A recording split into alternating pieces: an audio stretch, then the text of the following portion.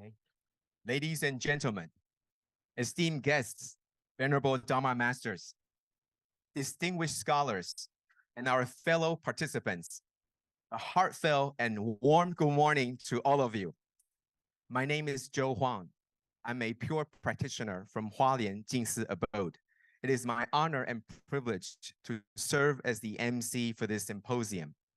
Now, before we begin, there is a very crucial matter that we must address. That is the Wi-Fi access. I'm sure everybody is still looking for that Wi-Fi access. So how do we get onto the Harvard Wi-Fi network? Well, these are the steps that's necessary to get onto this Harvard University Wi-Fi network. You will also be able to find the credentials on the back of your badge. Now, please return to the previous page. Yeah,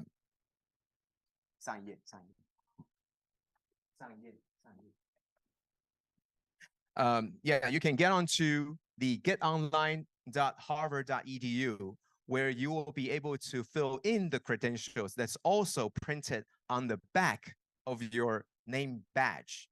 So please kindly jot down, making sure that we're able to get to Harvard University SSID, and then being able to get onto the guest credentials.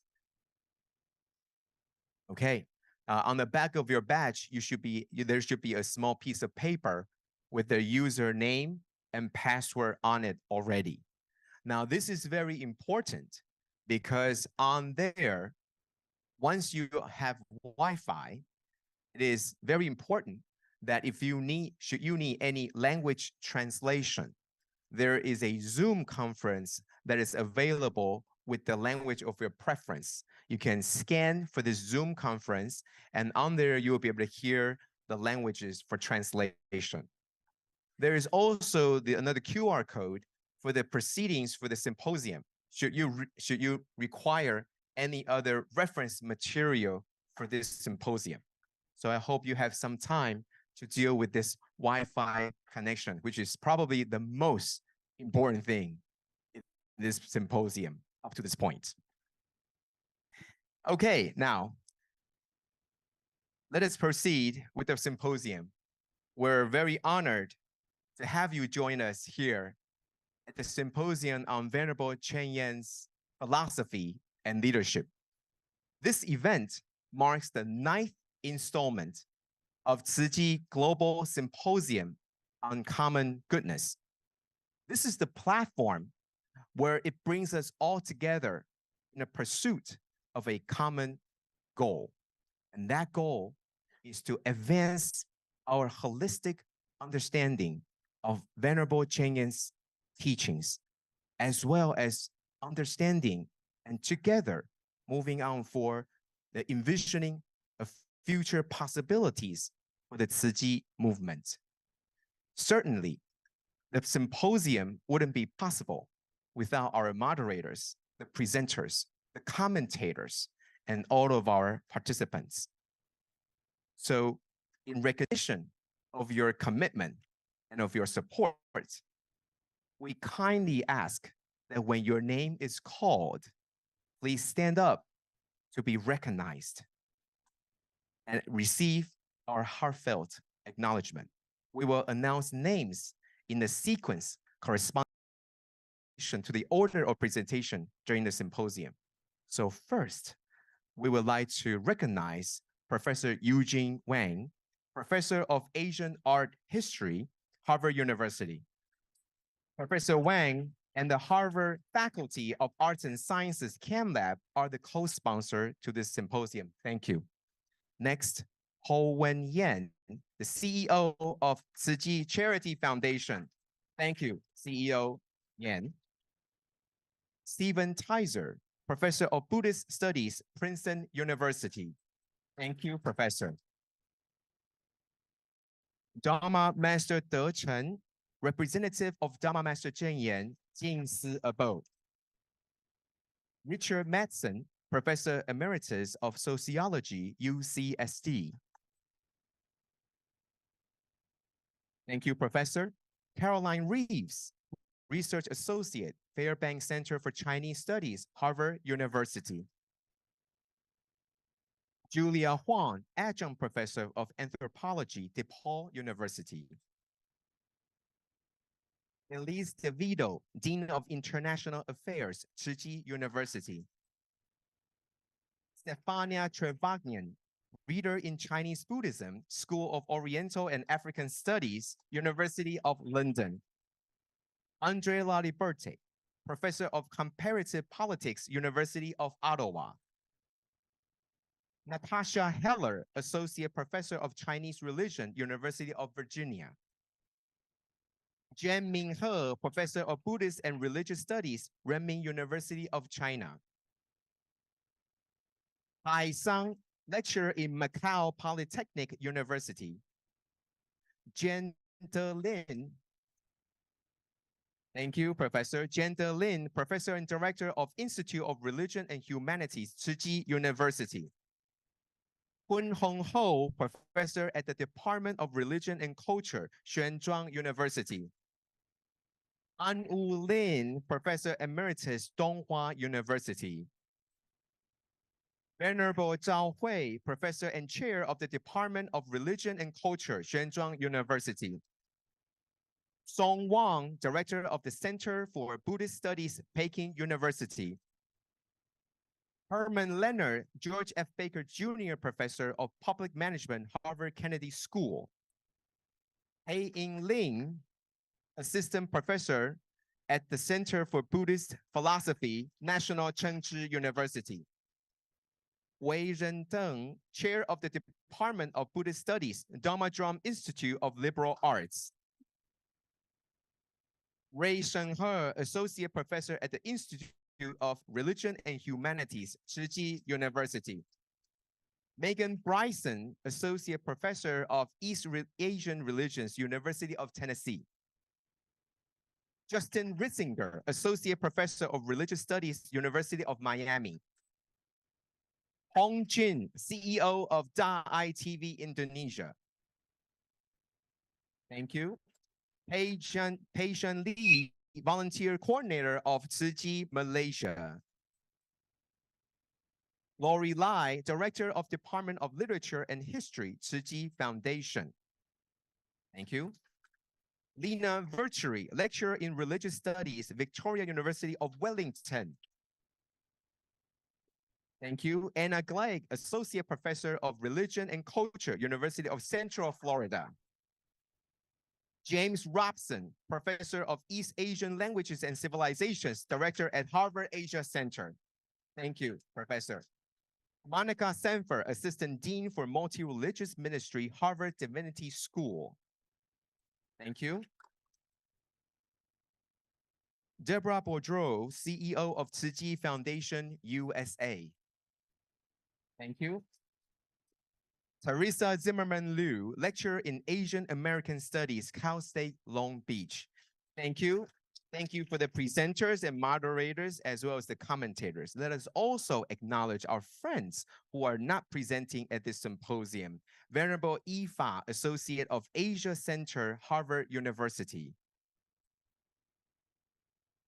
Jeffrey Williams, Senior Fellow at the Ash Center for Democratic Governance and Innovation. Thank you. And Bing Wang, the architect who designed the Harvard Kennedy School. Thank you. Thank you. Jessica Zhu, Assistant Professor of Religion at the University of Southern California. And Director General of Taipei Economic and Culture Office in Boston. Thank you. Thank you for your support, and let us now extend to our Tzu Chi volunteers who hail from overseas, as well as including states beyond from Malaysia to Thai. Thank you. Now, volunteers in China will also be recognized. Thank you. Traveling all this. Also, last year, as years, came to New York for hosting the news. Please residents. Thank you. Thank you all who say all to the contributed with you. Now that's all right. Always local in for a art street. But I should less than with the lunch candidate to one.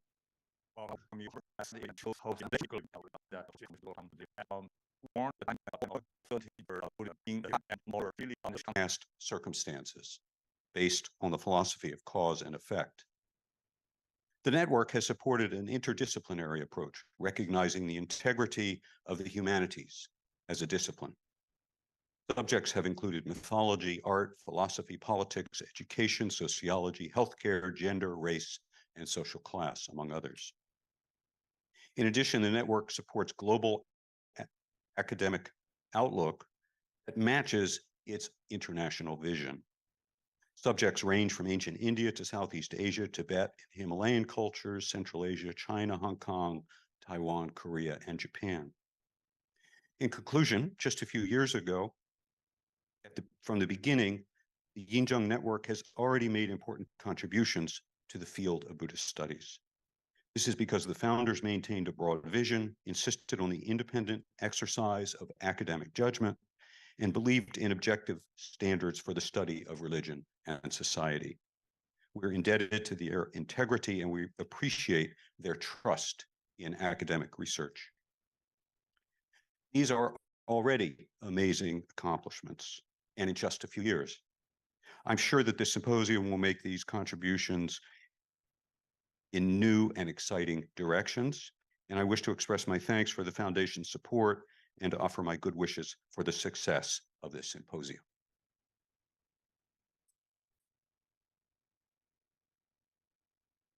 尊敬的客人们，大家好，我是美国普林斯顿大学宗教学系的泰史文，我很荣幸能代表普大参加这次盛会。首先，我代表普大感谢赞助此次研讨会的机构，尤其是佛教慈济基金会和他的创始人正言上人。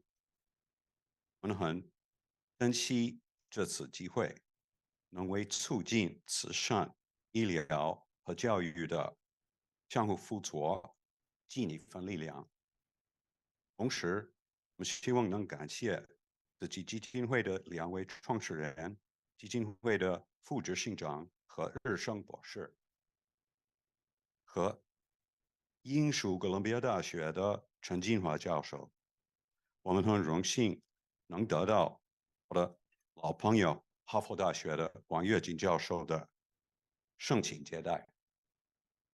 今天，来自世界各地的学者们共聚一堂，研究和讨论正言上人的思想与引导。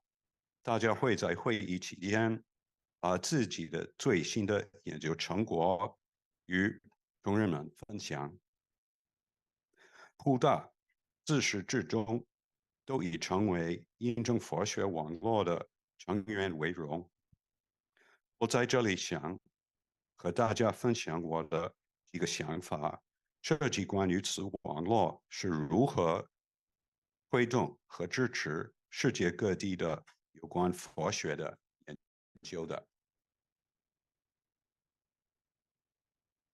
我的研究领域是中国佛教史，我的研究兴趣着眼于历史，因此有的时候我很惶恐，担心不能恰如其分地把现代社会的佛教和拥有1000年历史和文化的佛教史结合起来。印证讲座系列的命题中包括当代佛教的主题。可是我们都知道，佛教的哲理很看重现实对过去因缘的依附，也就是我们所知的因果思想。网络同时支持跨学科的研究方法，认知人类学、作为一门学科的精神。研究的课题包括神话学、艺术、哲学、政治、社会学、教育、医疗、性别、种族和社会阶层等等。除此之外，网络对符合其全球视野的国际化的研究课题也给予了大力的支持。讲座系列和研讨会可谓是包罗万象，色彩缤纷。研究刊物的内容更是妙笔生花，把古代印度、东南亚、西藏、喜马拉雅文化、中亚、中国、香港、台湾、韩国和日本的精华介绍给读者。最后，我想指出的是，在短短几年中，印证网络对佛学的研究贡献非凡。因为网络的创始人非常有远见，坚持佛教研究的独立性，相信宗教学的合理的研究标准。因此，在我们喝彩网络的领袖精神的同时，我们感恩他们对学术研究的坚定的信任。至今，我把已经看到了印证网络取得的成就。我相信这次研讨会会在已经取得的成绩上锦上添花，在学术研究的方向上更上一层楼。我真诚地感谢基金会的支持和全力推进。预祝此次研讨会圆满成功。Thank you, Professor Tizer. The bilingual sharing, I think it definitely brought out the unitedness of this, and then we felt a little bit closer to each other as we listened to the Chinese. Thank you so much, Professor Tizer. And now, lastly, representing the spiritual guidance from Dharma Master Chen Yan from Hualien, let us now welcome Dharma Master De Chen from Jingsi Abode. Dharma Master De Chen is also leading the delegation from the Jingsi Abode. Thank you, Dharma Master De Chen.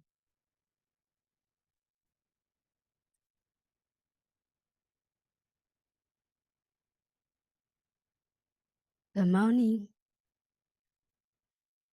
My name is Durton. I'm appreciated to bring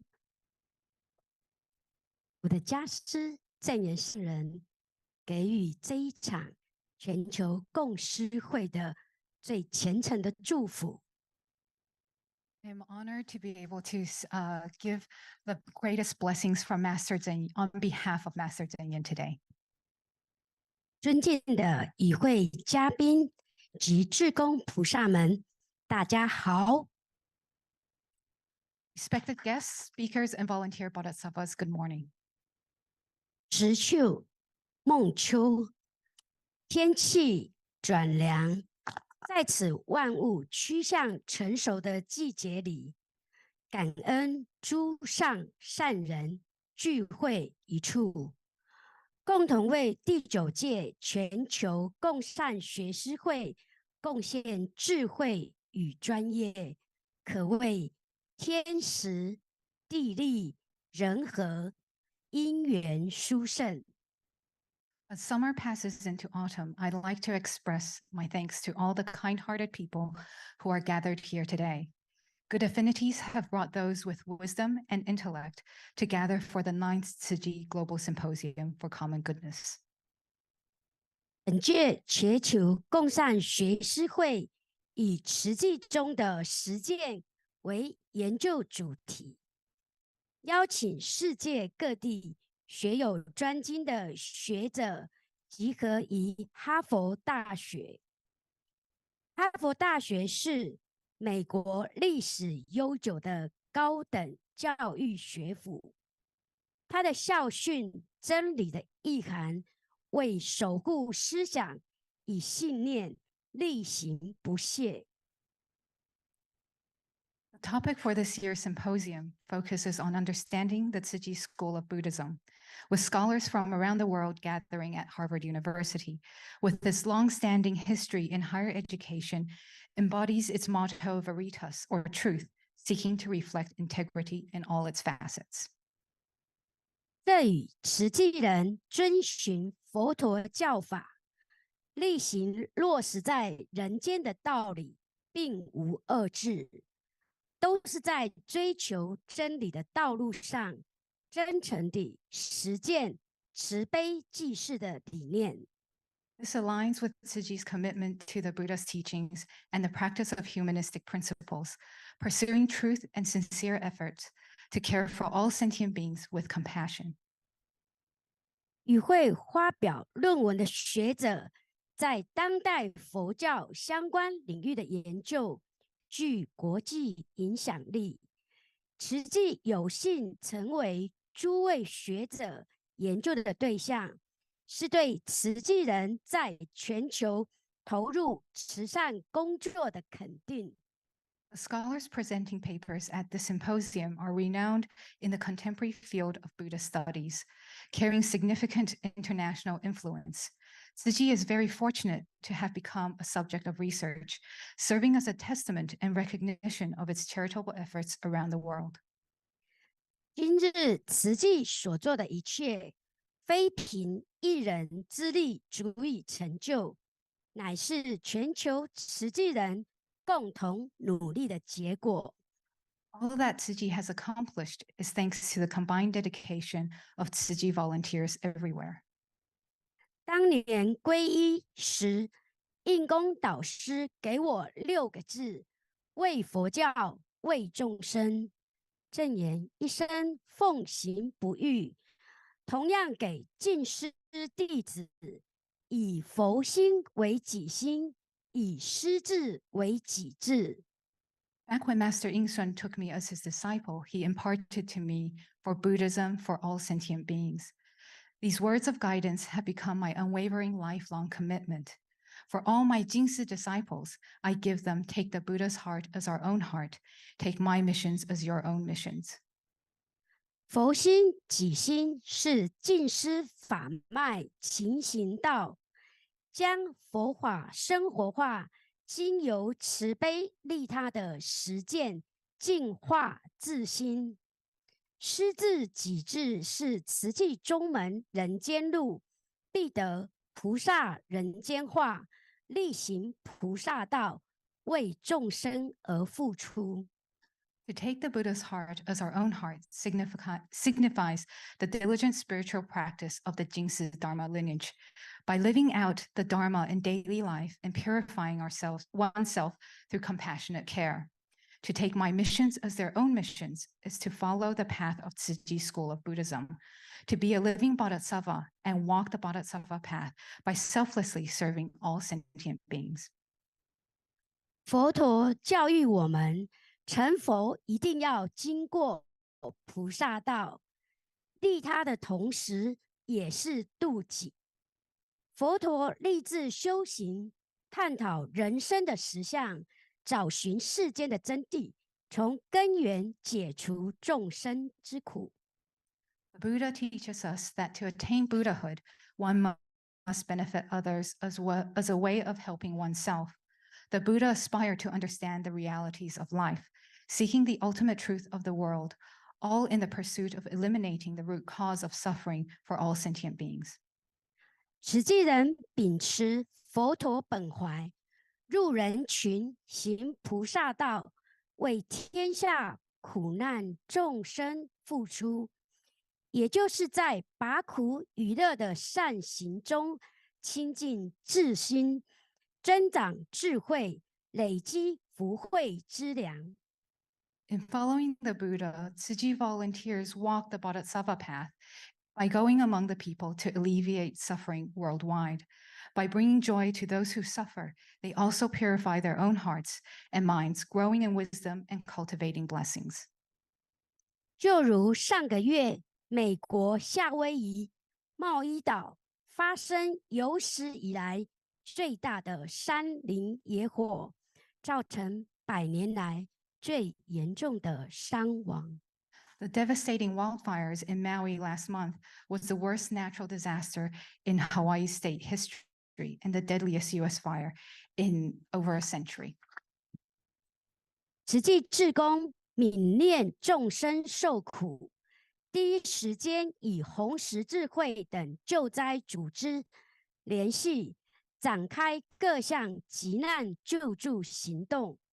Concern for those affected, Tsuji volunteers immediately coordinated with organizations like the Red Cross and initiated various urgent relief efforts. 不论是节节高升的气温，漫天飞舞的野火，不免令人忧心。大山灾、小山灾相继而来。又如《法华经》经文中描述的三界火灾，历历在目。Whether it's the rising temperatures or the relentless wildfires polluting the skies, these frequent disasters are very worrying, much like the burning house of the three realms described in the Lotus Sutra. 因此，灾民不分亲疏，看见众生受苦，菩萨愿作不请之师，得知哪里有苦难，就主动关心前往救助。No matter where disasters occur, bodhisattvas unsummoned will rush to aid the suffering. Just as the Sutra of Infinite Meanings emphasizes, bodhisattvas will appear wherever there is suffering. 又如《无量易经》所述，苦济拔夷，复为说法，令诸众生受于快乐，这就是慈善的根本精神。Furthermore, only when we relieve one's suffering can we share the Dharma and bring ultimate joy to all. This is the fundamental spirit of Tzuji's charity mission. 在此，要向所有为世间付出的人民致上最深切的感恩与敬意，也感恩慈济志工默默付出，让慈济的慈善事业得以延续，爱心的种子在世界各地生根发芽。I wish to express my deepest gratitude and respect to all volunteers for their unassuming dedication that allows Tzuji's seed of compassion to spread and grow worldwide. 与此同时，感念佛陀的慈悲与智慧，深切期待能够回馈佛陀的故乡。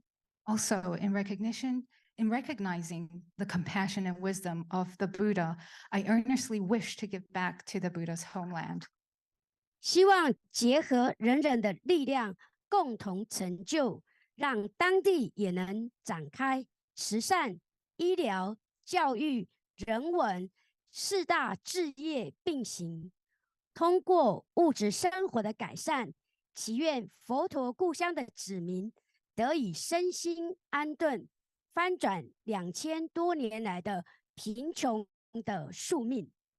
With everyone's joint effort, may we establish charity, medical care, education, and humanistic culture, improve their living conditions, and truly reverse their fate of poverty that has persisted for over 2,000 years.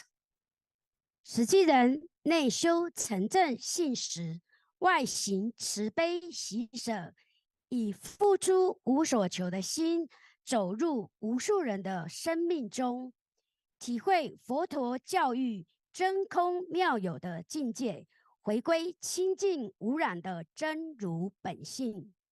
Inwardly, Tzuji practitioners cultivate sincerity, integrity, faith, and steadfastness, while outwardly they practice loving kindness, compassion, joy, and giving. Only by giving without expecting anything in return can Tzuji volunteers reach out to transform lives, to live out the Buddha's teaching of true emptiness and wondrous existence, and return to the pure and untainted true self-nature. 佛陀的心愿是希望人人在人群中造福，用心体解大道，发无上心，若能在人群中体会道理的真实相，理事圆融，才能深入经藏，智慧如海。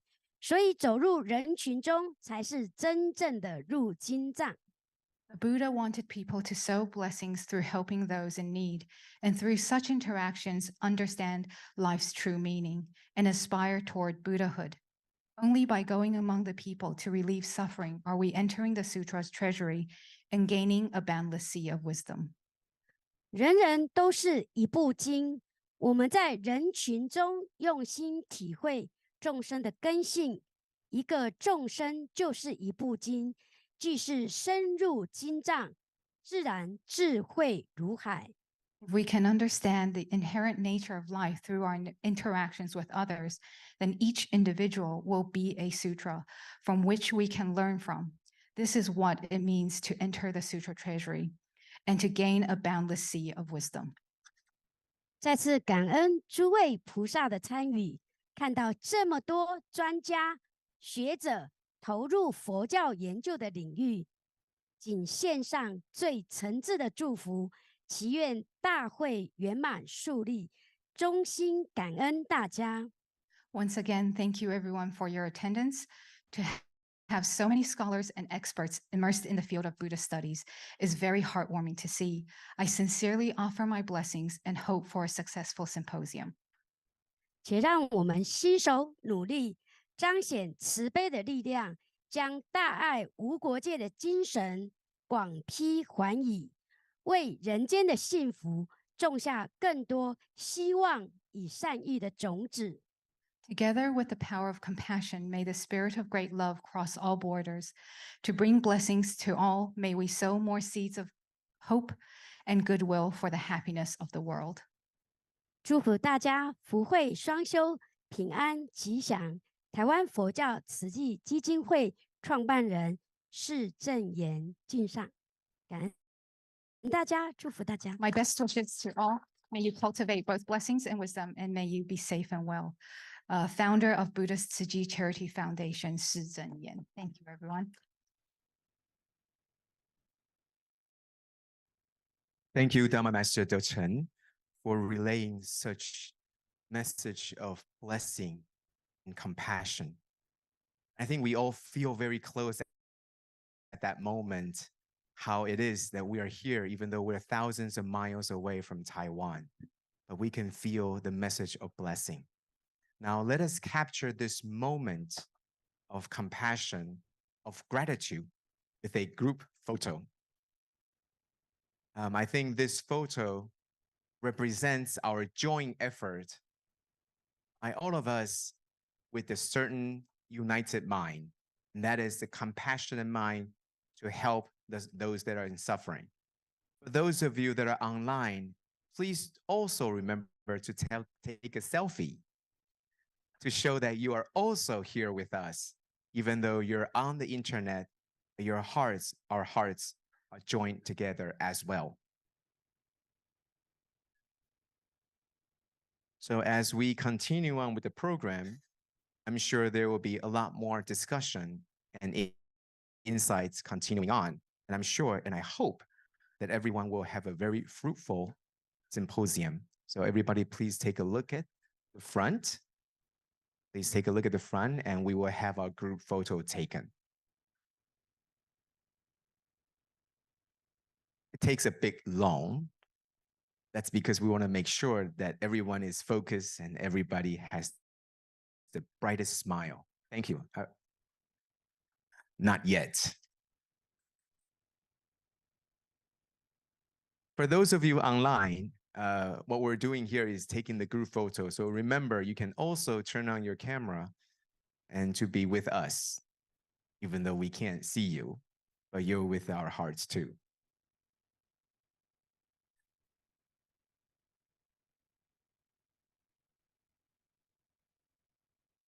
Thank you. Now we will proceed with the most fun part, which is our break time. Okay, so we will come back here. Our symposium will resume at 9:30. So please come back to the hall, and then we will resume our symposium with our first discussion session. Thank you all. Thank you.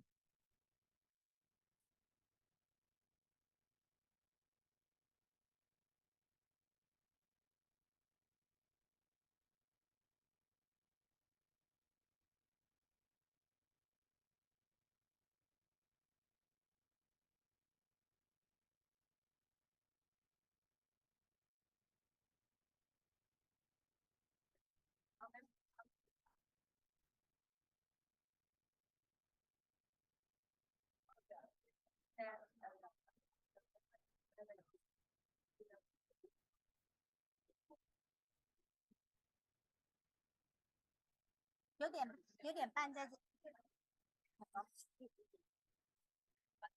啊，对，我们都帮你放上来了哈。有吗？有，因为你又换了，有，我要帮你换。哎呦，好啊。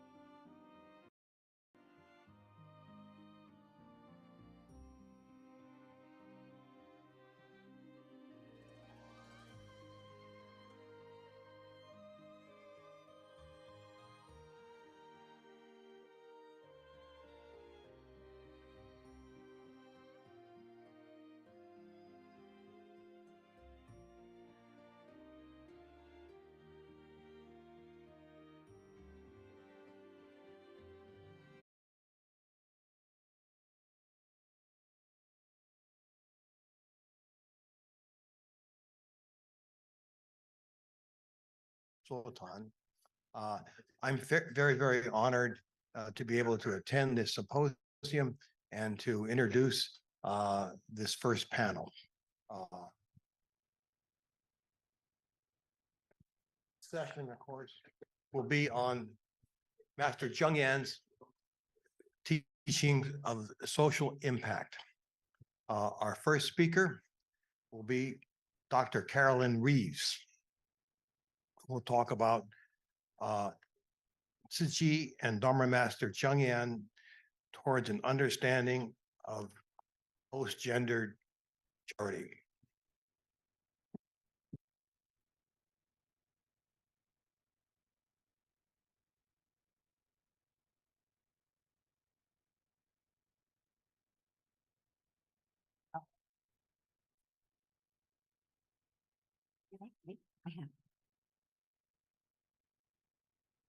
Good morning, everybody.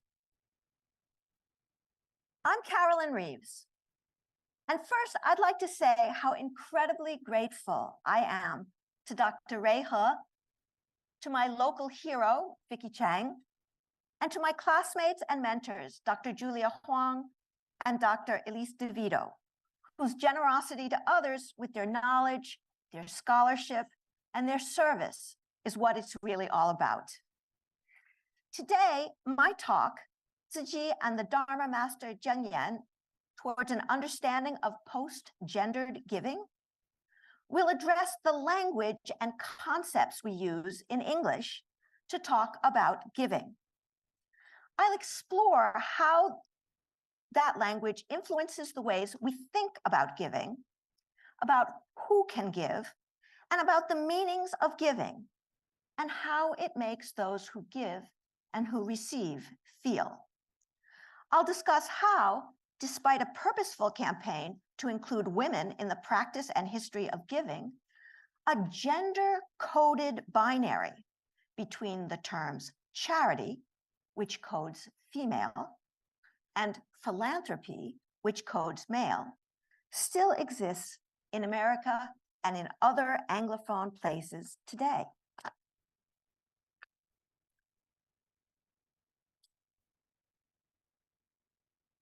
Historian Xia Shi points out in her book, Women and Charity in Late Qing and Republican China, that in Chinese, there's no distinction between the words for charity and philanthropy. And in her book, she often uses the words interchangeably. In English, however, the distinction is a critical one, as I hope to demonstrate to you today. I apologize for the Anglo-American centrism of this talk, but I believe that in the 20th and 21st centuries, the influence of American giving has been felt worldwide. Thus, to change the dynamic of giving and to move it into a better place for the future, we need to address the model and to look look to a more inclusive and potentially more powerful alternative, such as that offered by Tzu Chi. Philanthropy and charity at their roots are the same thing, giving to help others. As they have developed, however, philanthropy has often been described as large-scale giving. Others see philanthropy as being connected to financial investment, dedicated to producing desired results. Charity often refers to personal direct action giving, such as volunteering or distributing relief aid. I have also heard that philanthropies fund charities.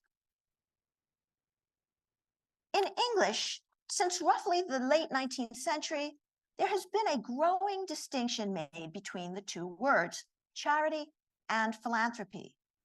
This difference, I believe, has come to bear unfortunate fruit that is just beginning to be recognized today. Instead of being seen as two sides of the same coin, charity has become a term that designates a certain kind of giving, a giving viewed in many places as inferior to the giving that the term philanthropy indicates. Financial Advisory Group explains, Charity is just the act of giving, while philanthropy is all about action and change. Besides being very confusing, isn't giving actually doing something? Something very important that makes change? These words also suggest a hierarchy of giving, where philanthropy is superior.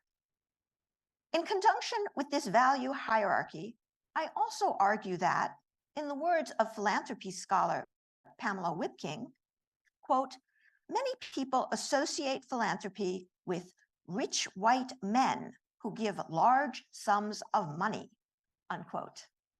Charity, on the other hand, has become associated with women, and the kind of giving associated with charity has been gender essentialized as part of the caring work of women and as part of a female approach to problem solving. Many organizations, schools of philanthropy, financial advisory groups, and others juxtapose charity and philanthropy in a versus relationship rather than a complementary one. And in these juxtapositions, philanthropy is not only described as being better than charity, philanthropy is often also coded as the purview of men, a very male pursuit, while charity, in American and increasingly also in British parlance, codes female, reinforcing gender stereotypes and hierarchies that should be relics of the past. In this slide, I am showing you the actual marketing materials of two different philanthropy advisory groups who want their viewers to know that what they do is philanthropy, not charity. Look at the language they use to characterize the two so-called types of giving. Charity is compulsive giving, whereas philanthropy is thoughtful investment. Charity offers social services, whereas philanthropy offers social change. And once again, charity is giving, philanthropy is doing. That one really gets me going. So let me step back a little bit here. What do I mean when I say gender coded? This is a hot word right now that my children seem to use a lot. We recognize now that in English, there are words that unconsciously connote gender. In other words, when we use certain words, it's specifically men or women who come to mind, or whom we are unconsciously referring to or appealing to. The terms are often adjectives and verbs. Most recently, this bias has been uncovered in employment advertisements, particularly, interestingly enough, for software computer coding jobs. But this gender coding is also very apparent when we look at the words charity and philanthropy and the ways they are each described and the images that pop up in our heads with each one. Gender coding is an often unrecognized bias, but like Ho Chi Minh's profile in Sister Carita's gas tanks, that is a Boston reference for you out-of-towners, or the hidden image in a stereogram, once you see it, you can't unsee it. As Sujali writes, these codes are so deep they appear almost natural. It is difficult to even see them or consciously recognize them in operation until they're pointed out. From the turn of the 20th century, donors and organizers describing their good works often deployed adjectives revealing the gendered underpinnings of their actions. Scientific giving, a term from the early 20th century and a favorite of Rockefeller and Carnegie, was virile was masculine and muscular. In other words, male. Whereas charity was the opposite, gentle, maternal, compassionate, and not ultimately effective. In other words, female. Even today, when we examine the words associated with the terms charity and philanthropy, we are struck that these two forms of giving are often seen not in a complementary relationship as parts of a whole. Instead, philanthropy has developed in the West to be a rational, efficient, global, and above all, strategic way to help others. Whereas charity is a form of giving that has increasingly been denigrated as sentimental, wasteful, parochial, and haphazard. Philanthropy is seen as secular, even if motivated by religion, as with the great philanthropist daddy of them all, John D. Rockefeller. Charity is often seen as religious, even when it is not. Many of the words associated with the two terms code female or male, as you can see from the chart that I've created here. And then there is that ubiquitous saying, give a man a fish and you feed him for a day. Teach a man to fish and you feed him for life. Some people attribute this to Confucius. I mean, everybody loves this saying. The first is clearly charity. The second part connotes philanthropy.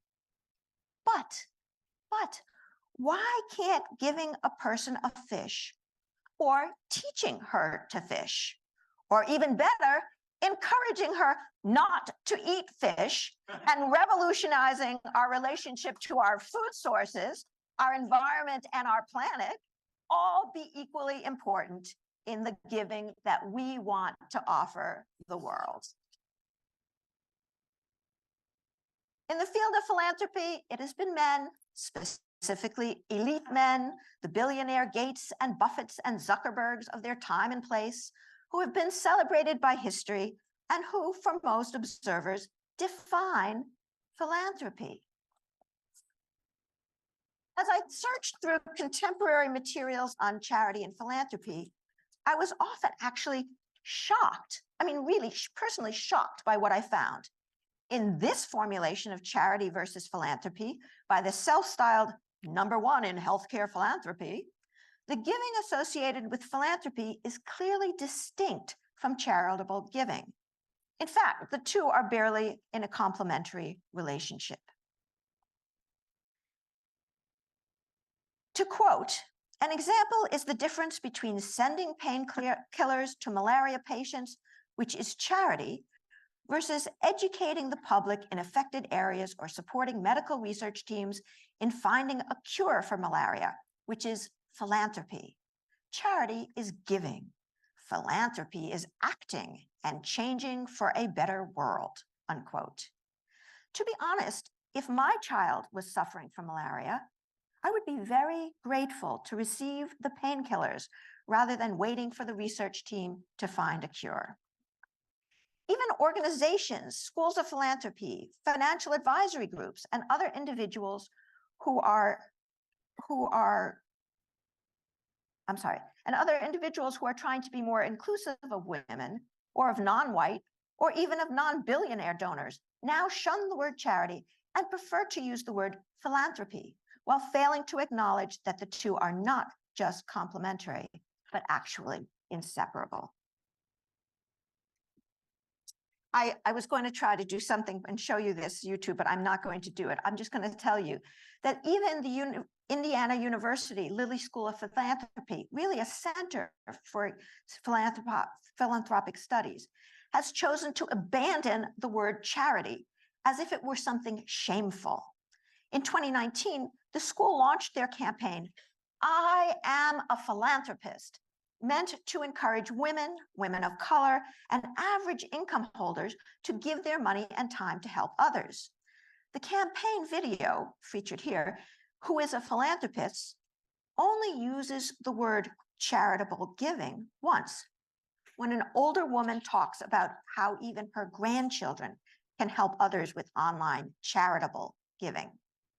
Here, a video meant to foster inclusion in giving connects the term charity, as opposed to philanthropy, to children's work. Although this investigation into the terms charity and philanthropy and their loaded meanings may seem theoretical and abstract, its empirical applications are actually quite profound. If meaningful giving is the bailiwick of only a select few, and meaningful giving can be done only in select ways, and then, and only then, can we help in meaningful ways, then we have a problem. Charities focus on voluntarism, on direct action, on meeting immediate need, on the compassionate side of giving, is the obvious concomitant, the companion, if you will, to the strategic and large-scale, long-term giving of philanthropy. Philanthropy may create the structures that support and feed these actions, but one without the other is infinitely less powerful in effecting meaningful change. So rather than throwing the baby out with the bathwater and either embracing these spurious gender dichotomies by falling into gender truisms of maternal caring and male financial efficiency, perhaps we could understand that both these tropes of giving are equally valid and meaningful, both for the recipients of giving and for the donors themselves. When we move away from centering philanthropy in giving, when we move away from centering philanthropy in giving, we move away from privileging the donor as the all-knowing judge of what is best for those in need, the recipients of aid. And as we are learning more and more in this age of loneliness and despair and helplessness, combining charity and philanthropy is powerful, not just for the recipients of aid, for the donors as well.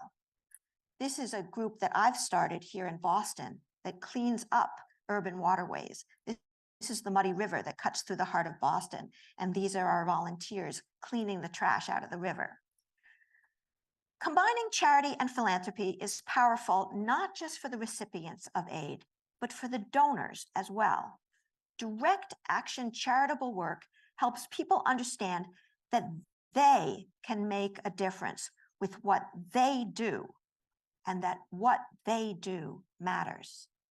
Sometimes just cutting a check just doesn't cut it. Let us move beyond the false dichotomy between giving and doing, charity and philanthropy, what men can do and what women do, how the rich can help, and how the less endowed are powerless to make change. The most effective form of giving combines charity and philanthropy in a partnership that merges the two. The global medical philanthropic phenomenon that is Ziji, embodied by the founder and Dharma master Zheng Yan herself, shows us how to move beyond a binary construct of the human imperative to give towards a post-gendered understanding of compassion, voluntarism, direct action, research and institution building, and larger scale professionalized giving. Moving beyond gender in the understanding and practice of giving can make philanthropic work a more inclusive, powerful global force. And thank you all.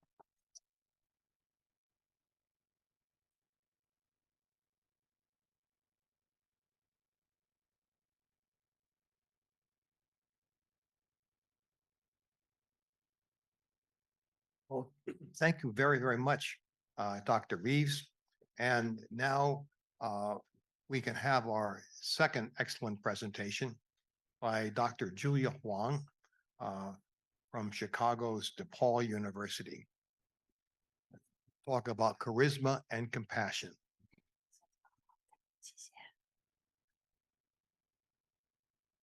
Okay. Good morning, everyone. I'm Julia Huang, and it's really a great honor to be here among the distinguished guests and the stellar scholars.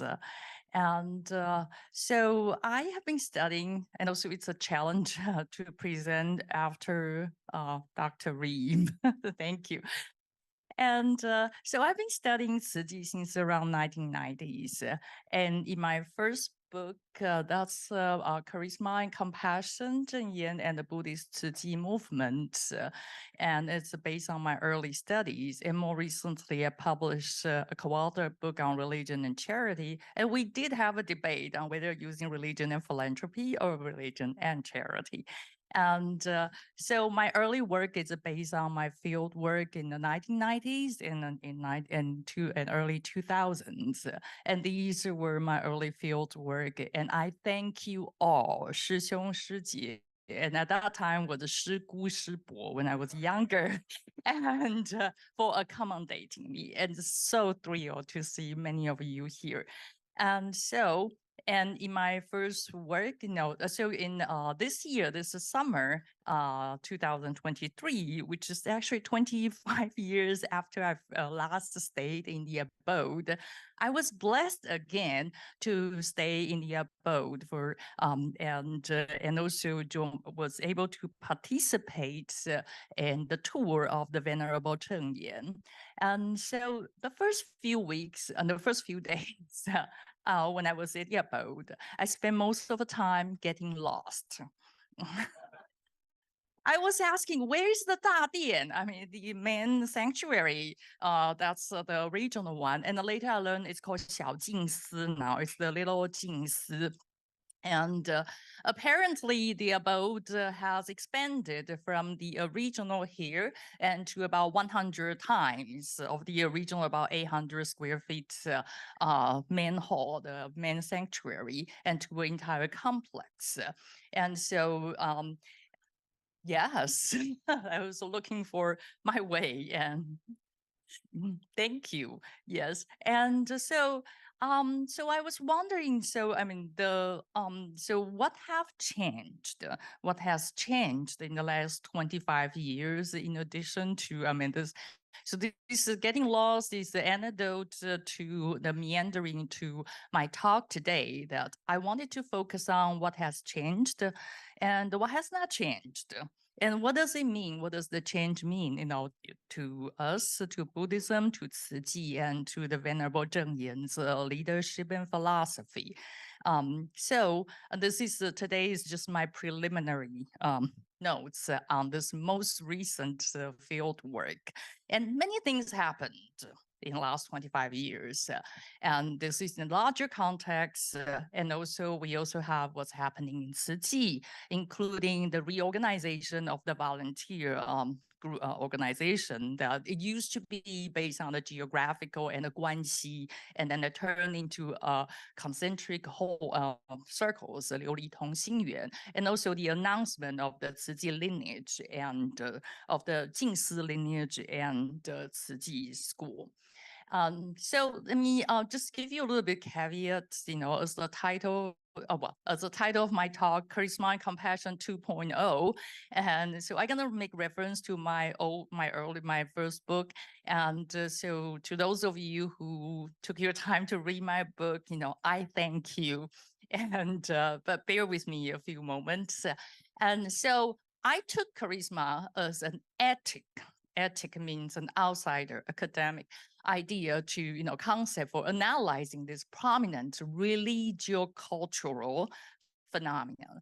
And so what I mean by charisma, following Weber and anthropologists, sociologists, political scientists, is what do the followers see in it? I'm not studying Master Zheng Yan per se, the leader per se. I'm studying what do the followers see in it at the center of the world. And the second of all is context matters. So it's, it's a charismatic authority arise in particular time and place and serve as a catalyst for change. So my finding was Tzu Chi as a charismatic Buddhist movement that forges a civil society in the post-war Taiwan and the Chinese diaspora under globalization. And when it comes to charisma, everybody always talk about the routinization. What's going to happen, after the charismatic authority? So one of the theses is usually the rationalization and secularization through bureaucratization, 课程组织化. And so as we see, and then what's going to happen to it, as we see, this is from my book, that in at least by 2000, the bureaucratization already way on its way. So this is, but by now, 25 years later, actually there is one divine personality, one sutra, one lineage, one school. What does it mean? Is that the organization smaller? No, it is linear. And it is more complex. And all of these 4 major missions, humanity, education, medical, and the charity, they all packed under Tzu Chi Zongmen, Tzu Chi School. So how is it? So my argument is in reversing this rationalization and secularization coming from come as a as part of the bureaucratization, that Tzu Chi goes deeper and it moves upwards. And I would argue that what I see, that preliminarily is a process, a procedure of re-sanctification. Desecularizing 反世俗化 to sanctification within a faith-based organization. And through major things, the process, one is empowering the Sangha, and second is demystifying the Buddha, and third is putting in the rhetoric and action of a radical Dharma. The Sangha, has been active, empowered and expanded. So let me be clear. Tzu Chi Jingshi monastic have always been active because the Tzu Chi was founded by Master Cheng Yen and her lay followers and monastic disciples. Yet their role have been changing more recently, as we have Master De Cheng here, and also they've been taking a lead and giving sermons at the morning liturgical ceremonies, 早课, and also giving sermons and also delivering speech and active in academic research and even delivering closing keynote speech at the Parliament of the World Religions just recently in Chicago. And another major change is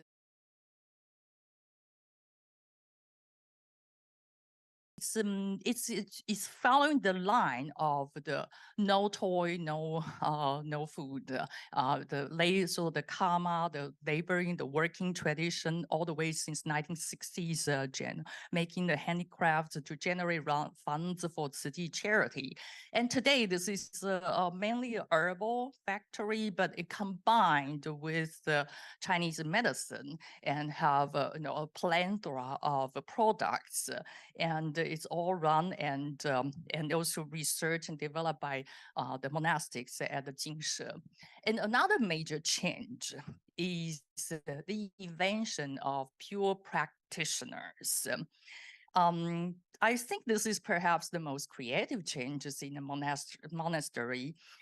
They are male and female members of the monastic order who do not appear in traditional monastic appearance, such as they do not shave their heads, but they took the vow, and so it was first announced in 2007, and in 2019, the first cohort of 32 pure practitioners was certified 8 men and 24 women. And in Tzu Chi's words, the Dharma source is Yin Shun and Zheng Yan, and they abiding by Jing Si lineage, and they will be transmitting the lineage, and they will put the Tzu Chi school into eternity. For Tzu Chi, I think the creation of pure practitioners is a brilliant path for keeping the monastic leadership vital and for the entire mission. Moreover, pure practitioners is an important invention in Buddhism, since nuns can now ordain men. And I'm sure you can ask Mr. Joe Huang, and we have many pure practitioners here, and to give you a much better explanation about pure practitioner. So second is the Buddha. The Buddha I see in my preliminary fieldwork is demystified. Well, a regional sanctuary, men's sanctuary has enshrined the so-called Saha triad, Buddha, Shakyamuni Buddha, flanked by the Bodhisattva, Avalokiteshvara, and I'm sorry, I moved it was wrong, and also Guan Yin, and so that was since the 1960s when Tzu Chi Jingshi abode was founded, and it was named by, according to Zhiru's research, is Saha triad, which is actually already conspicuous in Taiwan, because the most popular triad in Taiwan should be the triad of the Western world, Xifang Sansheng.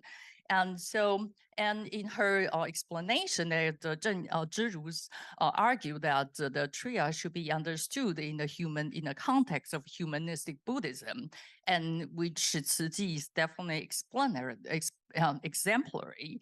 And also another thing is that these three, the selection of these three has its connection to Master Zheng Yan's hagiography, and also Yin Shun Dao Shi's his tradition of study, and also so they can combine with they work with Tzu Chi's de-emphasis mythology, and also the emphasis of icon worship, while still keeping the sculptures in the main hall.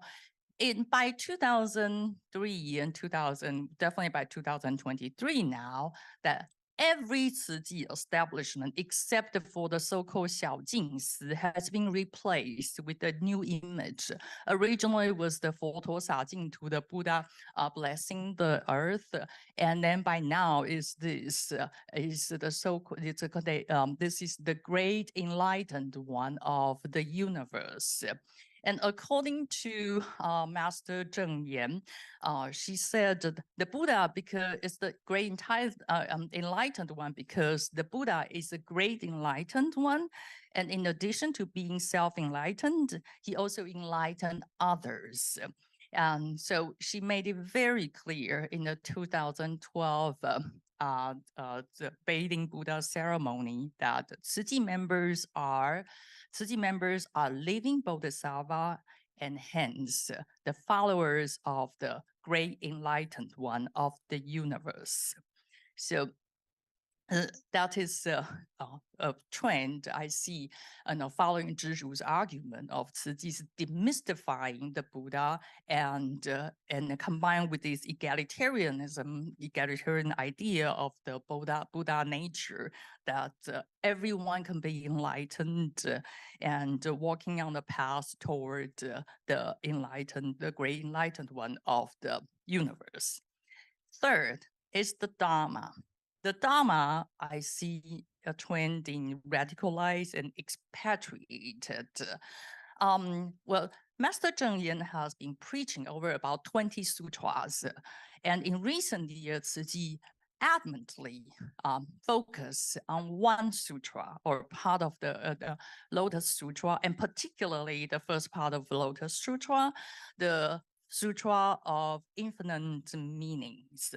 And when Tzu Chi founded the Jingsi lineage and the Tzu Chi school, that Master Zheng Yan, she quotes from the part one of the Sutra of Infinite Meanings.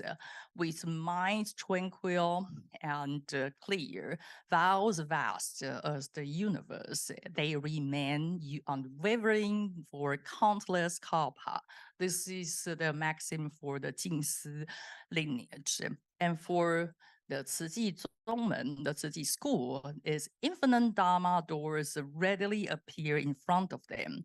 They attain great wisdom and completely understand all Dharma. I see particularly in my my preliminary understanding that I highlight these words because Master Zheng Yan always ends her talk with 多用心. And so far, all Tzu Chi media translated as be mindful. I'm tempted to translate into mindful hearts because I think the compassion coming from heart, and it's not just coincide with the dualism of mind versus body. And so it's starting from your mindful heart. And then in Tzu Chi is coming from the follower, giving vow to Master Zheng Yan, not Master Zheng Yan telling you what will happen to you. It's coming from yourself giving vow, and then you make it, putting in action, unwavering, and make it eternity. So I think this is important. Pali Dhamma Sutra of Infinite Meanings has important role in Master Zheng Yan's her hagiography, especially when her beginning of the Tzu Chi mission, because she was inspired by the compassion, putting in action the vision described in the sutra. And also this is, Lotus Sutra was the last one in Shakyamuni Buddha's, his last lifetime, he preached. And so to drive these 2 points home, there are 2 recent developments. One is the theater performance of the adaptation of the Sutra Infinite Meaning, meaning the Gatha of Sutra Infinite Ji, Infinite Meanings.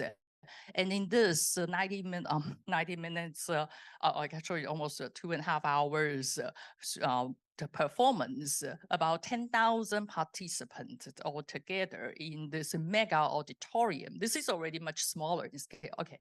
And so you can see this is the Mount Vulture where the Lotus Sutra was preached. So it traced all the way back the Tzu Chi's school and the Jingsi lineage back to where Buddhism started. And another development recently is the transforming Buddha's homeland, particularly in Lumbini, where Siddhartha Gautama was his hometown, and then also Bodh Gaya, where he entered Nirvana. And so this is the first time Tzu Chi, that's in my understanding, that's not ad hoc relief. Tzu Chi initiated this project. It's a long-term project, and the ending, I think the sort of general goal is to repatriate Buddhism back to where it started. So what happened to Charisma after this the empowered Sangha and the radicalized Dharma and the demystified Buddha? That I see that in my, the personal tie during these 2 circulations I talk about in my book continued. And but it's a little bit differentiated. There's a tie we can see according to Thomas Shorter's. We can see the hierarchy in this follower and the leader interaction. And we also see the intimacy between the leader and follower, particularly with the veteran followers. And that there was many moving moments. And one of that was veteran followers for over 30 years from Keelung. And she asked the Master Zheng Yan that, I've been following all your life after Dream About You. And I only have a small request. Can you promise me to take me next life? And she waited a little bit and said, a lot of people are in line. Make sure, follow tight, stay close.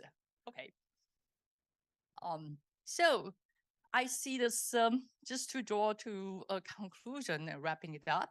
I see this process where it's growing to a huge philanthropic and a faith-based organization that we also see the trend of desecularizing and through resanctification. Elsewhere I already argued, Tzu Chi has been transforming really secular fields such as environmentalism, sorting garbage for recycling, as a religious act. And more recently, such as the whole body donation, cadaver donations in transforming the really secular Western medical education. And so I think the organization transformation and in resisting and pivoting the secularizing process is the latest examples of the desecularization. So through empowering the Sangha, demystifying the Buddha, and radicalizing the Dharma, and repatriating Buddhism back to where it started. So in conclusion, I'm just going to read this. I'm thinking we see a new Trikaya, and Hua Shen, the transforming body, is the physical body of a Buddha. And I think Master Zheng Yan is the Hua Shen that we see of Buddha in this world. And in the Bao Shen, the bliss body is based on the egalitarian Buddha nature. Everyone can be the enlightened one.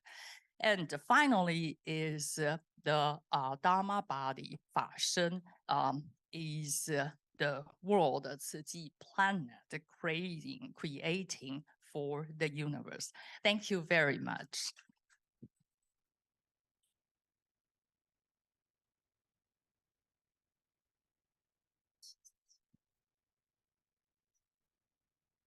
Well, thank you very much, Dr. Huang. Our next speaker will be Dr. Elise DeVito, who's also a dean at the Tzu Chi University, as you know. And she will be speaking about Master Zheng Yan's great lesson for our times: eat vegetarian and save the world.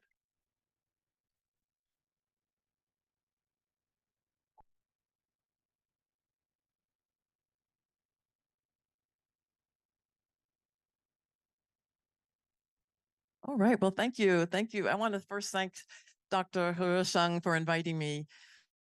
He's always so kind. And thanks everybody from all over the world for organizing this wonderful conference. And I'm Elise DeVito, and I would like to talk about Master Zheng Yan's great lesson of our times. And I started to study this because if you go to meetings at Tzu Chi, and many volunteers know this picture, right? It's by Taiwanese artist Ah Ben. And look at this. It's based on statistics from the United Nations. So this is 2019. It went somewhere. It's the end of the world as we know it. Yes. So, excuse me. Well, this is 2019 statistics. So obviously by this time, there's probably far more animals being killed, but there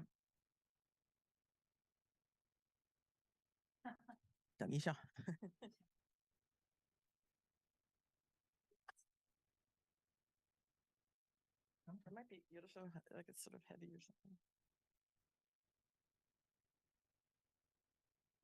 Oh, here we go. Okay, let me go back here. So you can see this globally. This is 2019. In every second, 2,556 animals are killed, excluding marine life. Every day, over 220 million animals are slaughtered. Every year, over 806 billion animals are killed. And then as they go into the mouth, it becomes this big mess. And I must admit, when I first saw this picture, I had nightmares. I'm a vegetarian, but still, this is very powerful. And this is part of what her great lesson of our time. So in Chinese, it's called Da Zai Jiao Yu. And I wanted to find out what is this and why vegetarianism is the centerpiece. So Jiao Yu, of course, education. Da Zai means a question of great importance. It's from the Analects. Lin Fang asked about the fundamentals of ritual. Confucius said, this is the important question. Da Zai Wen. In ritual, it's better to be frugal than extravagant. In funerals, deep sorrow is better than ease. Now, this has nothing to do really with Zhengyan. It's just a standard phrase in written Chinese. So Da Zai Wen means it's a big question, a big lesson. So when the pandemic began in 2020, she came out right around New Year's, Lunar New Year. She says, this is the great lesson for our times. Now, this is the opportunity. The pandemic is here.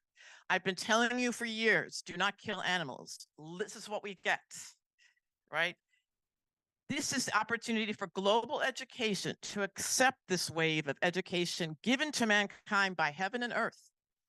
Nature is on guard against us. Disaster is imminent. Awareness must rise. The great lesson benefits all living beings to do good deeds to bring harmony to the world. And she continues, the confirmed cases are rising.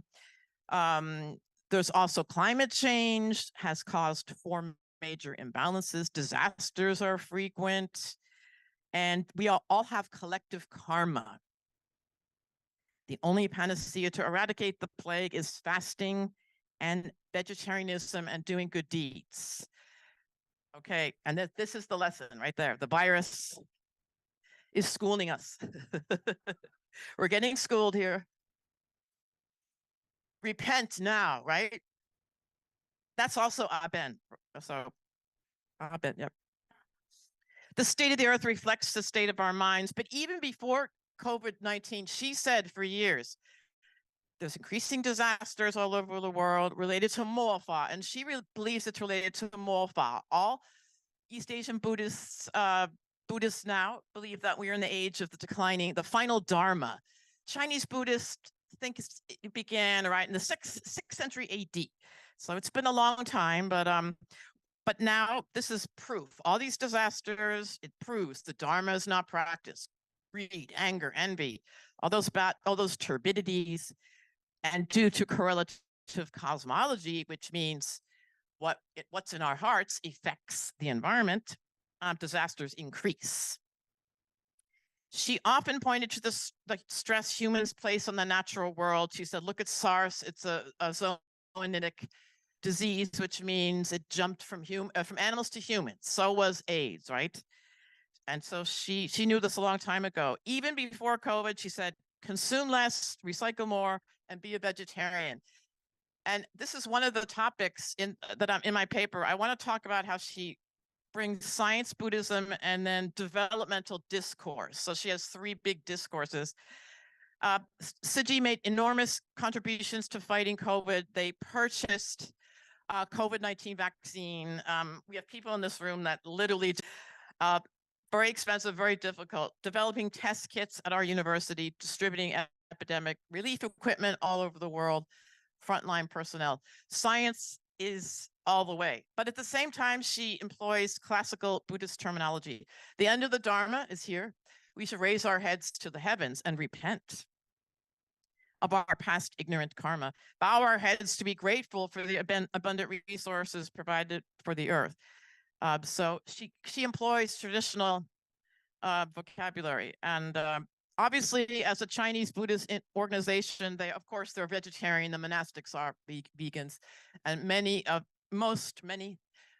vegetarians. And now it's not just to Buddhism, but now they're talking about environmental protection to prevent zoonotic diseases, sustainable living, and food security using skillful means. It depends on who the audience is, right? Some people are willing to hear about jai because in Chinese we have jai, we have su shi, and then we have shu shi, right? So it depends, some people, when they hear jai, they think of, Buddhism. But then if you say eating vegetables, hey, it's healthy, yang sheng, So, but the Tzu Chi says this is a gateway into Buddhist ideas. Teach the people eat vegetables, but then later on say, well, you should also respect the animals. So it's protection of life. I'm not going to talk about actually how they promote vegetarianism. It's really creative. They have all over the world for children. They have cookbooks. They have all these amazing activities. We had the food last night, workshops, exhibits, cooking classes, fairs, charity sales, night markets, and the foundation and our university promotes academic research on vegetarianism. So they're a leader, absolutely a leader in this area. But my focus today is not that. Actually, it's actually because I'm a historian. So I find that so many of her, what she's talking about, it really continues a long tradition of Shanshu, right? Also, there was this, ever since before the Song Dynasty, we have Buddhist masters, we have lay people talking about, don't kill animals and release animals, right? Don't kill them and release them, right? Also, everyone knows Feng Zekai and Hong Yifa Shi, right? The protector. So I think Aben, she's her art is very much in this tradition. But then I found out this is even a bigger question here. She's views, she's completely believes in science. She has science, she has religion, and I really think she's created a new Buddhist eschatology because she engages to different degrees with science and interdevelopment discourse, which I'll explain in a minute. So everyone knows Shanshu. If you walk into a Chinese temple, you're going to see these. You're going to see these books. They say, they talk about filial piety. There's Confucian, Taoism, Buddhism. So, and how to take care of the poor, the weak, be honest in business, respect for the gods. Many of them promote vegetarianism. And then there's a book, Vincent Goussard. He has a really great article about in the Qing dynasty, the Qing was it seemed like the end of the world. If I was living in the Qing dynasty, I would also think, right? Really? So a lot of Shanshu, more and more and more. Human collective behavior towards animals affects the destiny of the world, collective karma. So Chinese Buddhists were saying that already in the Qing. Kill animals, you're going to get in big trouble. And there's also another scholar in Taiwan, in the Qing, more and more religious groups were publishing these how Bodhisattva Guanyin can avert the end of the age, right? Believe in the Bodhisattva Guanyin and you will be saved. So millenarian ideas, which Dr. Ritzinger can tell us more about. There's 19th century fire, floods, famines, plagues, sounds familiar. The end of the world is nigh. If you're a vegetarianism, release animals, do good deeds, pray to Guanyin, blah, blah, blah, blah. Even if you can't read, that's okay. Just look at the picture, I think that's wonderful, right? And ingest mantras in Chinese medicine broth. I like that too. So but I think that Master Zheng Yan truly is part of this tradition. Seeing the predictions of scientists, it is said that climate change will become more and more extreme and droughts will become more and more serious. I have to think of the wisdom of the Buddha.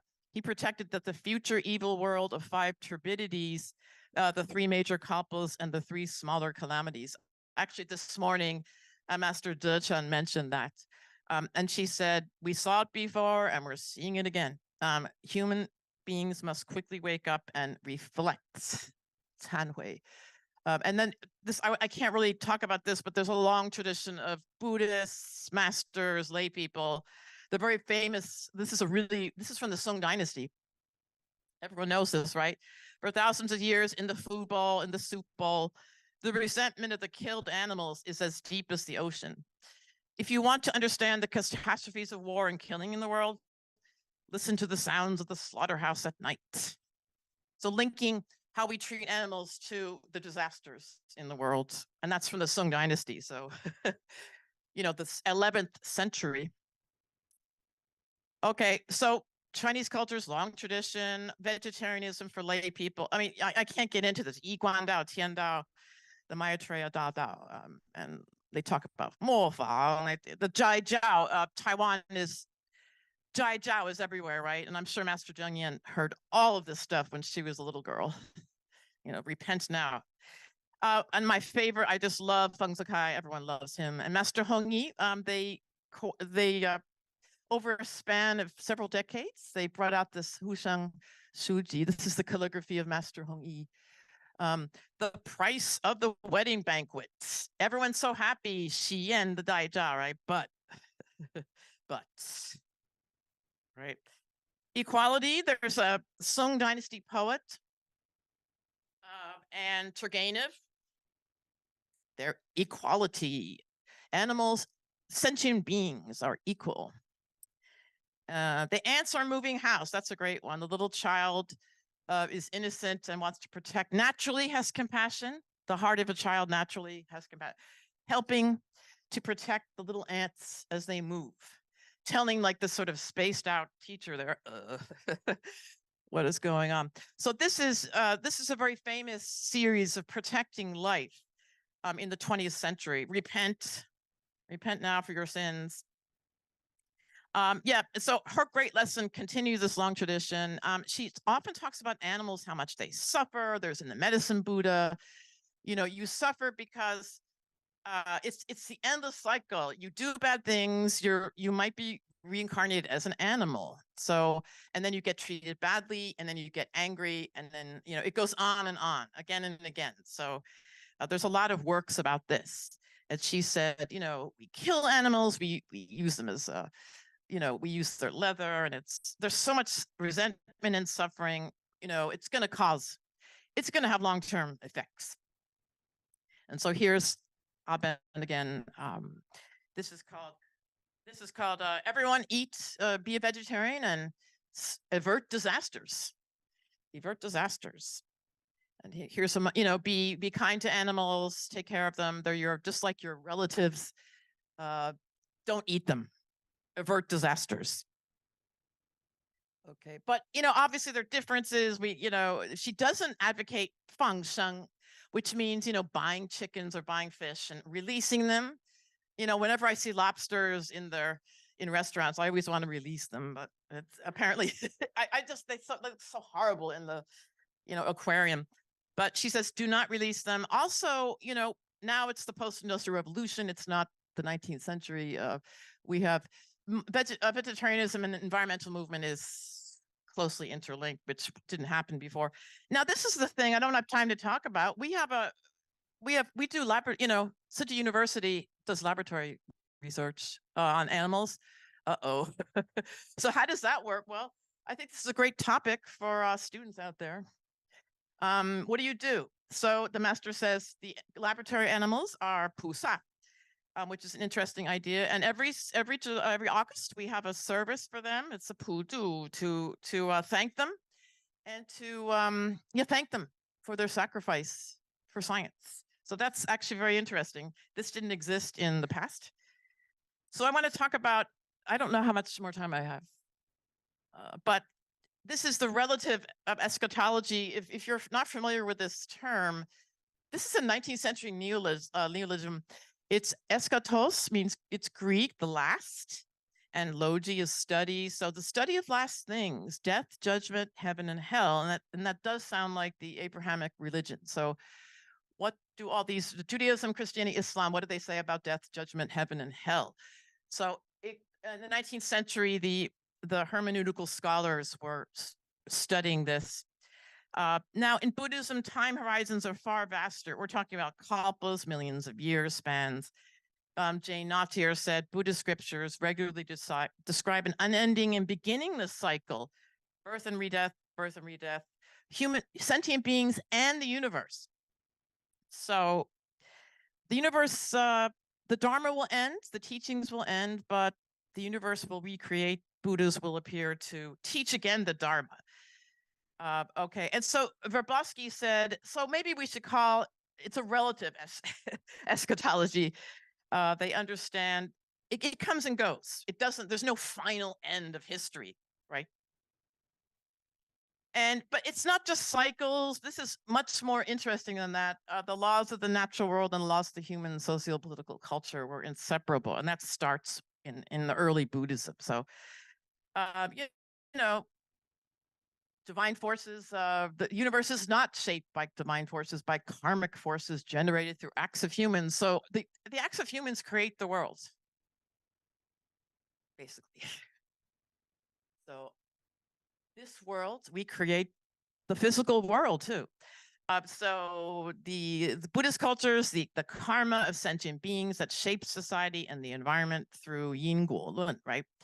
So this is a cosmic law. It's not just, oh, if I do something bad, something will happen to me. We literally create the world. So that's a big responsibility for humans. And everyone knows this. There's this is the Chinese Buddhism, the 3 stages. The true Dharma, when Buddha was on the earth, was teaching, everyone knew the Dharma. After a few centuries, people didn't really understand the Dharma anymore. It seemed like it. But now we're in the age of final Dharma. People aren't practicing. Things are going downhill. So, and according to Chinese Buddhists, that's been going on since the 6th century AD. So we've been in the final Dharma for many centuries already. And within East Asian Buddhism, how do you stop this inexorable decline? Well, you know, increase monastic discipline, recite the name of Amida, the Japanese Buddhists, right? You know, Nambetsu, focus on Maitreya, so on and so forth. A lot of new scriptures and tons of Shanshu. So the Chinese are really important. What can you do to stop this decline? And she's part of this whole tradition. But her eschatology has Buddhism, science, and international development. So, you know, literally our education mission evolved out of medicine. So why we have a university? Because we have a hospital. And so every week, scientists, medical specialists talk. They inform her of all the developments in the world's scientific development. She's really knowledgeable about it. She's actually in the United States National Academy of Inventors. So Ji is a leading research and development of herbal medicine and multiple achievements in fields of medicine, okay, and technology-related products and developments. So she is a scientist and an inventor. And I can't get into this. You know, ever since the 20th century, we have Tai Xu. We have a lot of the Buddhists saying science and Buddhism is compatible. And actually, Tai Xu said, "Yep, science. Actually, it's very similar. Science can. How did he say that? He can prove. Science will prove the truth of Buddhism. Yeah, it's not just compatible, but science will prove it." So she has a lot of examples. She gives a lot of examples from Buddhist texts that, wow, the Buddhist text said this and the scientists say this, and it's very similar. So that's actually really interesting too. Yeah, scientific discoveries prove Buddhist truths. With the advancement, this is her words, with the advancement of science, more and more of the Buddhist teachings, more than 2,500 years ago, have been verified to be true truths rather than mystical ones. But as we know, the hermeneutical horizon has limited. She said, scientists can only explore what it is, and they haven't explored why it is. What is it before it happens? In fact, all the dharmas of the 3 times, all created by ideals, are all one thought. And also she says, science should, you know, you have to still have compassion in your heart. So science is not as good as Buddhism. But this is the third thing I can't really talk about. 2010, Tzu Chi became an NGO at the United Nations ECOSOC. And this is really good. Go online, read their annual reports, read their financial reports, all related, all online. You will see a new kind of language. And I can't talk about this now, but you know, they have how does Tzu Chi shape this developmental discourse with the Bodhisattva path? Just, you know, how many Buddhist NGOs have assets of over $4 billion, and talk about the Bodhisattva path. So I guess, yes. So she believes that we mentioned that this is the Buddha bathing day this past May, and she believes that it's the Bodhisattva path that can bring back the true Dharma, because the true Dharma is in our mind, actually. So thank you very much.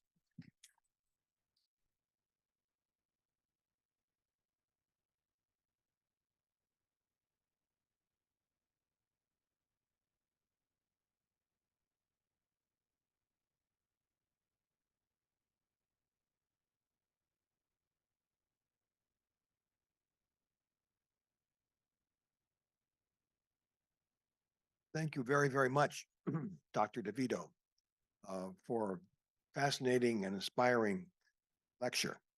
Our next speaker will be Dr. Stefania Herbagin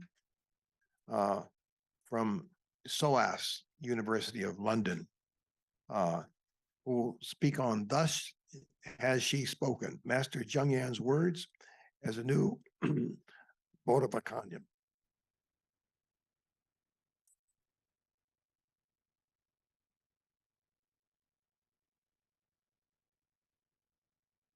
Okay, it works. Thank you. I would like to start by saying thank you 3 times. Not for any Trinity thing, but thank you for organizing this conference and then to have all these people here. It's been an amazing organization. Also, thank you to include me in this. I feel very humble in this panel with 3 amazing scholars and women. And the third thank you goes to He Reshan and his office, Raylene, and many of them are here, for making my fieldwork possible. Like Julia, I was at Tzu Chi in June. I also got lost very often. Well, actually, I got lost once. I never was often can get lost. So I had a Buddhist nun or a lay woman next to me, just directing me. Yeah, so it happens. And I had a very, very amazing experience. The access that I had to Master Zheng Yan, to sources, the willingness, the compassion of nuns. I'm very happy to see Venerable Te Chen here and Afen, Da Afen. I don't know where she is now, but hi. And many of the friends who really helped me during my fieldwork. And I would like to start with an episode, a story from my fieldwork in June. So what happened there is I kind of had an idea of the daily life in the abode. So every day, Master Zheng Yan welcomes teams from the different missions that Tzu Chi has. And every day is it's a fixed schedule. So you have people from the medicine mission, from the education mission, and so on, going and giving reports, Pao Gao, of different projects that they have. And once there was, so they come in, they give this presentation, and then at the end, they invite Master Zheng Yan to Kai Shi, to give the kind of religious instructions and feedback and suggestion. Once there were people from the medicine mission, and they were discussing a number of things that I didn't really understand, as me, medicine, science, and biology, not really good friends. But then they start talking of this probiotic fungi, also don't understand anything of it, but something got my attention. They were explaining how they divided these fungi into 2 sets. They were put in the same environmental conditions, but a group of them could listen to Master Zheng Yan's talks, to the Kai Shi, and the fungi, they could listen to Master Zheng Yan's Kai Shi, could actually grow faster and better than the others. So when I heard that, that's when I got my attention and asked Shu Yi, a lady who was here before, to explain to me what were these fungi. And I realized that this experiment actually has happened for quite some times. I didn't take any pictures during this Pao Gao, but I found in internet a talk given by a doctor that were explaining how this fungi, which is Juncao, they could listen to this Kai Shi and the effect that had. Of course, the power of religious instructions is not a novelty, so it's not anything new to Tzu Chi or to Master Zheng Yan. And traditional is also the authority that is associated with her Kai Shi. But there are other aspects of her religious instructions that, for me, kind of speak of the historical period where Tzu Chi and Master Zheng Yan are located. So the way that the Kai Shi are delivered, distributed, produced, this says a lot about what's going on in Buddhism in the 21st century, and especially Taiwanese Buddhism. And other aspects of her religious instructions embody the essence of Tzu Chi. I think they really represent the backbone of Tzu Chi.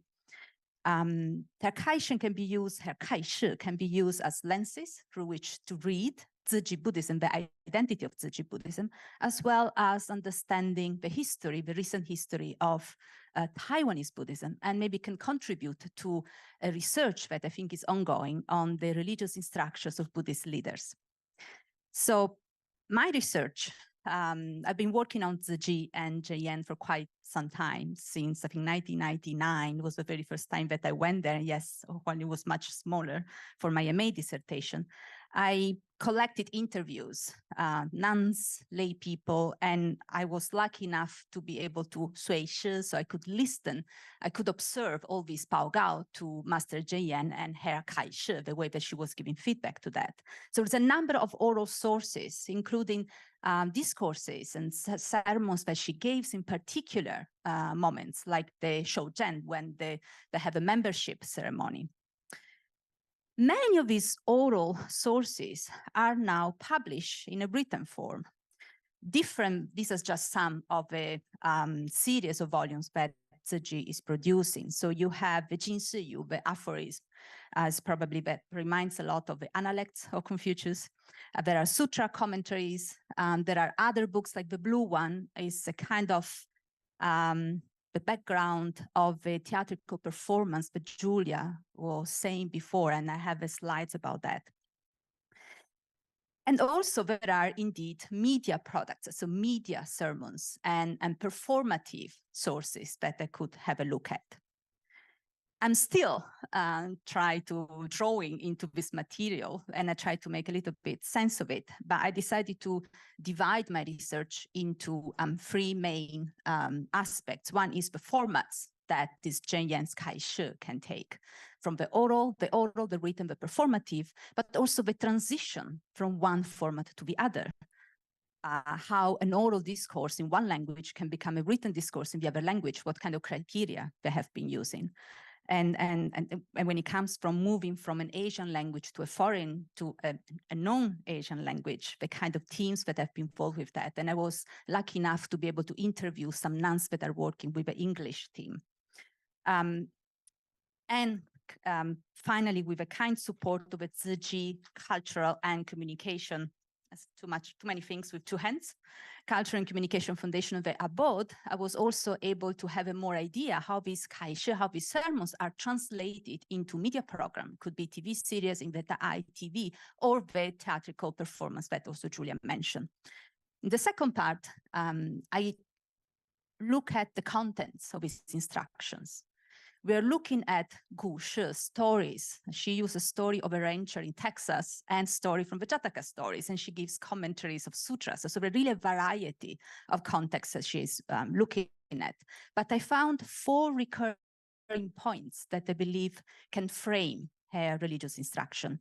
The use of common experiences from the daily life, the emphasis on a wider Eastern culture and education, especially the emphasis on Confucius teachings, the embodiment of a moral education that extends beyond Buddhism, and finally, the proposition of a Buddhism as a religion and an education that is characterized by inclusion rather than exclusion.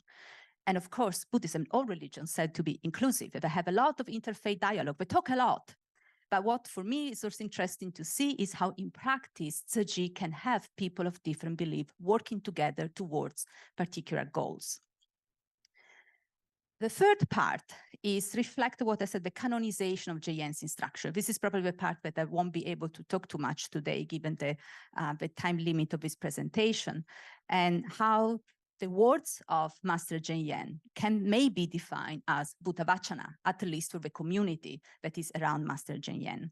And of course, here is something new. All the different communities can read the Dharma through their leading master, and the leading master becomes the Buddha somehow in the minds of the followers. But what is interesting for me is to see the process through which particular words and sermons can be canonized or have been canonized in Ziji.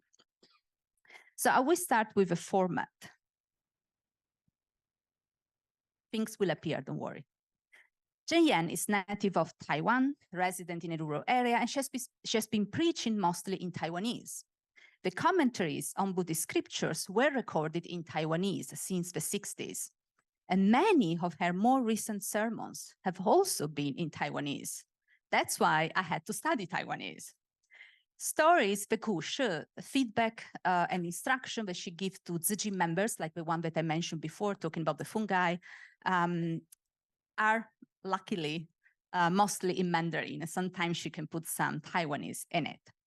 Aphorism, but when it comes to the written form, everything is if we stay in China and Taiwan, in Mandarin as not in Taiwanese. And that's something that I never thought about before. It was always very interesting to see how a Chinese book turned into an English book or an Italian book, but never thought about this passage from an oral Taiwanese into a written Mandarin. But then I met Hong Laoshi, who is in kind of in charge of turning the oral Taiwanese text sermons into written Chinese. And she explained to me the difficulties of it.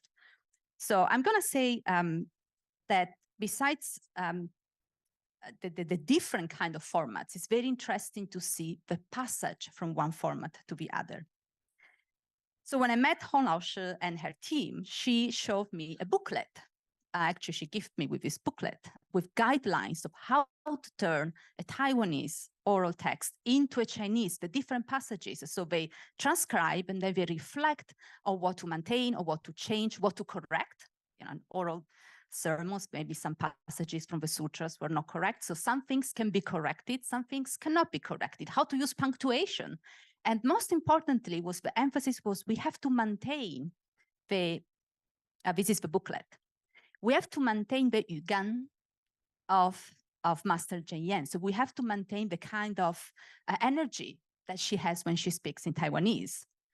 So the question whether to be literal or just to send the message, which is a question that translators of Buddhist texts had since the beginning of Chinese Buddhism, was very simple for the team in Taiwan. You have to be literal.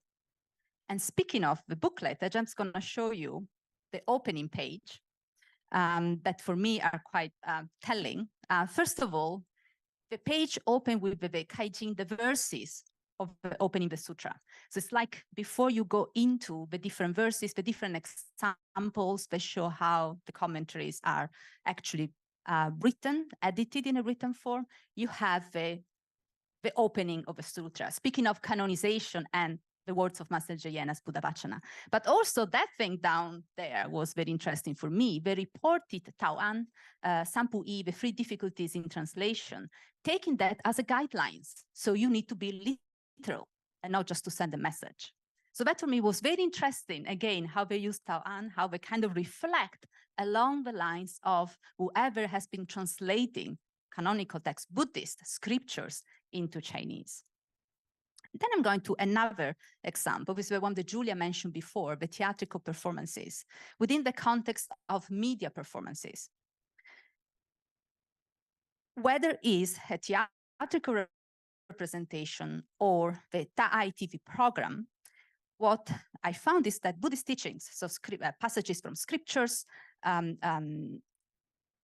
Buddhist concepts, and the life of Master Cheng Yen and the history of Tzu Chi are all combined together.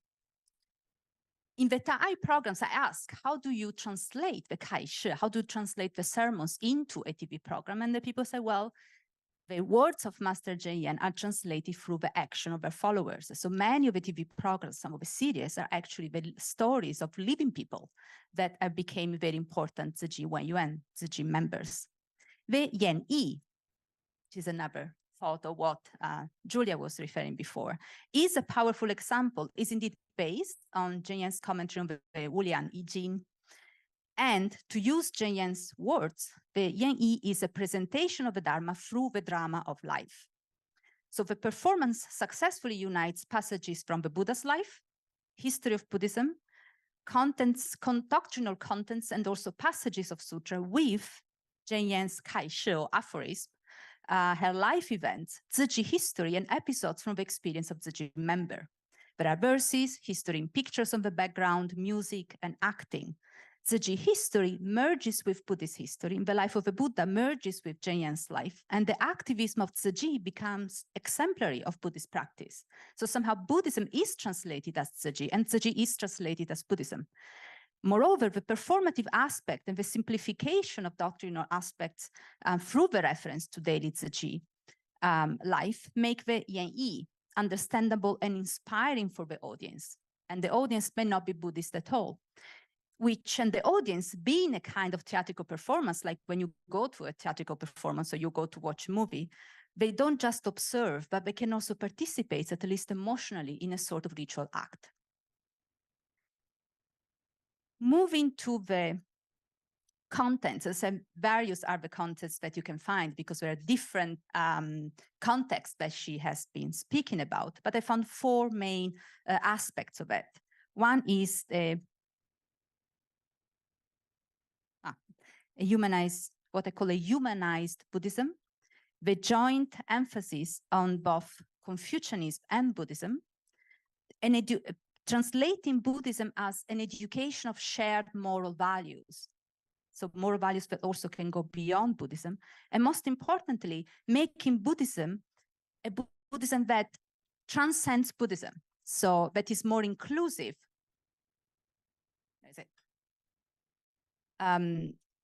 Both Buddhism and religion become more inclusive as categories. And that's this inclusiveness that also allow non-Buddhists to join in. I will go through each of these principles very briefly. So the first one, 佛法生活化，菩萨人简化. That was many nuns when I was at the abode and I tried to ask Buddhist nuns how they could, if there was any sentence or any particular words of Master Cheng Yen that particularly touch them or what they keep as a particular their own personal kaishi. They said that what was most importantly is that in Zi Ji, Buddhism is translated through human life and human life is translated through Buddhism. So making human life at the beginning, at the center of Buddhism, which is of course a lot of what is happening has been happening in humanistic Buddhism. In fact, the concept, when you read the text of Master Cheng Yen, the concept of Bodhisattva path, Samahayana, tenets appear often. Most of the time, however, Cheng Yen is filtering doctrine through daily life episodes and experiences. So it's really a way to understand Buddhism via daily life and vice versa. At the same time, I was told that the abode, promoting Buddhist values without speaking explicitly about Buddhism, made Buddhism easily understandable to those who may not understand Chinese, who don't understand Buddhism. It's not so easy to read the Buddhist text, not even for Chinese, but also people who are not Chinese or are not Buddhist. And this is the way that they could better understand the main point of Buddhism. This is kind of connected to the fourth point of a Buddhism that transcends Buddhism.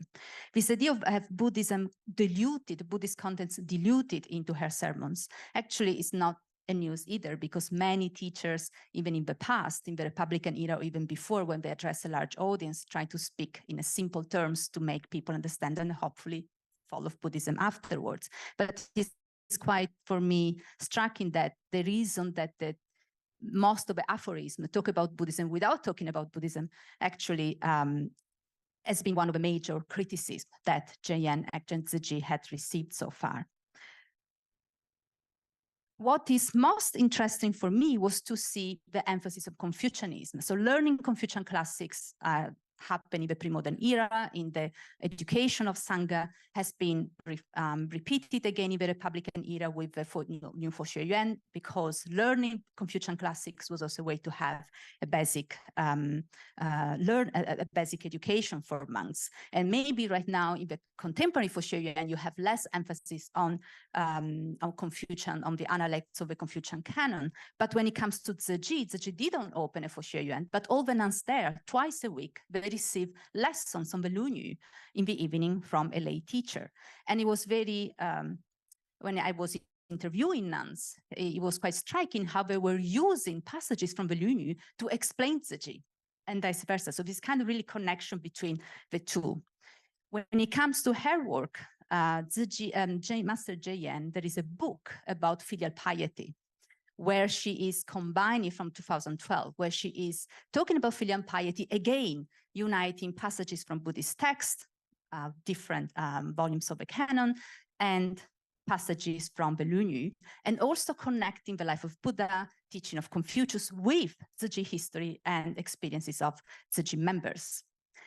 Also, she has been speaking about many sutras, not many sutras, but one of them is called the Fumu Enzhong Nanpao Jing, the Sutra on the profound kindness of parents and difficulties in repaying them. She gives lectures that, and now this is one of the very few sutras commentaries that have been published so far. And in here at the beginning, she makes connection between this sutra, the Fu Shuo Xiao Zi Jing, and the Xiao Jing, and the classic that you find in Confucianism. This is not new from the past. Let's say it's quite remarkable today, but somehow reminds me, because of my work on the Republican era, of what other people has been doing, like Wan Yang or Han Taoyuan a little bit earlier on, where we are looking at the May 4th movement time and the tendency to try to combine again the Tongfang Wenhua, so Confucian, so the Confucian, Chinese Confucian knowledge and philosophy with the Indian Buddhist knowledge and philosophy has the way to have a complete education that can perfect humans' values and human virtues. And of course, it was an attack on how Chinese and Indian ideas, Chinese and Indian Buddhist, Chinese Confucian and Indian Buddhist ideas could really help to create a community of peace and inclusiveness, while individualism and exclusiveness is something that were coming from Western philosophy. I know time's up, but I need 2 minutes. So you please don't do the bell.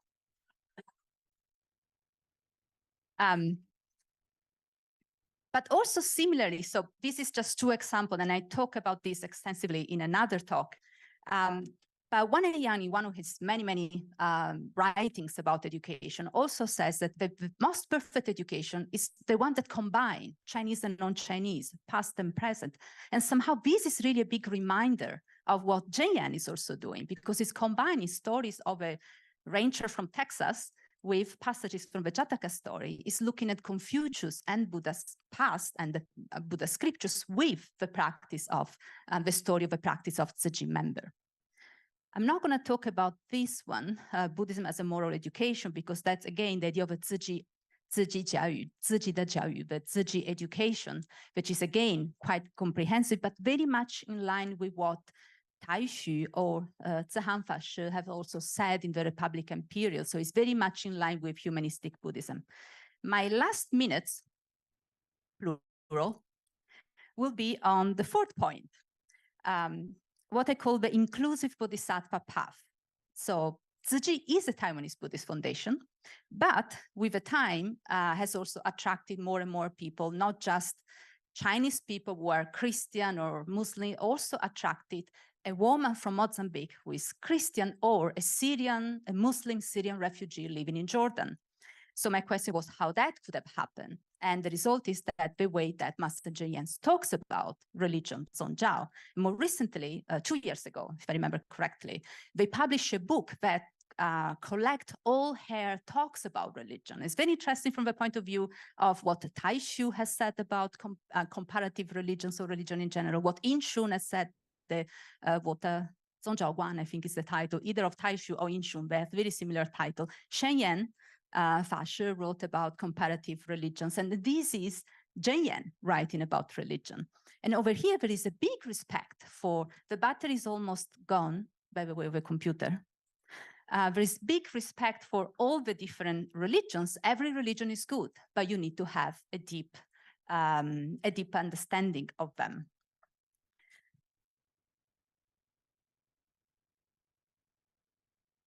And 2 things about this is one, that Shifu before also talked about Ta'ai, right? Ta'ai is not really a Buddhist concept. And Professor Teiser can correct me if I'm wrong, but it's not really a Buddhist concept. You can hardly find in many Buddhist dictionaries Ta'ai, but it's becoming a kind of keyword. So again, talking in a way that all religions can reflect on. And the taking refuge, the membership ceremony that happened when you become a member of Tzu Chi is very different than becoming Buddhist in other temples, like Foguanshan, for instance, where you recite a very long liturgy, and then you say, from now on, there is no Wai Tao.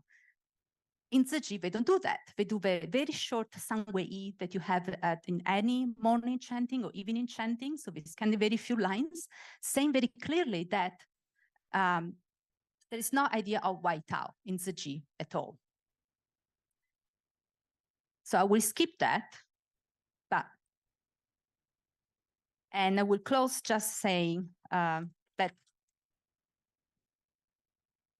the paper was supposed to be 40 minutes, then became 20 minutes. So that was a problem.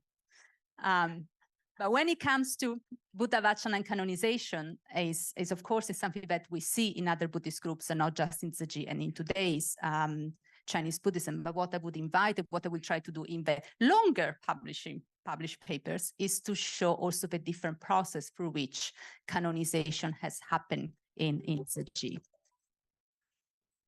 And I will say there is really I was thank you, but someone has to recharge this computer because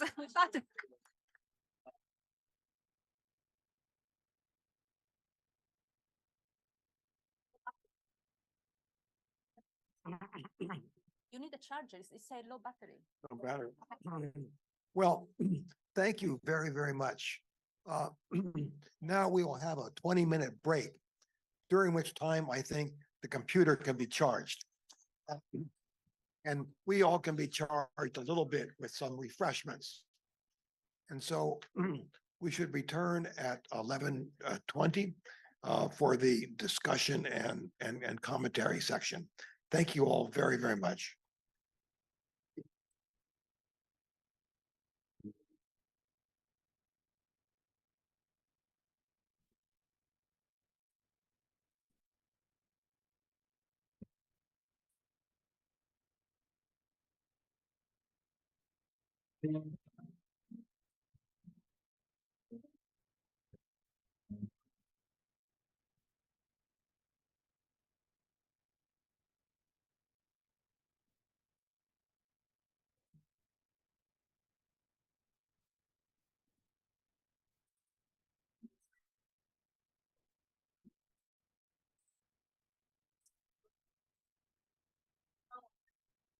Good. So it's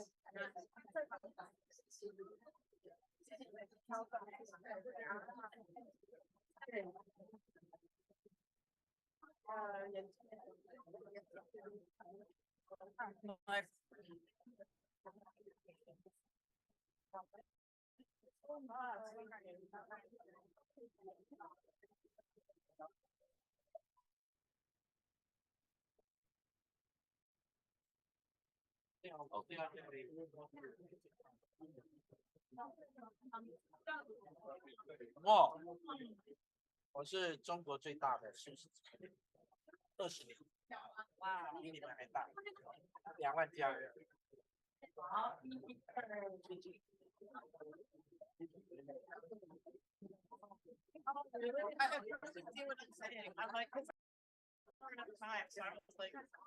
The last part of the book about it.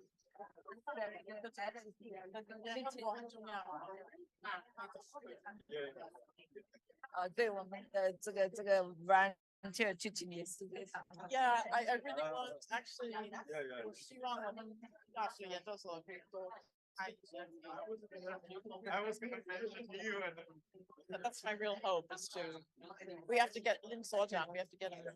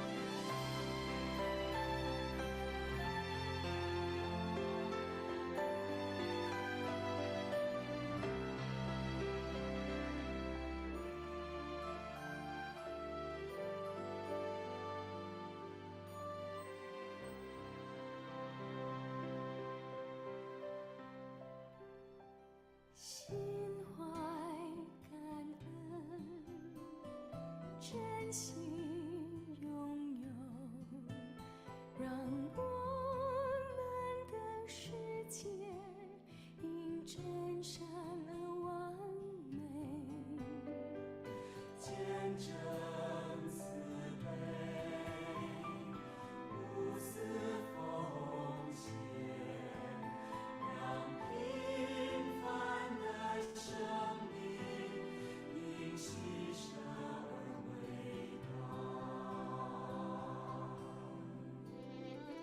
学习谦卑，不见分别，无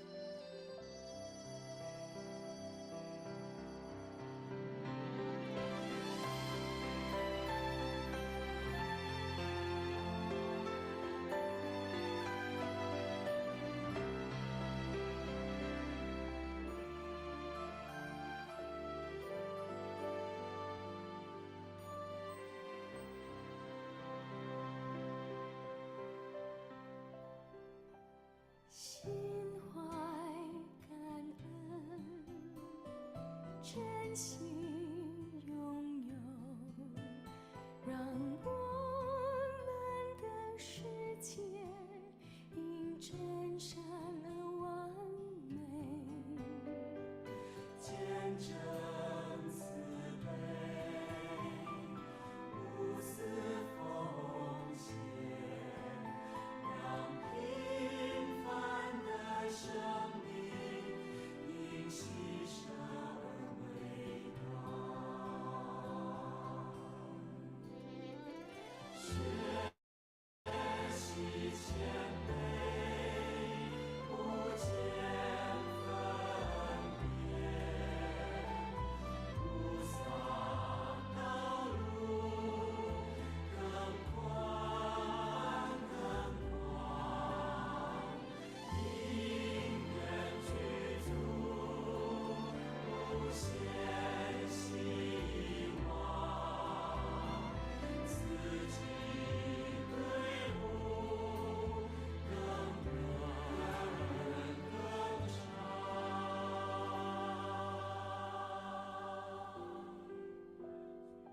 情深无争，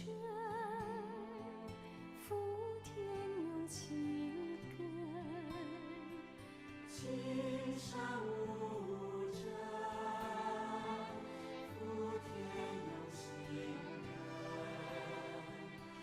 无有无求无怨无悔。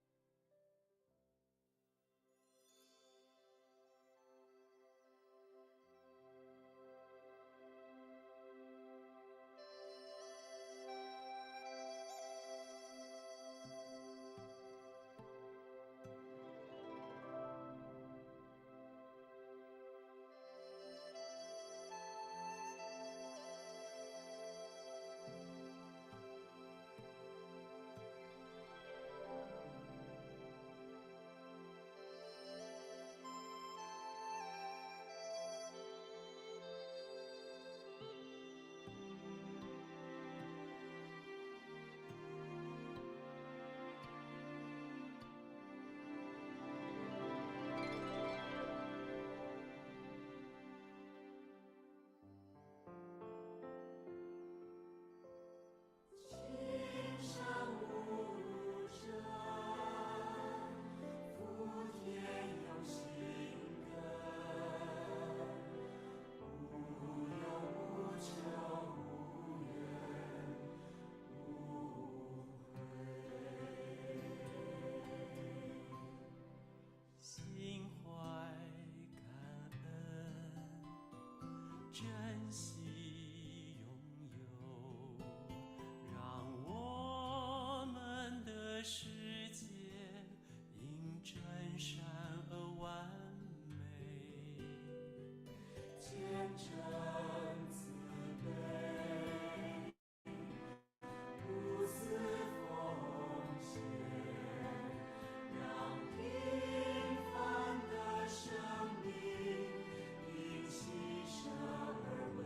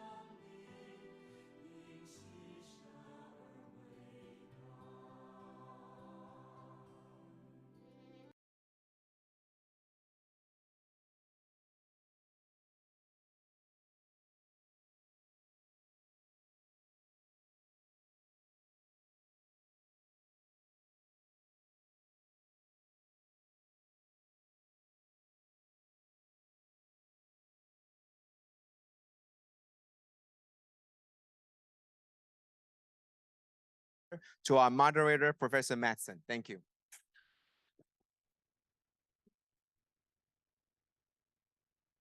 We need to thank our panelists again for wonderful, wonderful scholarly and rhetorically powerful speeches to us.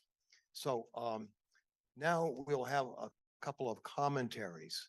The first one will be by André Laliberté, a professor at the University of Ottawa. And after each, we'll have the two commentaries, and then perhaps give a chance for each of our panelists to give a brief response. But then I hope we have enough time, perhaps a half hour or so, for the audience to speak up, and we'll have a lively dialogue, I hope. So in any case, Professor Laliberté.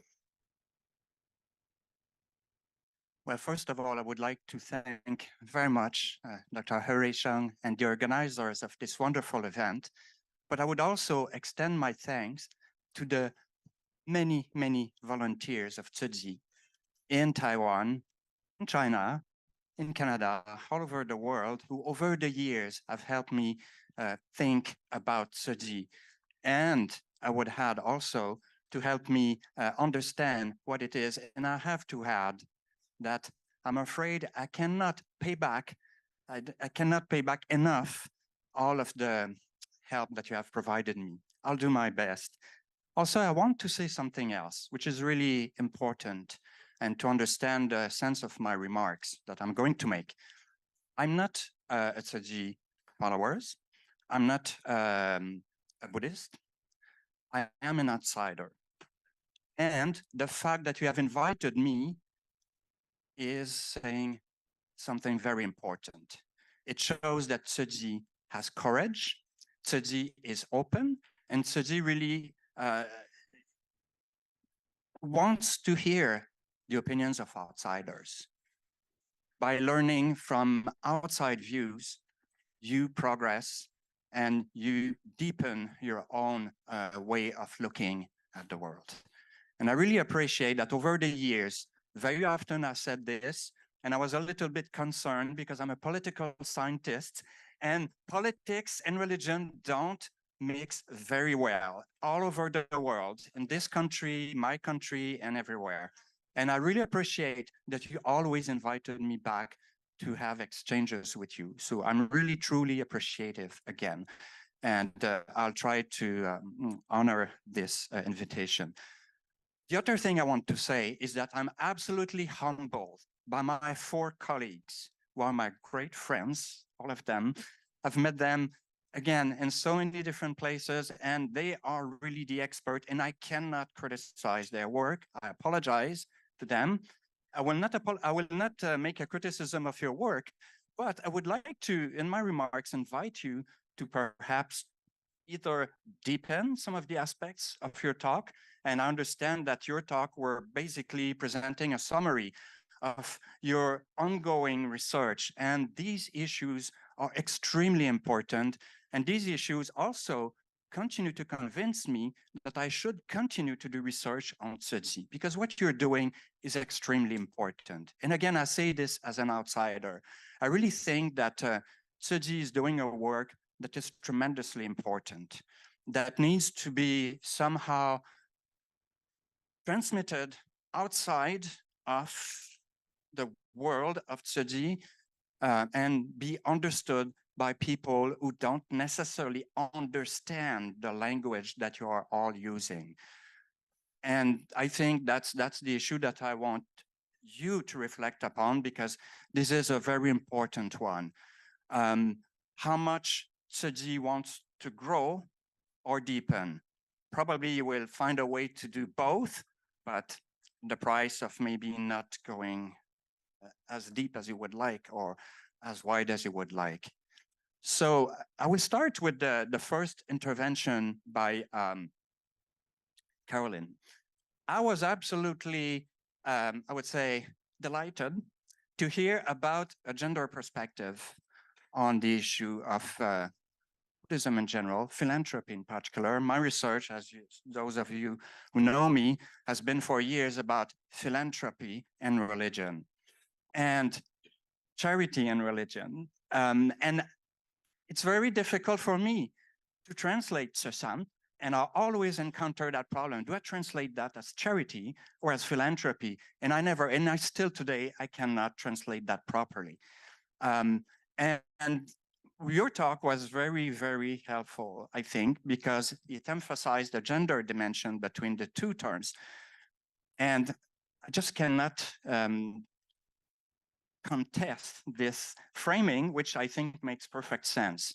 On the other hand, I think there's something else we could deepen this reflection, because you said a few things during your presentation that to me were suggesting another way to look also at this issue of charity and philanthropy, which is really so important. Philanthropy, as you pointed out, is all about rich white men, doing very, very important institutionalized operations, and charity being basically a caricature, of course, being poor women. But there's something deep in that, simplification, which is really important. And I think that, to me, that makes suddenly realize that charity is much more important, even in that dimension, because philanthropy, yes, is about people who have power, who have influence, and most people don't, simply. So charity is something that most people can achieve. And I think that, of course, the Chinese language kind of skip over this very important distinction, right? Because of Tsesan. On the other hand, do we want to import the way that the Chinese language look at that, which would make sense? On the other hand, old habits die hard. And I have to say, I mean, I'm a native French speaker, and that's the same problem we have. Charité is really something that is criticized as, we look at charity as something that is pitying the people who are receiving the gift, and philanthropy as something that is more organized, that is neutral. And I think that's a problem. So I do think that perhaps one way to solve that contradiction in English or in French would be perhaps the use of terms like volunteers. And I know that Tzu Chi has volunteers. And so this idea of voluntarism, and again, in other Western languages, that works very well, because the voluntarism emphasize what I emphasize about the act of charity. You do a charitable action, but you also do something that is contributing to social change. So that's perhaps the first remark I would like to make about Caroline's very interesting presentation and very, very stimulating point. Now, moving to Julia's excellent presentation. You addressed many issues, again, that I found, again, I'm always humbled by your field work and, the very up close encounter you had with all the volunteers of Tzu Chi and how you look at their work. And there was one theme that you touched very briefly in your presentation, and I will invite you because I think everyone will have to respond. So it's the issue of secularization, right? You talked about the charisma of Zheng Yan, and then how much the whole organization, because we can talk about Tzu Chi as an association, as an organization, as a religious movement, right? There's a different way to look at it.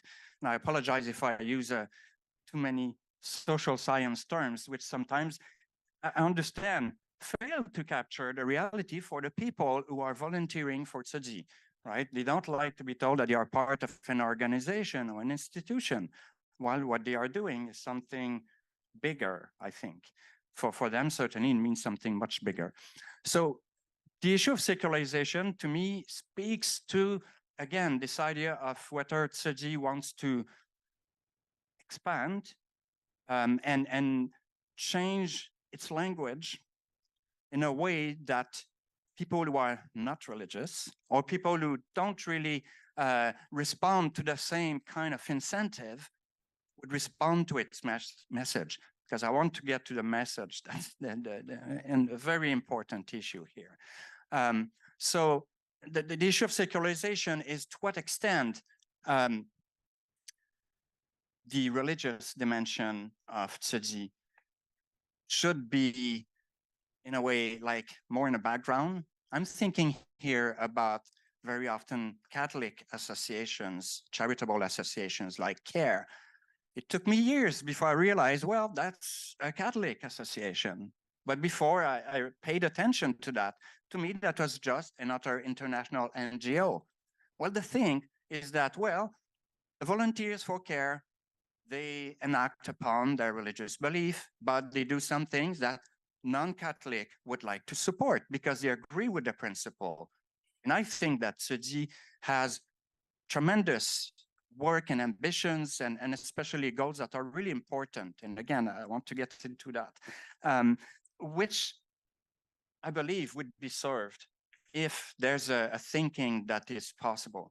But I understand this is something that might be very difficult to discuss. You cannot decide not to use a religious language or image or symbol when you are a religious organization. So this is a very difficult challenge, but I think that there might be ways to address this. And I think that from what I heard from the 4 speakers, it seems that Buddhism itself in its teaching as a tradition, and I'll let my colleague here who has much more expertise than me on Buddhist thinking, how much Buddhism can be rethought as something more than a religious system.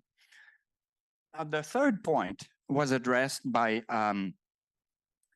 Elise, is to me the reason why Tzu Chi really deserves to have its message understood and act upon really, really on a much broader scale. I'll just give you a figure, you will see what I mean. What is the challenge? The Economist published a story yesterday about vegetarianism.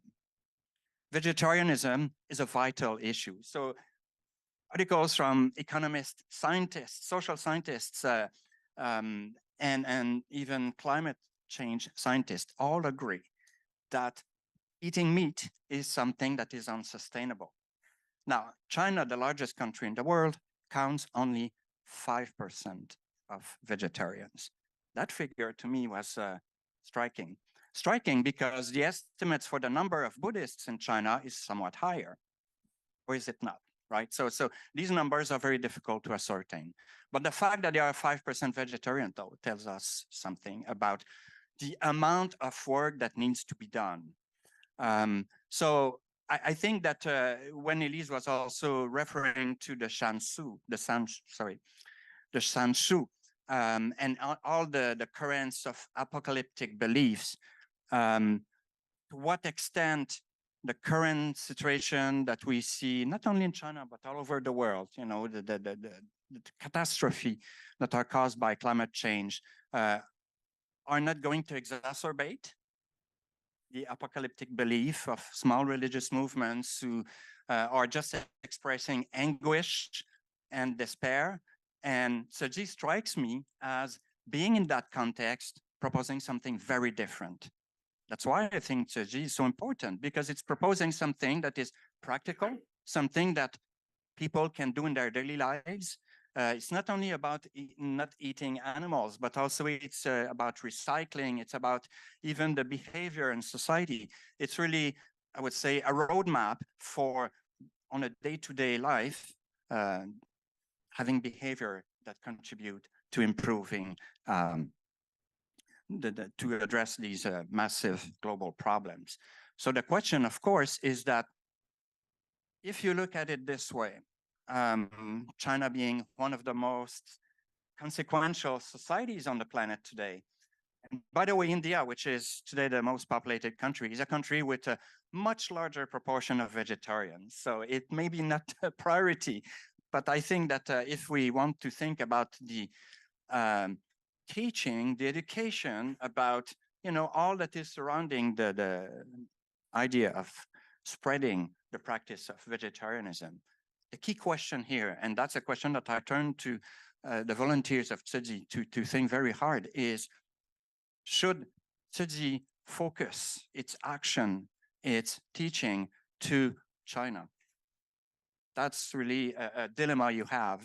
You have limited resources in terms of persons, in terms of number of volunteers, but also in terms of communicating, right? You want to communicate to people in their language. If you want to move beyond China, you want to move in North America, in Europe, well, you have to spread your resources and speak other languages, but also, and that's my last point, you also need to not only speak the language, but also understand the codes that each culture have. And that is something very, very different. And then I'll move to Stefania's presentation, which was also very important because that was talking about the canonization of Zheng Yan. I know that you didn't have enough time to speak on that, so now I open the door for you to expand on this.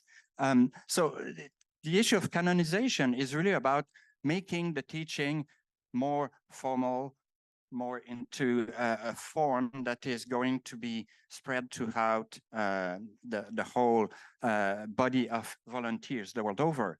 Now the question is how much canonization the teaching of Zheng Yan should have. Because if you decide to go the way of spreading the message of Zheng Yan outside of China or outside of the Sinosphere, then you have to think that, well, in North America, in Europe, and I understand also in Africa and the Middle East, right? I'm quite amazed to hear that now you're becoming active in these parts of the world. Different religious traditions, and that goes back to your reference to Confucianism. Of course, to use the reference to Confucianism is a good thing if you think of deepening your engagement with China and other parts of the Sinosphere. But at the same time, you're not going to deepen that engagement with non-Chinese societies. So that's going to remain a very important challenge. So I think I've spoken enough, and I'll leave to, I don't know how do we proceed? So the speakers respond, or we move to the... Perhaps we can have some commentary by Natasha Heller, and then we can maybe let the speakers say a few words in response. So again, thank you very much for a fantastic presentation. Thank you. Can you hear me? Thank you so much for the opportunity, first of all, to join this conference, especially Professor He Sheng and all the volunteers who have facilitated us being here in this room and being very comfortable in this room this morning with all that's been provided for us. I also really want to express my gratitude for the opportunity to respond to these really wonderful papers. They're, I think, far richer than I can do justice to in just a few moments of comments. And, you know, so I was writing furiously throughout their presentations and then writing furiously during the break, and hope to draw out some of what I thought were the significant points that maybe could lead us to, that could speak to each other and then lead us to things that we might consider, themes we might consider throughout the conference and going forward. First of all, I really appreciate that Professor Reeves started with our this focus on language and sort of concepts used to describe different kinds of giving. And talking about the distinction between charity and philanthropy and the way that these have been gendered. You know, this, I think most of there were lots of responses came up for me in this. I was thinking when I was reading the extended abstracts last night, I was reminded of, and I had to Google this person's name by a number of keywords because I couldn't remember it. And this is interesting, right? Mackenzie Scott, who is the ex-wife of Jeff Bezos. And I had to Google, you know, ex-wife Jeff Bezos philanthropy, right? Because her name did not immediately come to mind. And there's a reason that it didn't immediately come to mind is because she's less well known. And she actually gives in a way that she intends to be less well known. But it turns out, and the first article that popped up is that she has given something like 6 times as much money away as Jeff Bezos. She's given like 12.6 billion or something. And so her, if we're going to gender it, her charitable impact is far greater than her husband's philanthropy. And so that like, and I'm sort of this is coming around to, I was thinking of give a man, like Professor Reeves had this quote, give a man a fish, and it sort of equated that with charity and teach a man to fish as philanthropy. One of the things that I think we know in the United States is that there, in perhaps other places, but especially in any metropolitan area in the United States, is that there is a huge problem with unhoused people. And that there have been various ways of solving that problem for my entire adult life, right? And usually these have to do with programs, which I think I would be fair to follow what Professor Reeves has said and describe those programs as philanthropy, efforts to get people into situations where they get jobs and housing. And so this is interesting because every time they run studies where they just simply give people money, right? When they give them a big chunk of money, which we might call charity, they find out that it's extremely effective and that it just simply works. So as I was listening to Professor Reeves, I was reminded of that kind of, and of course, nobody ever thinks, well, we've run all these studies where if you give people, and there was a recent one, right? If you give people $7,500, they do the things they need to do with that money. And it's straight up, charity. That's what they need in the moment. Not they need like some sophisticated program to get them somewhere. So that, this struck me as she was speaking as really kind of interesting. And Professor Reeves wanted at the end to talk about a way of thinking about giving and compassionate action as being post-gendered. And I actually want, I'm not opposed to being post-gendered, but I wanted to actually pause on the way to that and wonder if we might consider flipping values. And I think this, Professor LaLiberte might have just kind of gestured in that direction as well, where, maybe charity is actually equally as important or more important, and that things that have been coded male have been given more value. But what if we were to flip this and say that certain kinds of giving are actually more valued, and that to emphasize the feminine qualities of that? The other issue that came up for me, or the other idea that came up for me in Professor Reeves' discussion of this, is that she talks at the end about sort of bringing these together, right? To recognize how the charity and philanthropy both have a role. And I was thinking that, that we could also think about the way in which Western conceptions have shaped our own evaluations of NGOs worldwide and of religion, right? Like this is something we talk about in religious studies quite a bit, that the terms that we choose to use shape the discourse, sometimes in productive ways, but, equally often in ways that are problematic. And so I was thinking, well, what if we, shifted the charity philanthropy English pair into something that I wonder works, and I was thinking about this in terms of the introductions. What if we took charity and made it compassion and philanthropy wisdom, right? And then we have these kind of Buddhist terms that are expressing maybe sort of, compassion is that direct action, and wisdom is the perhaps gesturing at sort of the systems by which we make change. And so that maybe by shifting these terms that we use to talk about compassionate action or giving in the world, we might have a different lens on not just Tzu Chi, but other kinds of charitable activities. Moving on to Professor Julia Huang's presentation. First of all, I want to say that it is really delightful to be able to see, I'm sure many of us, maybe all of us in this room have read her book, and to see her returning to these themes kind of anew. And I also really love that the emphasis on organization, and how a religious organization sets itself up, like that organization chart that you had on one of the slides, I think is really valuable. And many of us work in either organizations or in academic institutions, and the way institutions are set up is actually a way of conveying values. And I think Professor Huang's paper really kind of highlighted how this is true. When she shows the kind of shifts in how organization or bureaucratization has changed, when she talked about the consolidation, you can see how organizational changes are actually reflecting values. And I think this is really creative and an important way of looking at things.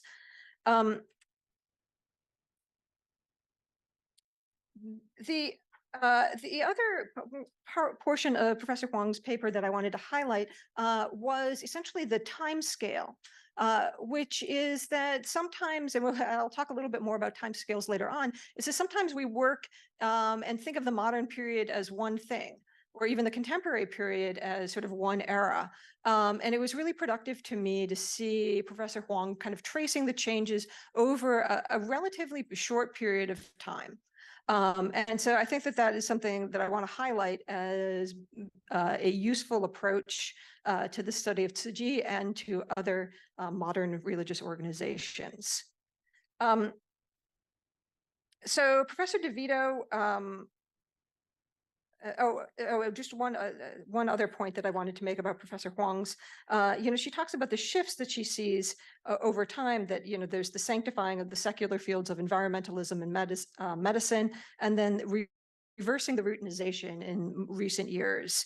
And I also would invite her to maybe address the different audiences for these changes, and thinking about whether they are some of these have Tzu Chi sort of internally as their audience, and how, an external audience might perceive these, or they might be oriented toward an external audience in different ways. So Professor DeVito highlighted the intersection of science, Buddhism, and developmental studies, and gave us this kind of really wide-ranging and fascinating view of the history of vegetarianism and environmentalism, just kind of popping us into these Song Dynasty texts, these Qing Dynasty, Shanshu, and early Republican period. So we kind of got the sense of how Tzu Chi's efforts towards vegetarianism fit into that. And I was also thinking, and then she sort of returning to, she talked about the eschatology at the end, and the environmental movement. And this again is a kind of different time scale, right? That they are extending sort of these multiple kalpas, and thinking sort of long-term change. But one of the things that this rose for me, or made me think about, was the extent of what we can see in those timescales. And I think this is brought up in terms of the science and looking at microbes and so forth, things like COVID-19, is that when you think about vegetarianism, there is a kind of direct relationship between, you can see an animal and decide whether or not you're going to eat it. And some of, Funzikai's illustrations make that pretty clear. And there are also stories, right, in the Buddhist tradition that make it really clear that, there's an animal that then speaks with the voice of the mother, right? And so that that the connections are very, very clear. And it struck me that one of the interesting points, interesting developments in sort of bringing Buddhism through Tzu Chi into dialogue with more sort of, with microbiomes and viral, viruses like COVID, is that we're now talking about kinds of relationships and causalities that are not nearly as apparent as in vegetarianism, or choosing to be a vegetarian. And so this is just sort of to invite Professor DeVito maybe to offer her comments on that, and maybe how the sort of changing scopes of action might change, or might, alter how we see Buddhist vegetarianism. And then finally, Professor Trivanian's paper was tremendously exciting, insofar as she is focusing on she highlighted the format, contents, and canonization, and we heard more about the format and the contents. And like Professor Laliberté, I'd be happy to give some of our Q&A to hearing more about the canonization. And sort of the really wide ranging and I think it's really important. Sometimes we focus a lot on contents and what is in the contents and a little bit less on what it means to have all these different formats and how these formats are in dialogue with each other. And also we see that in Professor Trevanian's paper, this the sort of long scale that they are thinking about, that Tzu Chi is thinking about translation projects in the context not just of the modern period translating from Taiwanese into Chinese, but or then Chinese into English or other languages, but in sort of the long-term project of translating Buddhism in different ways. So again, I think that that's a really valuable sort of time scale intervention that we should be thinking about how we can see in Tzu Chi the dialogue with or continuation, but also change from Buddhist practices of the pre-modern period. I want to now turn and talk to a little bit about three themes that I thought maybe were touched on in all these papers and that might be worth further discussion. And I've noted a few of these already. And the first is that of time scale that we see in Professor Huang's paper, this kind of short focus on the short, what is changing over a period of decades. And Professor Trevanian is probably looking at a kind of medium term, and medium term only because Professor DeVito has raised this notion of kalpas and sort of these long cycles, right? So that we are seeing how Buddhism is thinking in different timescales at different, in different ways. So the second theme that I wanted to talk a little bit about is language, as I saw that as something that was coming up in several of these papers. First of all, the use of Western terms, how our use of Western terms versus the use of Chinese terms versus potentially, I guess, the use of Taiwanese terms shapes our perception of a given tradition. And in terms of I think Professor DeVito mentioned that it was interesting that when Tzu Chi declares itself, gives it, applies to for NGO status, it's using Buddhist inflected language in that. And so that we have Buddhist language entering into streams of discourse where it had not been before. So that's, I think, a really interesting way that language happens. And then the different terms for different audiences in terms of vegetarianism, which I think is hinted at in Professor Trevanian's paper too, like how do we talk to different audiences? How does Tzu Chi talk to different audiences?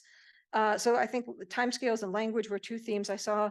And then there's this kind of theme of the relationship between Buddhism and Tzu Chi, right? That they're not identical.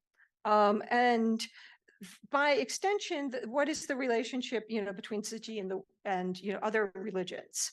So I just wanted to kind of raise that there was sometimes an interesting tension or flipping back and forth between Tzu Chi and Buddhism. And so how do those relate? Finally, I just want to say that I think that these papers offer us really excellent Buddhist resources for comparative projects. And that we should be keeping this in mind, right?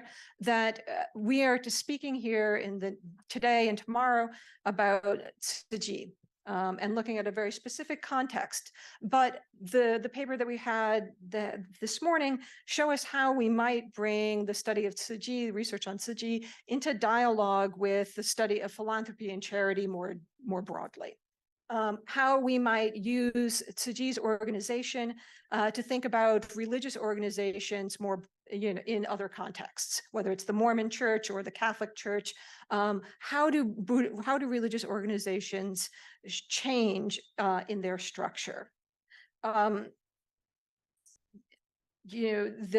papers this morning already opened the possibility of sort of a project, and I think this is probably the one where there's been the most comparative work done, is on Tzu Chi in the context of other environmental movements. how to, and, you know, as Professor Laliberté noted, like how to motivate change, right? That these are live issues and important ones. And so how do different NGOs, how do different religious organizations talk about environmentalism in a way that is effective to bring about change? And then the fourth sort of area that I think that that these papers provided excellent resources for thinking about comparative projects is that of literature and modern practices of engaging with religious texts. That's changed. We're all looking, you know, we're looking at our phones. We're getting things in different languages. Watch videos online. So how does that sort of process of engaging with religious texts, whether it's by performance or reading them, change our reception of those texts? And I will end there so that we have ample time to hear from our speakers. Thank you.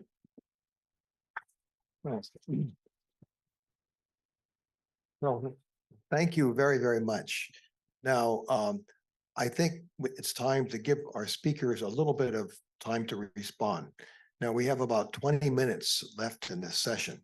So perhaps you could respond kind of briefly, and then there can be a little more time for some discussion from the from our audience. But who would like to go first? Carolyn, since you were first in the list of presenters. Well, first of all, I want to thank you both. Despite your humble disclaimers, these were really insightful and meaningful comments, and I think all of us can agree that you've moved our thinking along quite a bit. It's really exciting to talk like this in dialogue with each other, because these are pressing issues, and these are issues that are above and beyond this room. And I think that you've brought that out really well. I want to say that I am not a gender scholar. I'm a social historian. My work is on the history of charity, specifically the history of Chinese charity, something that I believe that history needs to be reclaimed for a Western audience. And so I have come on this gendered language of philanthropy and charity simply from 2-3 decades of working with the language that I'm presented with. And so I'm, as I say, I'm quite shocked. So I haven't really done the work, as you say, to understand what are the words that we should strive for. Should we strive for a non-gendered word? I certainly believe that the work that Tzu Chi does, day-to-day direct action work that my friends and colleagues here in Boston do so often with me, they've taught me so much about what's meaningful. It may be so-called women's work, but by dichotomizing, by insisting on a gender dichotomy, we impoverish both genders, or all genders, I should say, excuse me. We impoverish all genders. So rather than lionessizing feminine work or masculine work, I just do think that we need to move post-gender, even while we recognize the valor of both women, men's, and others' work. So I appreciate your insight into the language and your insistence that the work we are all doing is good work. And that is where I see Tzu Chi as being such an important model, because there is money, there is structure, there is research, and there is hands-on involvement by everyone. It's that inclusion that you spoke about that's so important. And I think that's a really wonderful thing. I won't say much more, but I do want to say, yes, Mackenzie Scott. I did not even mention Jeff Bezos's name, because Bezos is one of the billionaires who's least known for his philanthropic contribution, to say nothing of getting down and dirty and doing charitable acts, right? So Mackenzie Scott, on the other hand, is an amazing giver of money. And the way she's chosen her donation, her giving is very sensitive And I don't want to say female, I want to say it's compassionate. So thank you for bringing her up as well. Thank you again for these insights. I think as we move on with our work and publishing our work, these insights will help us expand and grow.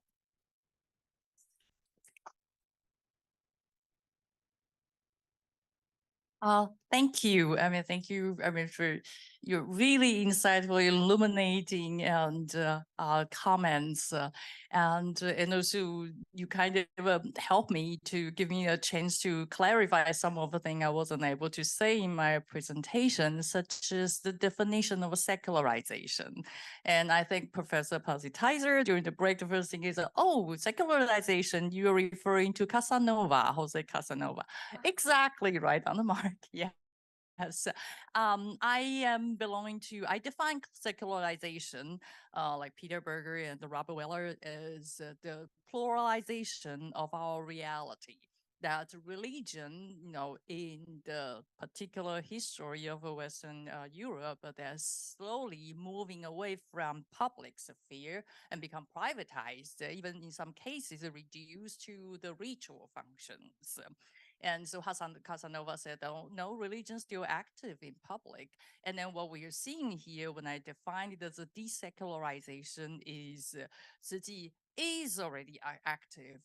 And I sort of, in a way, you know, today's talk is kind of also my reflection of my research before is I kind of discover religion in Tzu Chi, you know, now. I mean, I mean, honestly, I started as an anthropologist and I was studying Tzu Chi as a cultural movement. And it was, and then also in Taiwan, actually a lot of, or in Chinese Buddhism, a lot of criticism about Tzu Chi, like Tzu Chi Yuan Xiu Fu Bu Xiu Hui, and all the time. And and then I see it like how you discover Catholicism behind care. I discovered Buddhism, you know, in my most recent, field work. And so this is what also Natasha's, Professor Heller's comments, you know, that the organization charts tells us what the organization institution values. And what I wanted to unpack is that, you know, even though because the NGO part is so big, I mean, if I heard it right, Mr. Bowen Yan said it's the largest organization in Asia. And so it's, it's just packed inside. And what is not seeing is me, tentative, I'm pure, and I see deeper and going higher and going all the way to the roots. And Professor Heller talked about the time scale. And so whether this will work, we don't know, but I will look at how the repatriation, you know, through the time machine, and based on the success Tzu Chi, you know, did in Malaysia, in Singapore, where it was one of my first overseas field work. And it's, so at least 10 pure practitioners are from Malaysia, and many monastics are from Malaysia, Singapore, and that it's possible. I mean, that's, you know, it remains to be seen how the result is. And then the question about, whether, you know, when it becomes religious, then does it mean it's not ecumenical? When it becomes Buddhist, then is it going to be universal? And I think the question is, it's like with the kind of assumption, like, you know, because we're so used to Christianity being the common sense, especially Protestant Buddhism, Protestant really Christianity. And so we're not used to when Buddhism, you know, would ever be one day become sort of the common language. And there's several sort of another trend is especially in Tzu Chi and in my recent co-author book, and also Dr. He's book also mentioned actually what is the common terms of circulation is the common goodness. It's the goodness, the shan, the idea. And then it's an idea, kind of opting out the anthropologist Marcel Mauss, this idea of a gift exchange that by doing this action, not just Tzu Chi, and I mean in this comparative study, that you can generate unlimited goods. Everybody can use. It's like public goods.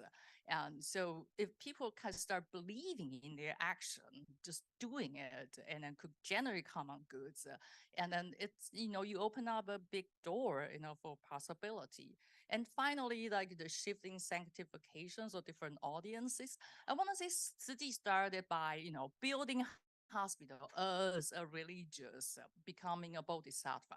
I mean, when Master Zheng Yan started, build hospital to save life, and then you become bodhisattva.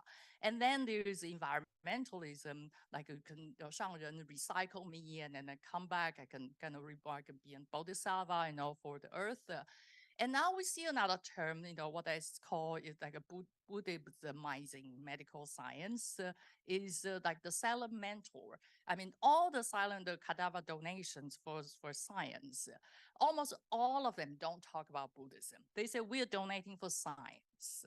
But the result is there. It doesn't matter what term you use. We see the actual result that Tzu Chi could turn around the Chinese ancestor worship to make people willing to donate their body, for cadaver anatomy, and so as make their life, like James Laidlaw, he argued, make their life, how you die become what you do with your dead body become turning your life, the life has been lived, it's something worth leaving.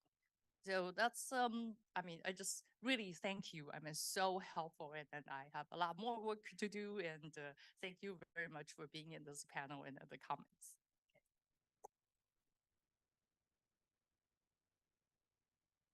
Thank you. Well, thank you, Dr. Andre.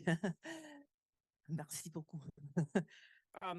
And first, I'll just say just very briefly about Tzu Chi actually is in China. There's a lot of Tzu Chi in China. Chinese people, I mean, there's Taiwan, there's limited Taiwanese people, but Tzu Chi in China is growing huge now. It's kind of didiao and didiao, but there are a lot of recycling. They don't talk about Buddhism. They talk about vegetarianism and recycling a lot. But there's vegetarian restaurants in China run by people from Taiwan, and so I think we'll have to keep an eye on what's happening over there. And yes, and I don't like the word secularization, so it doesn't really mean that much to me. I would rather say talking about the expedient means, I think it's very important. We have to see how Tzu Chi navigates these discourses. There's science, there's Buddhism, there's international development. I think the huge turning point for Tzu Chi was in 2010 when it joined the UN. And then it has to take on all these new, I didn't have time to talk about all this new kind of discourse, and how they translate it into Chinese, how they bring in Buddhism or not. Sometimes they do, sometimes they don't. If you look at their annual report and their financial reports, they vaguely mention Buddhism, but then so it's very interesting. It's kind of Buddhism comes up and it goes down, and so it's like how they present to the different audiences. That's something that we still have to look more into, and the time scales. It's actually Master Zheng Yan she talks a lot about genes, and she talks a lot about this karmic seeds. So she does talk about at the molecular level. So I think we should. That's a really great. What Professor Heller mentioned, that we should see how Buddhism goes up from the kalpas all the way down to the cellular level. And this is, and also, as far as Buddhism has a cosmology for millions of years, but remember, we're talking about Renjian Fojiao, so that's right now. So their focus is mostly on the present day. So that's why, so it's, I think you can see like the lens is going in and going out, like telescopic, microscopic. So I think that's really interesting. Like I can think more about that in my future as I write up this paper. But thank you so much.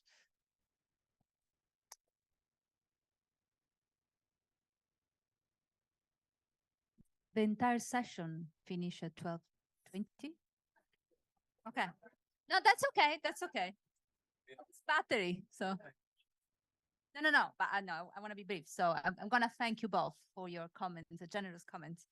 The issue of canonization and the one of engagement with non-Chinese society, but somehow I tried to bring kind of two projects into one.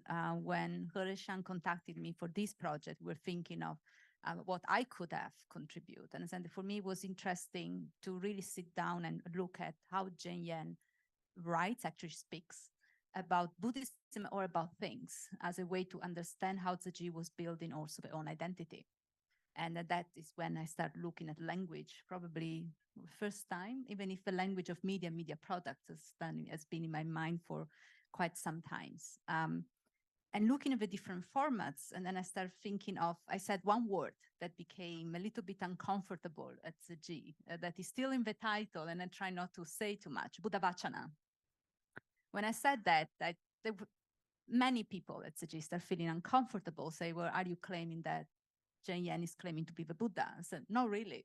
I was looking at Buddha Vachana from a different perspective, not just what the Buddha said, but what, also other teachers could have said, and if it's in line with what the Buddha said, can be a Buddha Vachana. So it's kind of an authority that is constructed within the community. And when I explained that, then it was more acceptable. So really the project on canonization is how they build the authority on the words of Chen Yan. And there are very small aspects of the language that they use. They use Zan, Xinzan de Zan, to refer to the books. That's a kind of minor.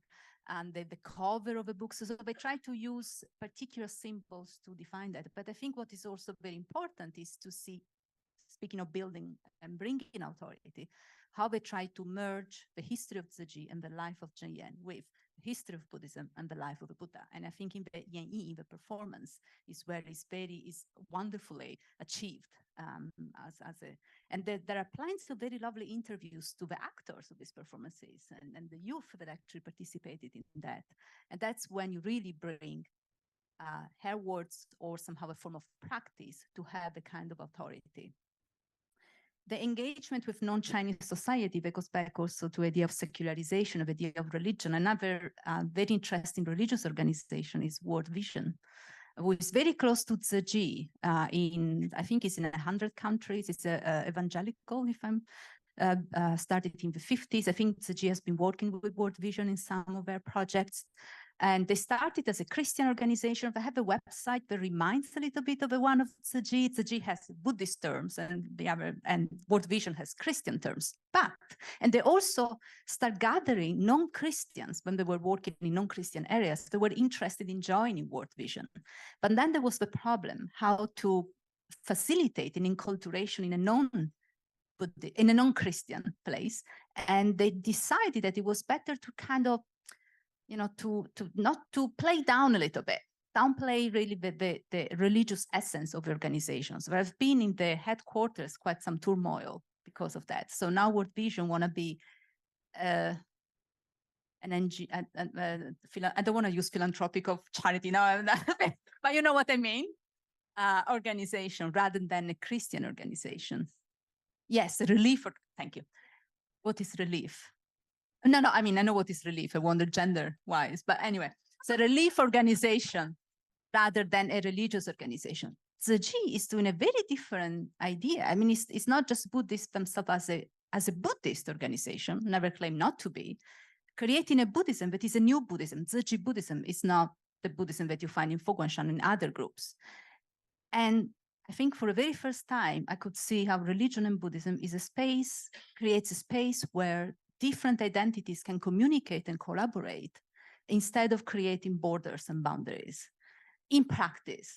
So that's something that I think is, I also agree that I don't really see more a desanctification or more use of religion. And even more, if I think of a parallel with World Vision, I think we need to have questions. I spoke 2 minutes, come on.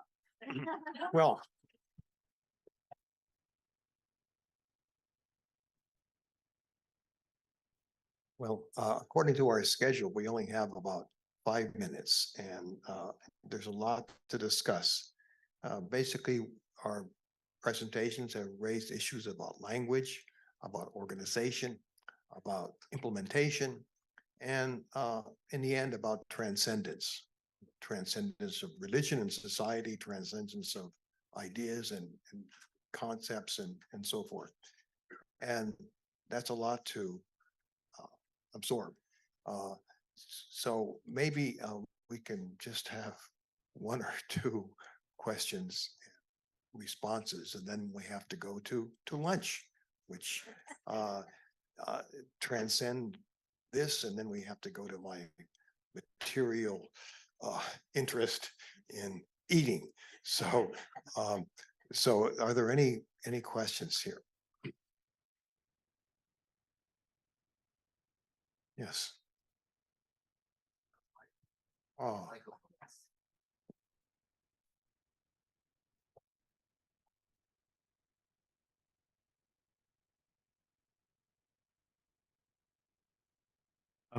Shikai King, Deputy Director, Dharma is Water Team in US. Because of what I've been doing among others, many others on our team for over 20 years, I deeply appreciate being here and listening to all these presentations. Each of your presentation actually touches what we've been trying to do. So Caroline Louise, you talked about charity versus philanthropy. Yes, we deal with this every day. Choosing words. Initially we thought we're just like a service department. Oh, can you translate this for us? Can you translate that for us? Very soon we realized that we got to be much more than that. We got to figure out what we want to communicate. And I think this kind of goes back to what Professor Heller was talking about. We got to go beyond words. And so we really encourage all of us to, because we're running out of time. There's a sense of urgency. So we gotta, I love academia, but we gotta think about also what we're gonna do with all this knowledge.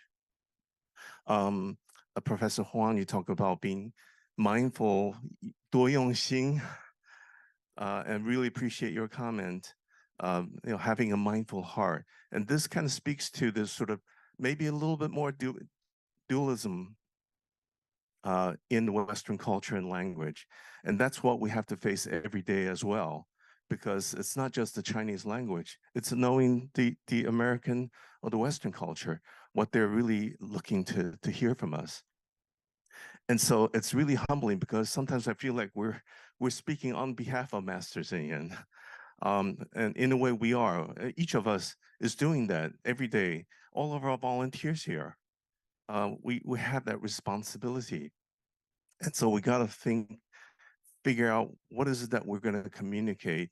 When I was invited to by a rabbi a couple months ago to speak on anti-Semitism, I had to think hard, what is it that we're going to communicate? And going back to Stefania was talking about, you cannot water down the message, but you also need to go beyond Buddhism. That's why I was hoping to hear about that last part, about going beyond Buddhism and interfaith. This, just keep in mind that your research really matters. It really helps us to figure out what we're going to do. So thank you very much. Thank you. I think we're now past 20 past 12.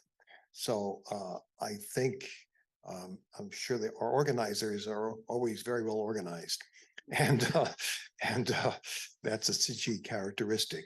And I think they probably would want me to call this to a conclusion. But as Buddhists say, there's no conclusion. We'll cycle into a new incarnation after lunch, okay?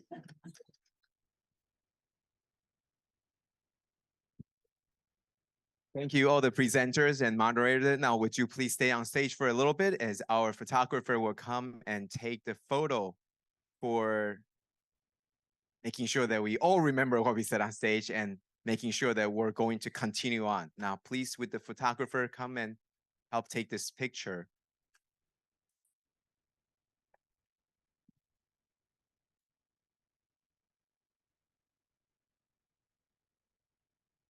Thank you all. Thank you all. Now, thank you all. Now, and now we're going into the next phase, which is lunch. And we'll be back here at 2 o'clock, continue our next session. 2 o'clock. 2 o'clock. Yes, yes, we have enough time for rest. And that is time for us to discuss further and continue to exchange our ideas.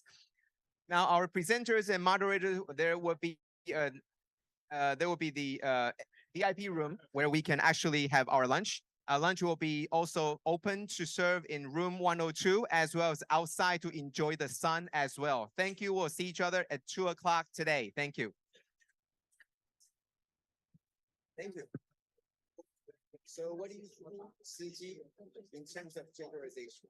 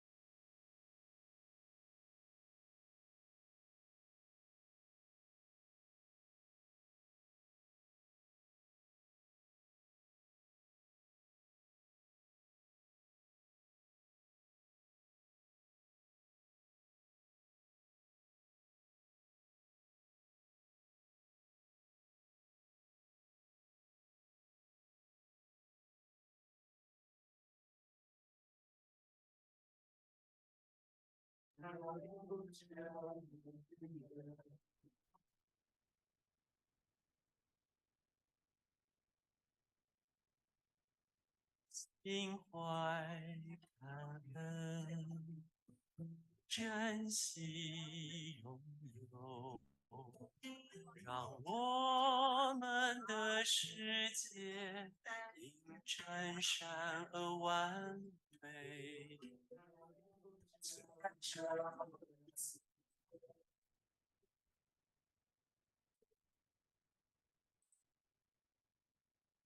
心怀感恩，珍惜拥有，让我们的世界因真善而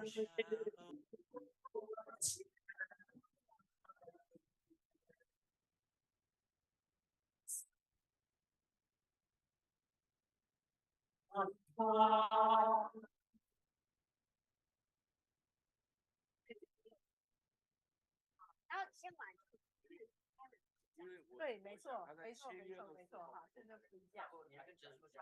对，对，您签完之后啊，您就把您的这个那个签约就往后面压之后，尽量的不入镜，但因为他们切换，我会站在这里，我可能会站在前面拍到你们签名字，我可能拍到你的第二轮拍的第二人签或者第三人签的时候，我会跑到这边拍一张照片。因为太早签的话，里面都没字碰。第二轮到第三轮已经名字有几个，然后我可能就跑到上面来拍。拍完我会推到后面去，然后你们第四轮签完拿起来的时候，我在那边拍。英文。签英文，英文，我们三个签英文，看陈述你签中文可以，那个都可以有一都可以签，反而且正签英文也可以。我签英文。好，OK。我还有签字的时候，这个灯，这个我们会这样子，您看，其实他们都不会有影响，头上都没有打到。我们已经试不会过了，打到头。我们试过了，我们因为试过了。原来好多都打在脸上，拍出来全是花脸。全设计过。对，这边上很漂亮。完全是这样设计，啊这几天就忙了这个事儿。是。好，那请问一下诸位军长，这样子理解吗？没问题，没问题。这样理解了，理解了。最后那个对，最后完了之后，对，完照，您就放在这边，然后就说谢谢各位。跑到那边拍照，拍完我就给一个手势。对，然后我放下去完了。对，放着就可以了。好，放着就可以。然后撤场的时候就是由我们师姐会来做整理，这样子。好，OK， 这是今天的最后一个环节啊，压轴，今天的压轴。可以吗？军长们要来一次吗？可以了哈，可以了。好，那你们给师姐啊，这样就对。如果是好，师傅，如果你往这边递，可以，可以。哪一个？好，没问题。没问题。瑞典那个团队。好，灯光可以吗？好，OK 吧 ？OK， 谢谢，感恩执行长，感恩，谢谢老师，谢谢。这个 camera 这是我们要拍照的，好让师兄拍照好了。他说试一下，那师兄试一下。是左边还是右边？刚才他在这边是左腿还是右边？右。好。师兄呀，师兄没有啊？没有，不要了。你不要拍了，可以了，我们可以收了。我就刚才看一下灯光，OK， 好，太好了，那我们收。要收这个吗？要收，我们都要把点这样子，然后只剩一张。对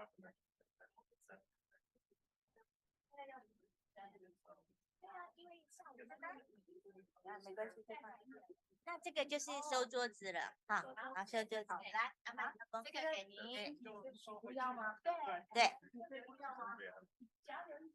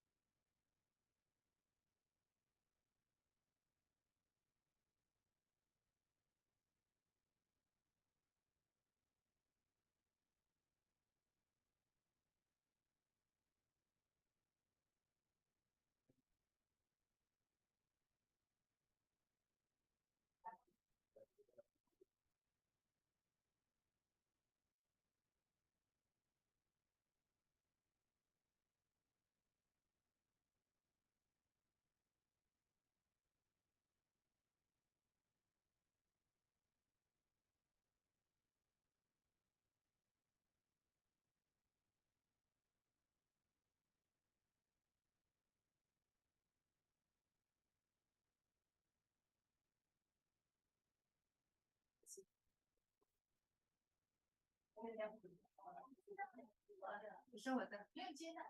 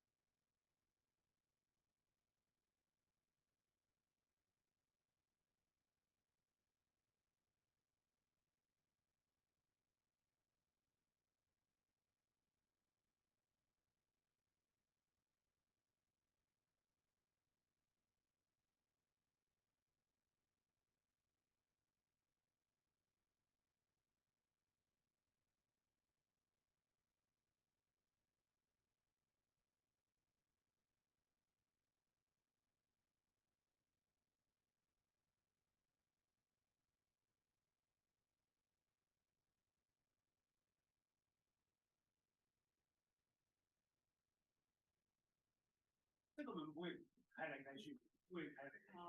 会。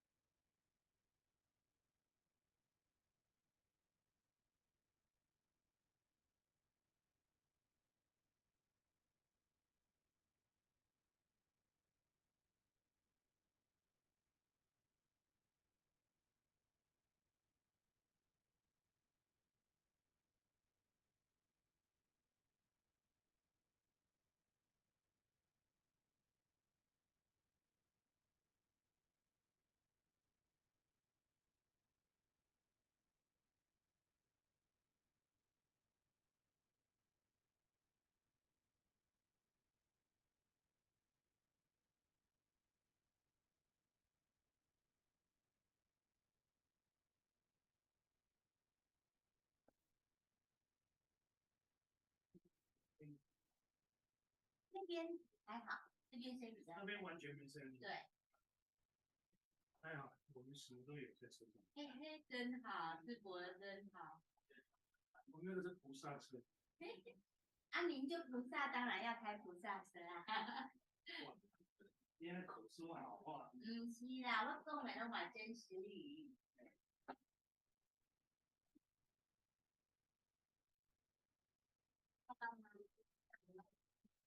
不是这样，真的，我可以说，我在办公室，办公室电视吗？现在是没有他们每个机器，然后你等一下一样是对那边嘛？对，是跟 Richard 一样。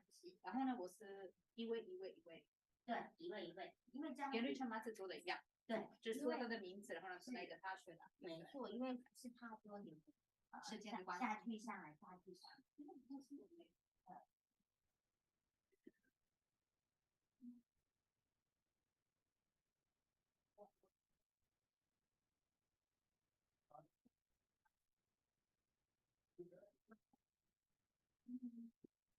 我们会有一个小小的 break，然后你不用讲时间。那个我跟你说过，我们做那个五篇文章的发表有2个小时哎。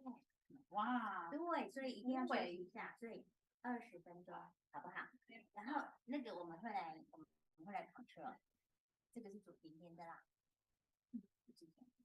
哦，对了，3 5，对，但是我们 100 minutes， 快2个小时，对，所以我们不要 break， no， 所以它就是我们 listen 5， 然后 break。对呀，对，好，所以就是不然 break 之后他出对 break 之后我们做出 break， 然后来安排那个是的，那就是我们的Don't worry. We can read our minds. Okay. You know what we will do.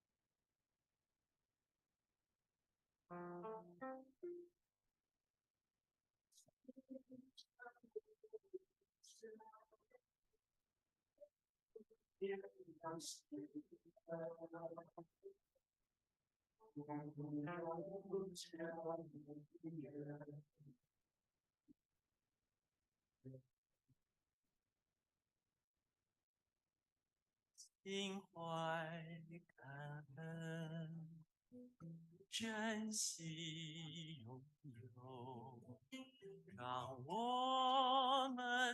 世界因真善而完美。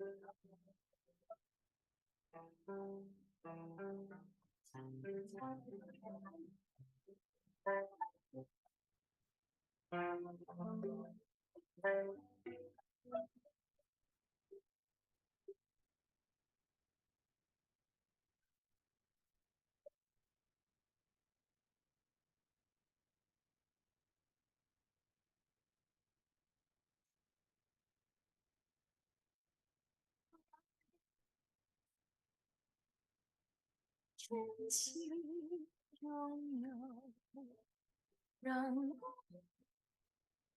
世间因真善美。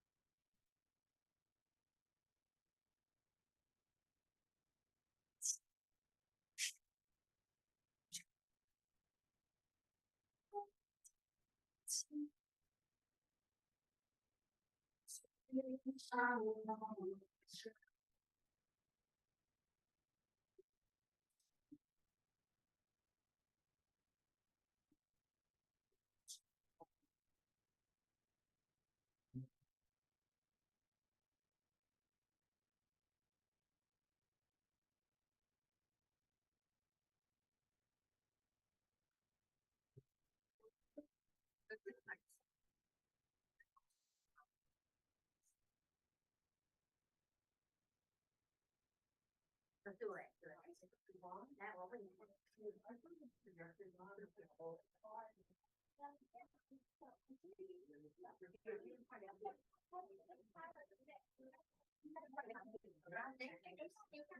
我要看我办你档案在哪啊？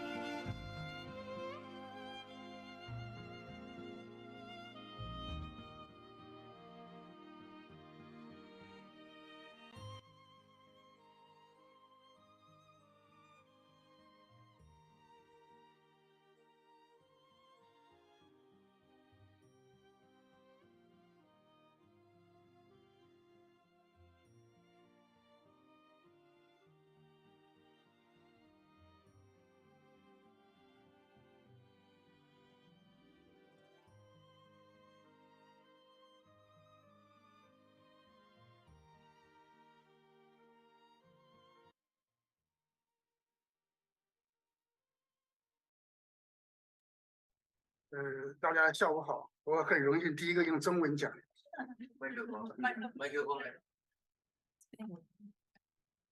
大家下午好。那么我在这个题目是讲这个宗派的问题。我们一般谈到宗派，可能都是用中国传统的那个佛教宗派的观念来看问题。那么我们今天的这个主题啊，因为涉及到慈济宗门，那么怎么看待慈济宗的问题，在学术界和教界有很多争议啊。但实际上，如果我们回到这个近100年的佛教的这个传统的话，尤其是从太虚大师啊到印顺导师，再到现在的这个佛光山呐、法鼓山呐和这个慈济，那么就很容易理解，因为现在的这个宗派观念已经发生了很大的改变。所以呢，我这里是这样子讲，就是大陆啊这100年呢，实际上中国的佛教是一个走向现代形态的一个过程啊。比如说在台湾，它可能已经实现了现代形 For 态。 example, in Taiwan, religion has already been modernized. However, in mainland China, it is in the difficult process of entering modernity. However, earlier, Shen Ye Master in Dharma Mountain, Fogo Mountain is also trying to sing approach, but it got off from it very soon.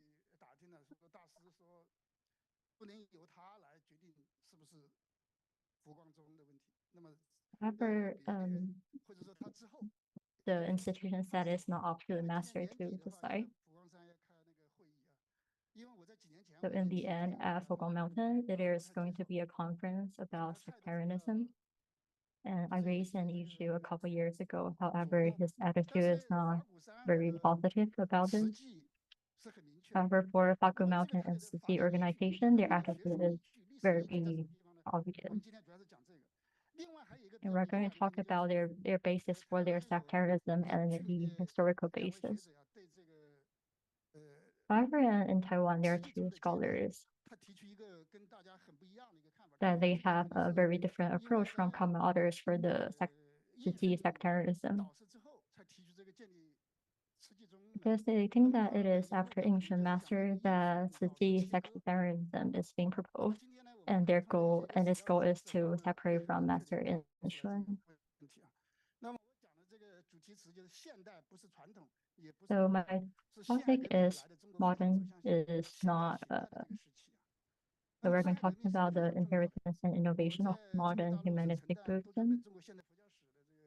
And I currently in China, I'm talking about this issue from the start of Xinhai Revolution.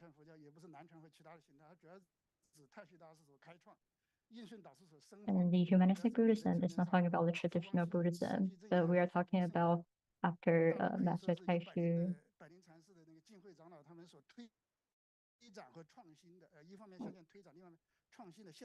And in China is proposed by Jinghui Master.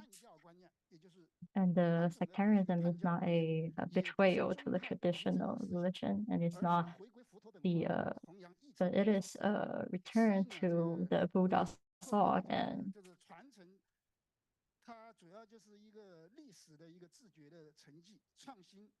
it is a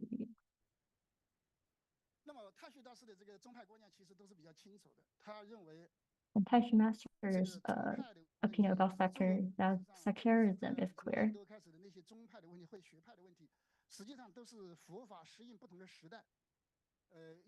You think that all of this issues about sectarianism is about Buddhism adapting to the historical context instead of the internal divergence inside Buddhism. And everyone in Buddhism is trying to understand the Dharma in their own way.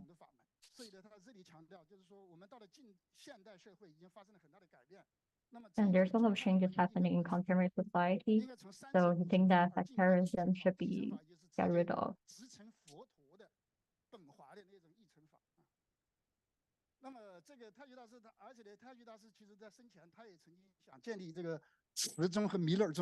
So actually, Taishu Master is hoping to create Milezong or Zizong during his lifetime. He is emphasizing Mila Futa is representing the Buddha's Dharma, and in particularly for the Chinese Buddhist tradition, it is important.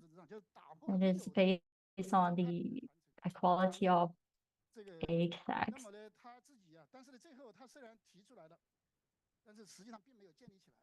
Though he proposed it, but he did not found it in the end. So today we're talking about the founding of Cixi sect is a revolutionary act.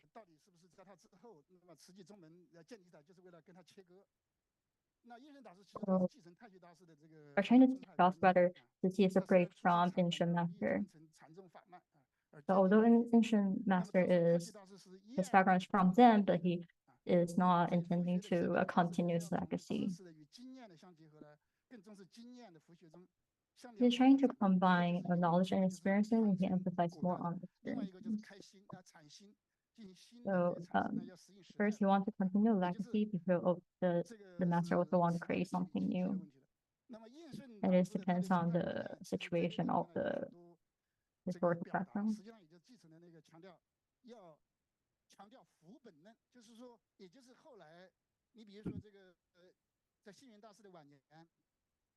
Actually, at the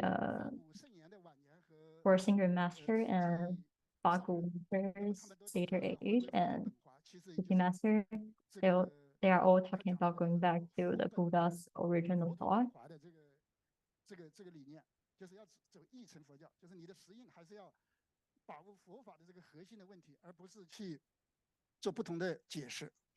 So we're trying to hold true to the original, the Buddha's word instead of create something new or other interpretation. So actually, I think that to some extent, sectarianism is limiting Buddhism. So we have to create something that transcends sectarianism and go back to the original heart of the Buddha. So we shouldn't. So we should create something that is not against to the Dharma, but align with the original Buddhist thought. So you can see that Zhenyan Master's ideas is inheriting this legacy.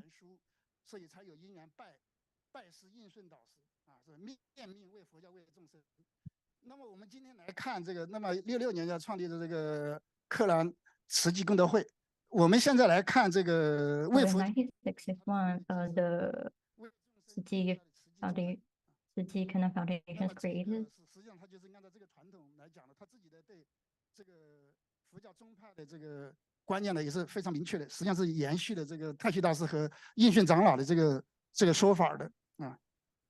So he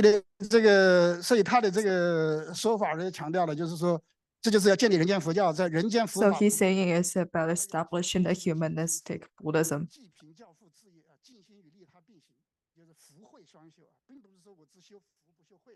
They need to follow the Fu and the Hui.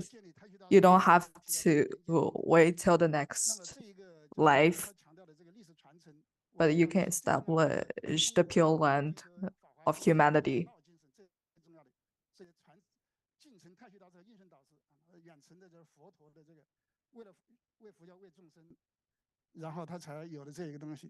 He's saying it's about working, serving the whole humanity and the Buddha.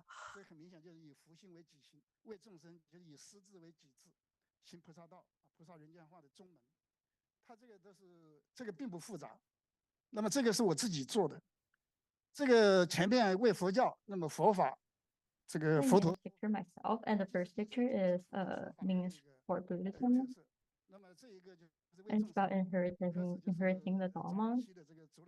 And you can see the picture on the right hand side is about for all sentient beings, and the last picture is it continues to the Dharma lineage. And this is a picture shown on the book.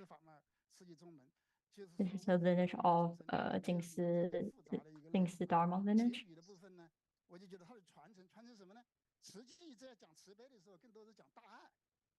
So when Tzu Chi talk about compassion, there's talking about big love of and for Tai Chi Master, he's talking about life Buddhism, and for Inshin Master, he's talking about humanistic Buddhism. But actually, all three concepts is quite similar, although there are some differences. And all of their major ideas to break through the concept of sectarianism. And so the Buddha's Dharma should be adjusted according to its historical context and the contemporary situation. And this quote is from Zhen Ye Master.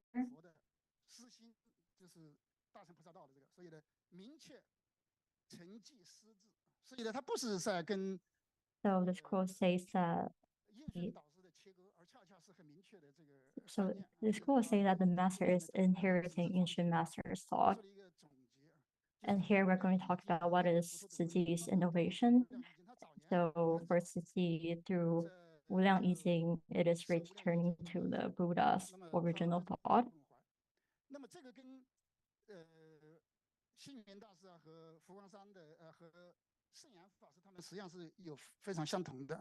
This shares similarities with Xing Masters.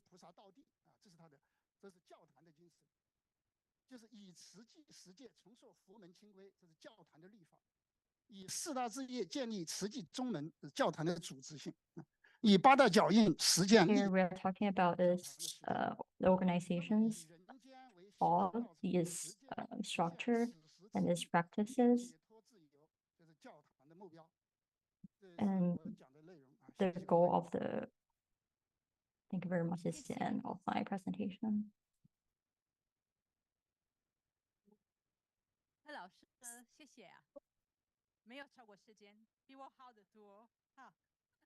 Thank you very much. We did not exceed the time. So he's talking very fast in Chinese. So this essay is looking about Zhen Ye Master's thought from a historical perspective. Here we have a professor from Aomen University, and he's looking from a master's thought from the Chinese cultural perspective.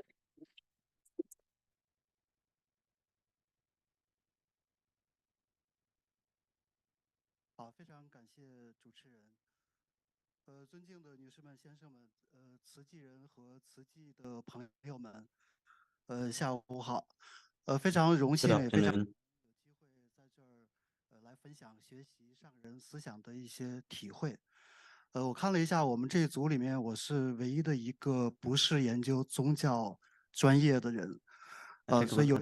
the only scholar that's not specifically focused on religious.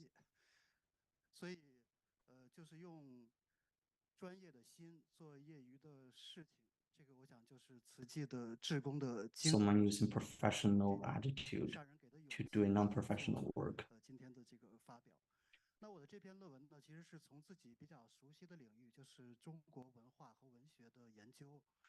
My paper is from the area that I'm very familiar with.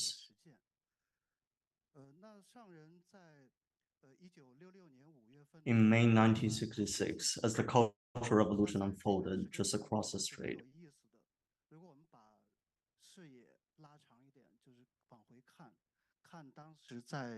Master Zhen Yan established Tzu Chi Xinhua in Taiwan. This moment not only served as a milestone in Master Zhen Yan's ideological journey, but also stands as a cultural metaphor.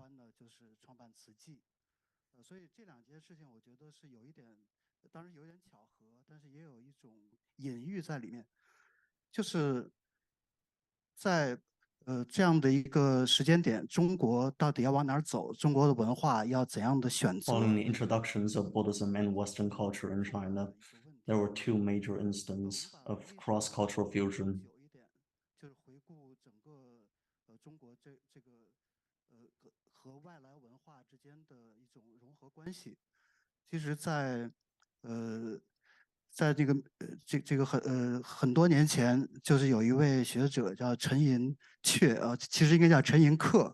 就这位先生呢，他提出一个观点，就认为这个文化融合，中国有2次文化 There's 融合。 many years ago, there's a scholar called Chen Yingke. He mentioned multiple times about the merging of cross-cultural fusion. There's a major point. Using the traditional Chinese culture as the main stem and absorbing the Western culture. That's his main big point. I really agree with his point.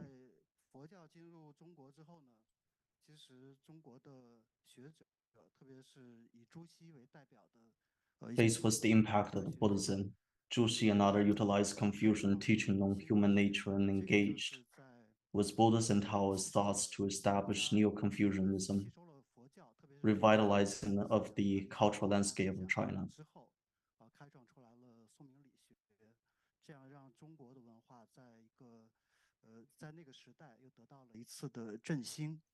那在近代西方文明进入中国的时候呢，也出现这样一种。 In the modern times, the assimilations of various Western cultural ideologies has led to a series of conflict, culminating in a political and cultural divide between the two sides of the strait. 有人提出三民主义，有人提出马克思主义，就各种各样的方案，其实都是一些现代化的方案。但是在这些方案，它最后造成的结果呢，其实还是有很多的文化和政治的冲突，包括现在当下的很多问题，也是那个时代所造成的。所以说，在1960年的中国大陆， In 1960, on the Chinese mainland, the inclination to suppress traditional culture had emerged since the May 4th movement reached its peak.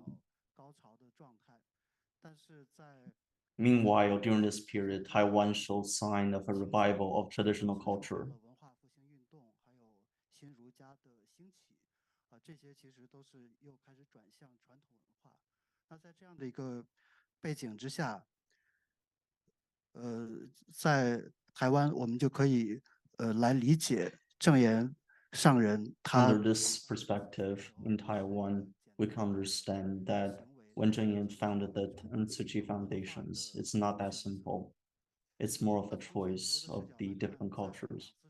From a global perspective, the two World War has led to a question of Western modern civilizations, exasperating various contradictions and conflict. 还有人类和环境之间的冲突，其实都在加剧。在这样的一个历史时刻，如果中国能够孕育成功一种更新型的现代文化， If China could successfully nurture a new form of modern culture, it will not only invigorate the national rejuvenation, but also offer new solutions to human predicament. 在台湾这样的一个特定的时空之中，以和合取代。 For over half a century, within specific temporal and spatial context of a contemporary Taiwan, Master Zheng Yan has paved an innovative path of cultural integrations through which one can glimpse the embryonic form of the new culture. 一个是关于证严上人对中国佛教，就是从 My paper focused on two different perspectives. 佛教的历史上面所吸收的资源，另一个方面呢是从儒家和 One is the constructions of foundations of the Chinese cultural identity. 这些都是从文。 The other one is absorptions of the Taoism. 先说一下。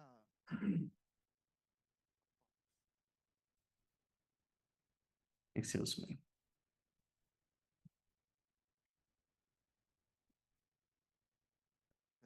好，没关系，我就这样讲吧。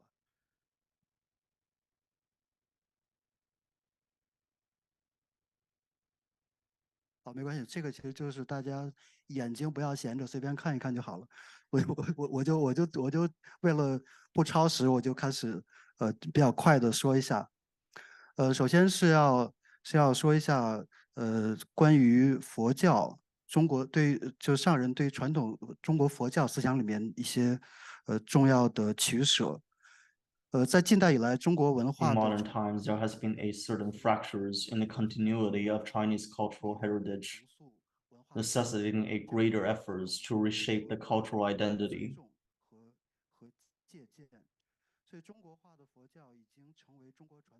Synthesizing Buddhism has become a significant component of Chinese traditional culture and serve as a crucial foundations for reshaping the core of Chinese cultural identity.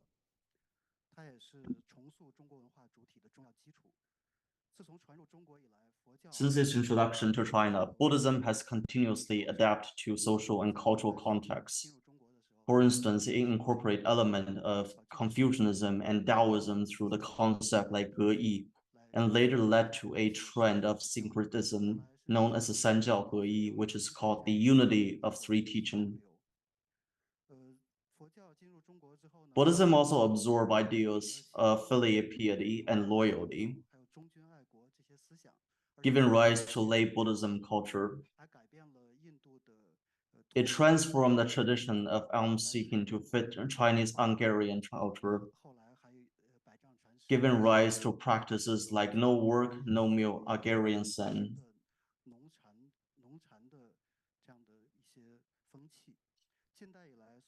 In modern time, as Western culture infiltrated and societal crisis intensified, Confucianism faces severe criticism.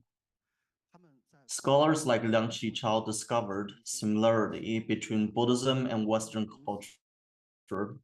They emphasizes the wisdom and faith and science aspect of the Buddhism, placing hope for social welfare and national salvation in Buddhism. Renowned monks like Masters Tai Xu and Master Yishuang identify problems of formalism and superstitions plaguing Buddhism of their era. Unhappy with the absence of lofty goals, such as achieving enlightenment for the well-being of all sentient beings, and encouraging of the 10 good deeds within the Buddhism community. They thought to revitalize the faith. They campaigned transformative ideas like Buddhism for life and humanitive Buddhism, aiming to infuse society with the Mahayana spirit of altruism. Master Cheng Yen, through scriptures like Infinite Meaning of Sutra and the Lotus Sutra, explore the true intention of Buddha, embrace the spirit of Buddhism and scriptures, aim to follow the path of Buddhahood while benefiting sentient beings, and thus establish the Jinsi Dharma lineage and the Tzu Chi school of Buddhism.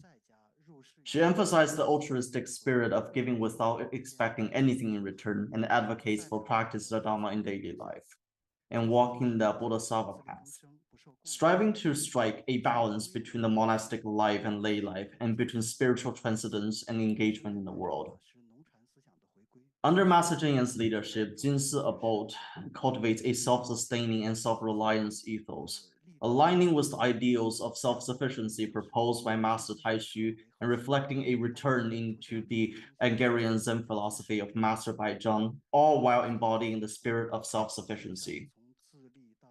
Master Cheng Yen prioritized the organization and education of the lay practitioner with Tzu Chi, describing it as organization of concentric circle.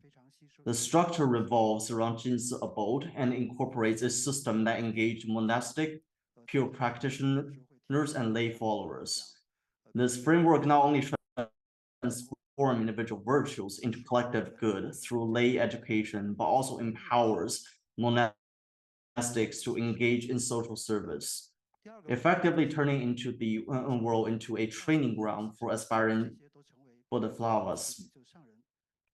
Additionally, Master Cheng also paid attention to incorporating indigenous Buddhism's sectarian thoughts, such as the idea that all sentient beings possess a Buddha nature, and the Tiantai concept of the truth within emptiness and the marvel within existence, and Huayan's principle of interpretations of phenomena and principle. Master Cheng Yen drew upon a wealth of intellectual resources to reshape the core of Chinese cultural identity, not only from within the Buddhism, but also encompassing the essence of traditional cultures like Confucianism and Taoism. In Master Cheng's era, the prevailing trends of Chinese culture has shifted from being counter-traditional to seek revival, thus his idea bearing a greater emphasis on continuity and inclusiveness. The following are the examples that illustrate the resonance between Master Cheng Yen's idea and culture of Confucianism and Taoism. Firstly, the spirit of practice and emphasis on actions. While Chinese Buddhism is predominantly Mahayana, it often lacks the practical applications of Bodhisattva vows. This resonates closely with the Confucianist principle of knowing what is right, but doing it even when it's difficult, and mentions famous words, there may be 1,000 people, I will go. It embodies an unwavering spirit of self-improvement and courageous progress.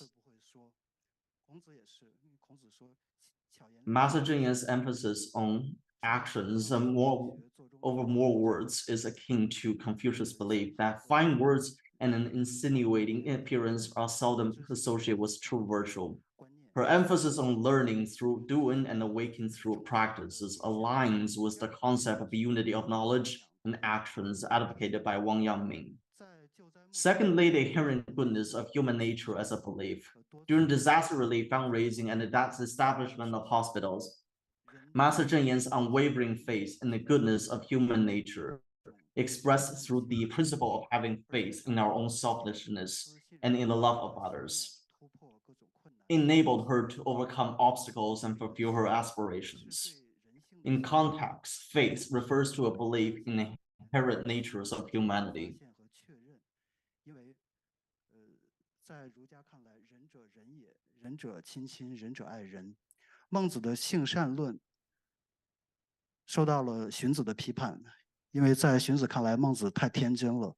Master Cheng Yen sympathized Mencius' idea that everyone can become Yao or Shen was the concept from Lotus Sutra that every person inherently possesses Buddha natures. This forms the basis for her propositions of returning to one's original pure nature, which provides a faith-based support for the inherent goodness of the human nature.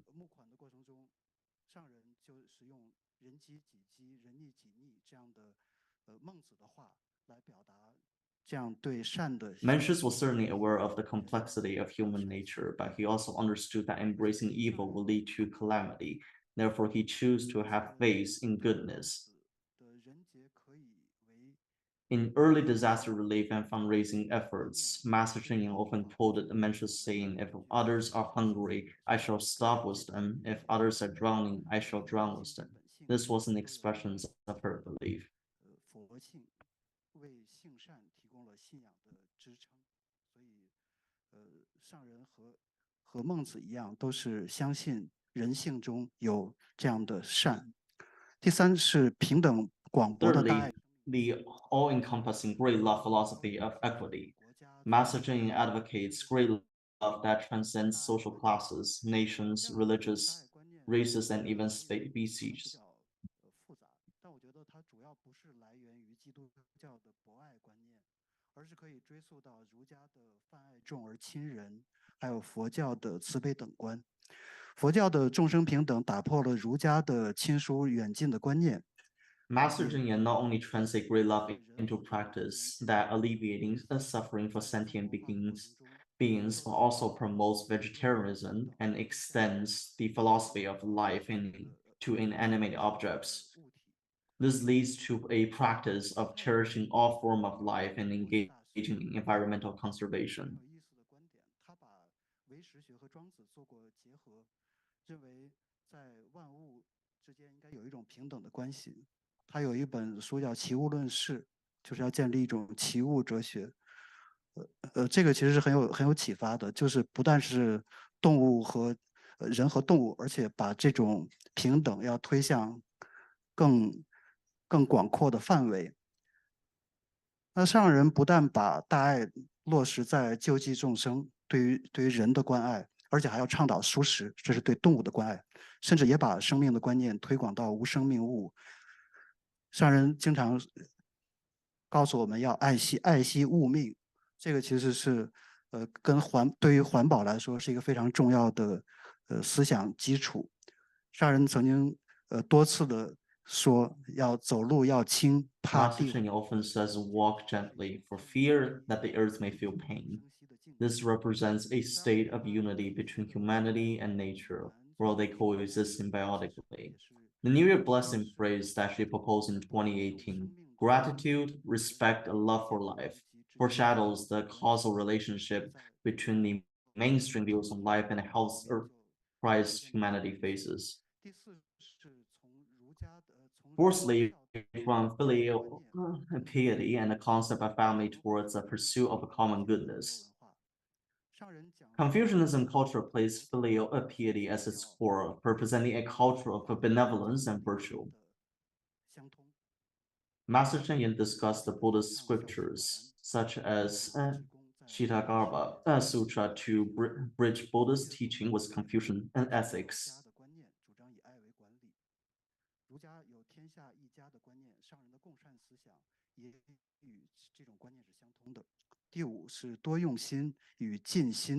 Fifthly, the life emotions of being wholehearted and exerting great efforts. Master Cheng Yen teaches the habit of being wholehearted, which bears a striking resemblance of Mencius' concept of exerting great efforts.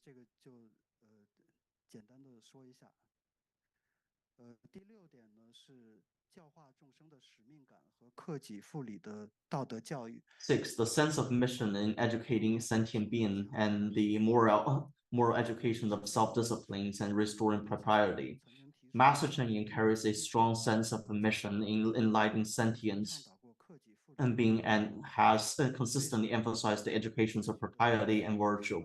She once proposed the educational concept of teaching through propriety, nurturing through virtue, and advocated the self-disciplines and restorations of propriety movement.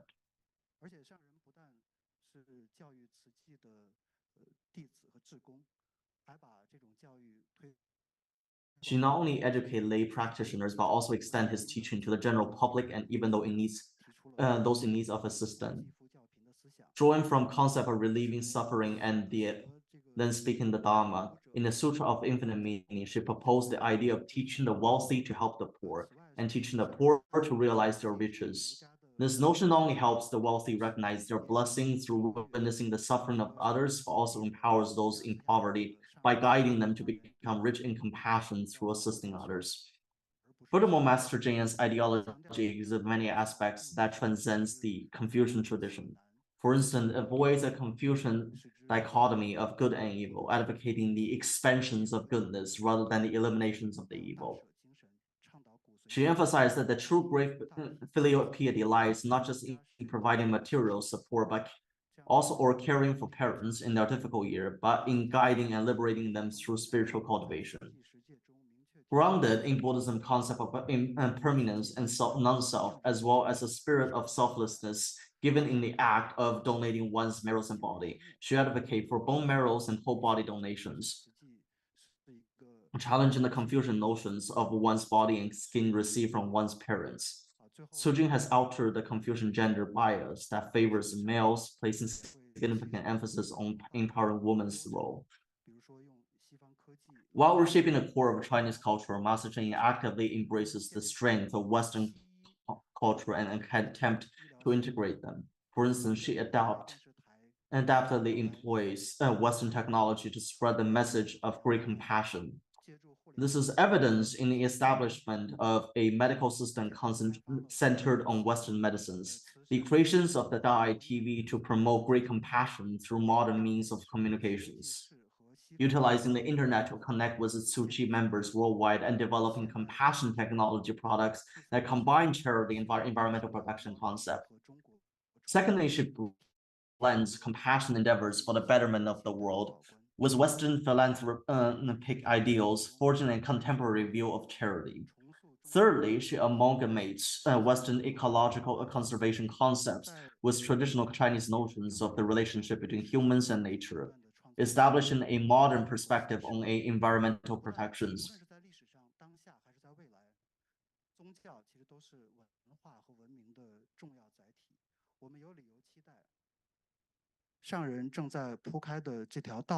In summary, with Master Cheng Yen's ideology, we witness a path of reshaping the core of Chinese culture while simultaneously incorporating elements from Western culture, thus realizing a context of cultural integration. Tzu Chi members worldwide are diligently walking this path and continuously innovating new forms of cultural fusion. We have reasons to anticipate that this journey signifies a revitalization of Chinese culture and serve as a path for exploration universal human value, overcoming shared challenges and achieving coexistence and mutual benefits. Thank you. That will be my presentations. 非常厉害。接下来我们有林健的教授，林健的是自己大学教授，也是宗教研究所的所长，也是我很好的朋友。大家有做林轩导师的菩萨观跟真言上人的菩萨观的比较。It's like he shared, Master Yinchen, Master Cheng Yan's philosophy on Buddhism is very similar. Now we have the next presentation. Thank you, Professor, for introducing me, and brothers and sisters, good afternoon. I'm Lin Jiande from Tzu Chi University. I'm very happy to share and learn and interact with all of you. I'm sharing a comparison between Master Yinchen and Master Cheng Yan's Bodhisattva philosophy. I'm sure all of you know that they are master and disciple. Master Cheng Yan is Master Yinchen's disciple, and they're both two very influential teachers in contemporary Buddhism. What are their similarities and differences? And what has been passed on in the same lineage?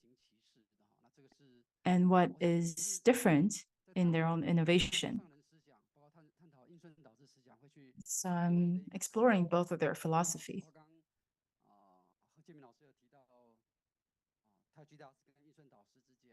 Just like Professor Jiaming shared, from these two teachers, when I compare, a lot of them have attempted to compare their philosophies. I think it's a very important subject. I've shared their connection in becoming masters and disciples is actually very special. They met in 1963, and that changed their life. Maybe it's a connection from another lifetime. And this is an inseparable connection and became a lifelong mission for Master Cheng Yan. They both worked for Buddha's teachings for sentient beings. But how did both of them initiate people onto this path of Bodhisattva practice?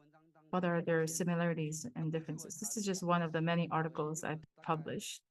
一脉相承，多元开展去形容哈，这两个人 Published that how they follow the same Dharma lineage, but expanded it with a diverse way that branches out this lineage. This is the framework of my thesis, how to pass down this flame on the Bodhisattva practice. So for Buddha's teachings for sentient beings, this is the core belief for the Bodhisattva path.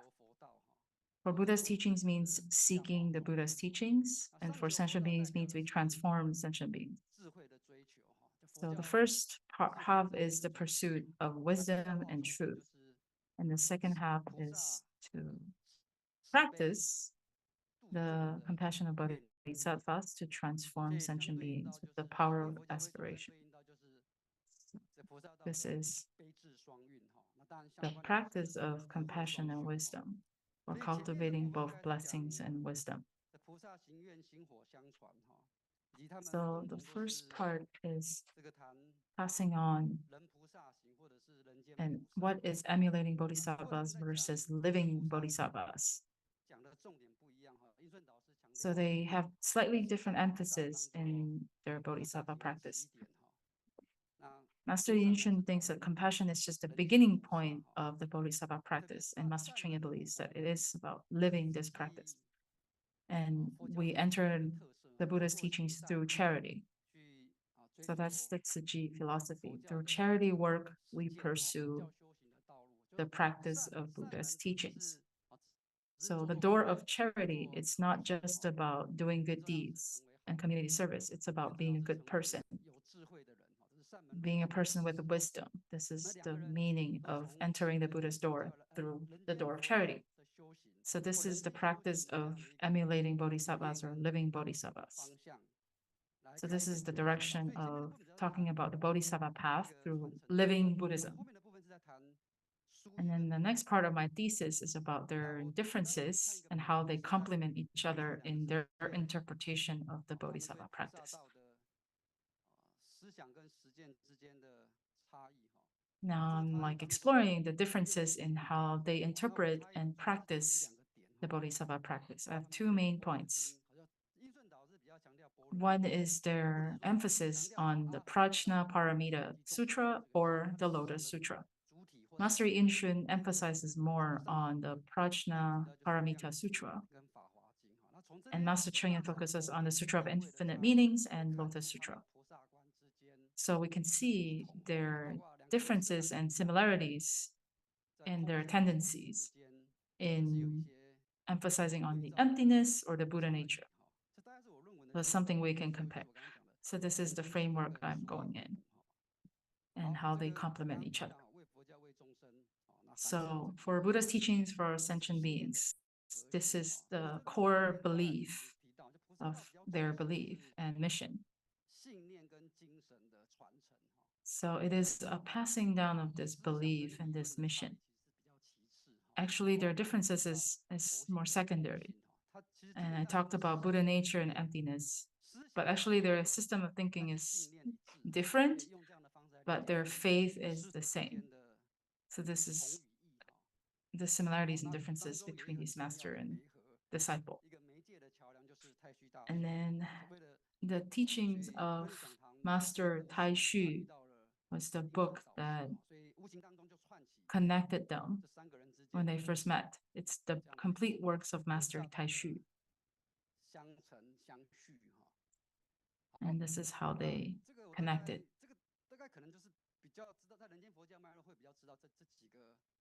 This is from the multiple beliefs and ideas. And the first thing is about the charity practice.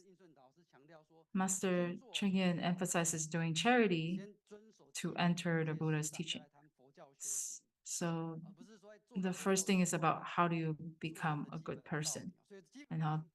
So the beginning point is about beginning to be a good person. So they have the same similarity. They emphasizes that beginners should adhere to the 10 virtuous deeds. And the 10 virtuous deeds is the starting point of emulating bodhisattvas. And upholding precepts are the most important thing. So this is a table on comparing Master Cheng Yen and Master Yin Shun. And it's emulating bodhisattvas versus living bodhisattvas. They're very similar in meaning, just slightly different choice of words. Master Cheng Yen uses living bodhisattvas and Master Yin Shun uses emulating bodhisattvas. And Tzu Chi has 10 precepts. Master Yin Shun has 10 virtuous deeds. And Master Cheng emphasizes integrity, sincerity, and compassion and joyful giving. So like internal cultivation and external practice of kindness. This is Master Cheng Yen's emphasis.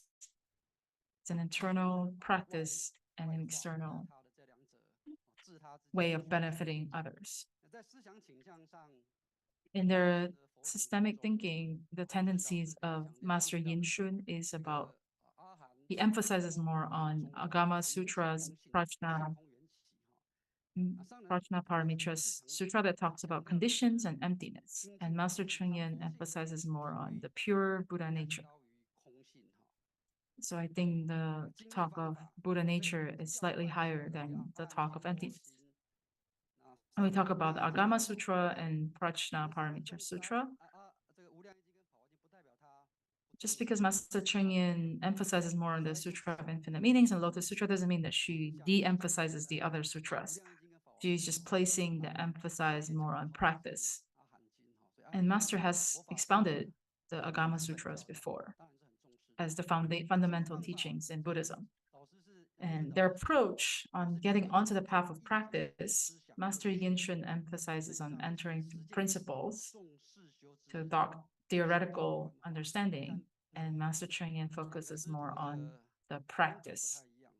So they have slightly different styles in their approach.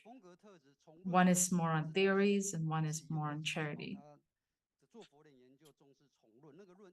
So Master Yin Shun talks about studying the treatises and theories and principles and discourses to verify the teachings.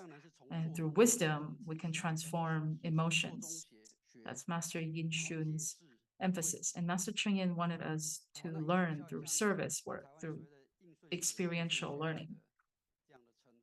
So there is a school following Master Yin Shun, the Yin Shun lineage, and Master Cheng Yen just established the Tzu Chi School of Buddhism. So my thesis is exploring their differences. The Prajna Paramitra Sutra versus the Lotus Sutra and their differences. And both these teachers, what are their differences? And based on the sutra they choose to emphasize, we can see. The Prajna Paramitra Sutra core teachings is about emptiness. Just like Tiantai School's Dharma Master Zhizhe talks about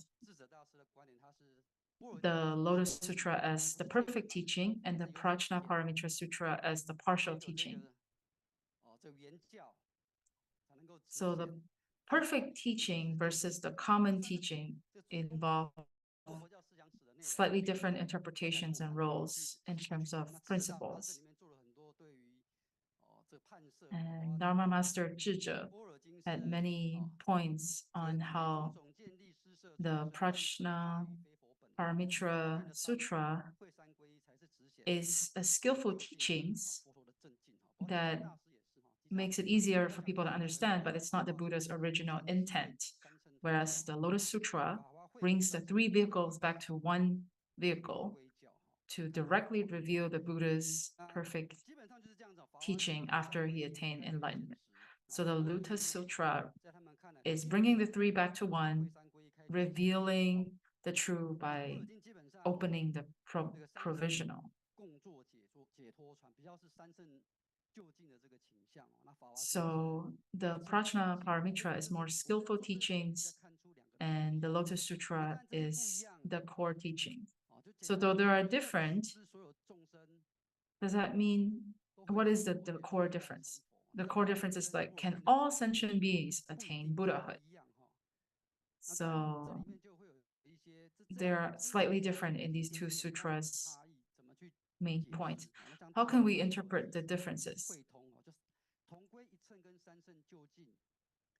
So when they bring back the three vehicles to one ultimate vehicle, both are true.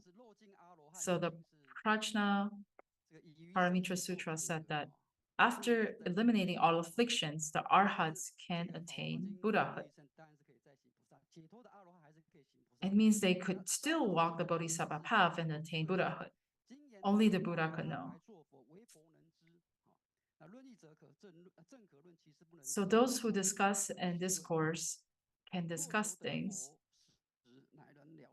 but what cannot be predicted cannot be discussed lightly. Whether people could attain Buddhahood, only the Buddha knows. And most of us just need to have faith, and we cannot know for sure. So based on this small disparity between these two sutras, I felt like one is more rational and one is more emotional. Rationally talking about this, the Prajna Paramitra Sutra is correct, but emotionally, we all will and can attain Buddhahood through the Lotus Sutra, as long as we practice the Bodhisattva practice with compassion and wisdom. So I'm not going to go deeper into the same point, but the biggest issue here is Master Yin Shun's practice is based on the Prajna Sutra, especially the emulating Bodhisattva's practice. But for Master Cheng, though she does not follow the Prajna Sutra, the core teachings are the same foundation. She uses the Lotus Sutra teachings to encompass all the teachings from Prajna Sutra and Master Yin Shun's core teachings. They're all encapsulated in Master Cheng Yen's Bodhisattva practice. Put it simply, in the past, Chinese Buddhist history, the ancient teachers, most of the teachers did not emphasize on lifetime after lifetime returning to this world to practice. Even Master Zhizhe rarely talked about coming back to this world to practice. When we look at these ancient teachings and traditions, most of them is about meditating and attaining awakening in this lifetime.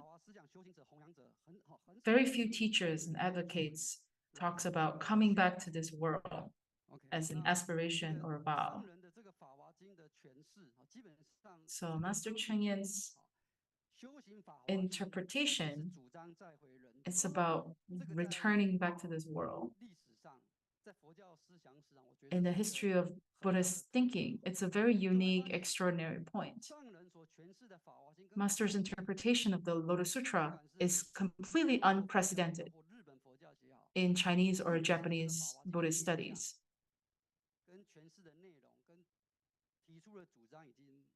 And she has found her way to innovate in her interpretation. She often talks about the essence of the Lotus Sutra being in the Sutra of Infinite Meanings. In the Tiantai school or other teachers, very few people have said that. They might say that, yes, the Sutra of Infinite Meanings is just a prelude to the Lotus Sutra. It's not their essence. No one has said that the essence was in the Sutra of Infinite Meanings. Only Master Cheng Yen has said this. So this is something that we can explore. Even coming to this human realm, coming to this world, this Lotus Sutra practice as a main point, coming to this world, it's very different from the Prajna Paramitra Sutra. So we could see this uniqueness. Although these two teachers have their own interpretations and understanding, it does not change their common belief in the Bodhisattva practice. It's like they're coming back to the same point through different paths, which is the Bodhisattva path and the living Bodhisattva's practice. And the other difference is the thought on emptiness. It's a mainstream mainstream characteristic of Chinese Buddhist tradition. It's always talking about emptiness.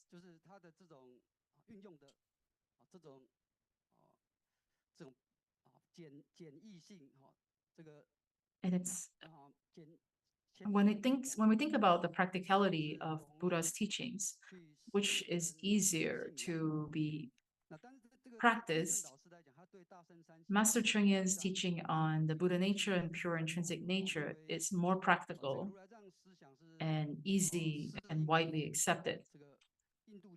Comparatively, Master Yin Shun's thinking on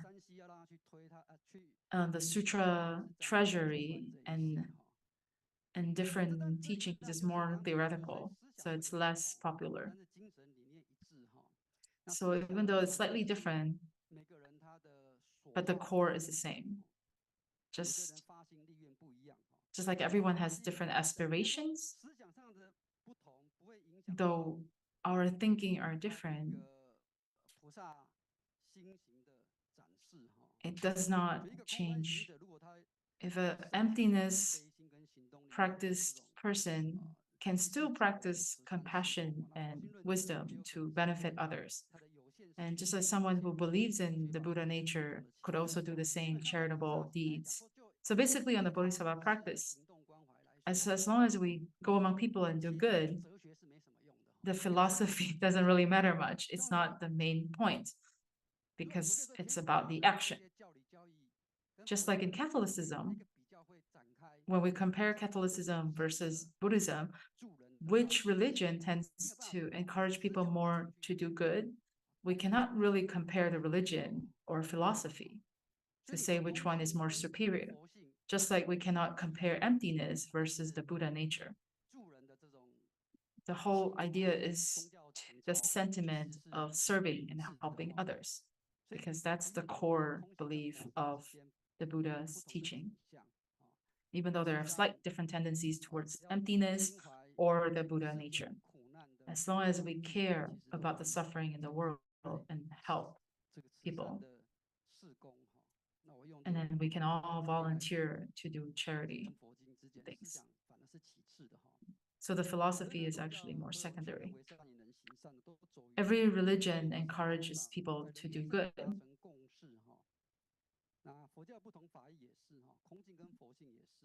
So the same thing in slightly different doctrines of Buddhism. And it's the same. So it's a slight difference in their approach. One approaches through theory, one approaches through practice. Master Yin Xun is an academic scholar. He likes to study the doctrines, the principles, and he's more scholarly. He did not adhere to the spirit of Indian Vinaya principles by personally establishing a monastic system. So this leads to a portrayal of him as someone more adept at diagnosing diseases rather than curing them. He offers prescriptions and names of medicines without disclosing the dosage and preparation methods of each ingredient. And Master Yin Xun has confessed that this is how he emphasizes more on theory instead of actual practice. At this time, Master Cheng Yen began Tzu Chi's missions work, which complemented Master Yin Xun's regret of being more lacking in practice. And the Bodhisattva practice have many different approaches, so we cannot really generalize. So because of their differences, they could complement each other and they can learn from each other. So this is my conclusion. I'm sure not just between Master Yin Xun and Master Cheng Yen, there are also many other teachers with different demonstrations of the Bodhisattva practice. And they've all contributed their ideas into this wide, diverse appearances of the Bodhisattva practice. So in my sharing of how they passed on and continued the core belief, they really complement each other. This is my presentation. Thank you very much. Thank you, Professor. Tomorrow, another presentation from the same professor. He will approach the same topic in a different angle. Next, another professor from Kun Hong Ho, who would share about Master Cheng Yen in the history of Taoism.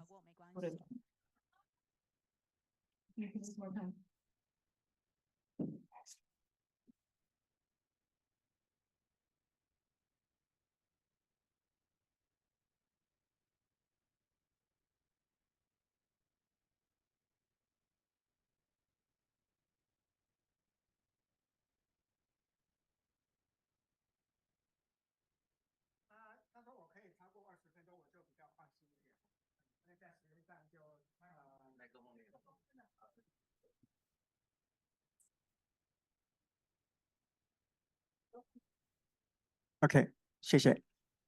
谢谢主席阿芬教授啊。那 Thank you to our moderator. So what I want to share with everyone today is about Master Cheng Yen in the history of Taiwanese Buddhism.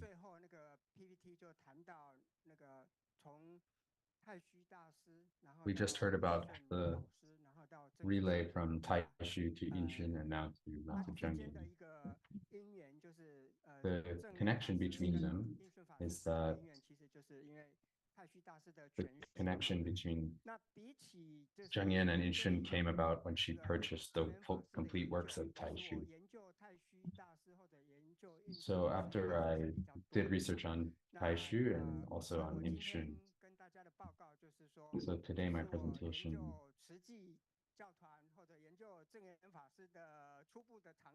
this is only my first step of doing research on Tzu Chi. I've done more research on Taishu and Yinshun, but I hope to continue and I hope to have some feedback so I can revise and consider more avenues of research in the future. I will be discussing 3 aspects today.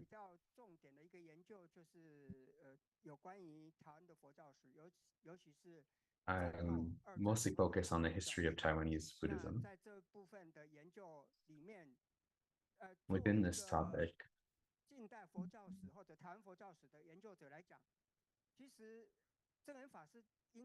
Master Zheng Yan is someone that I'm very familiar with as a researcher of Taiwanese Buddhism.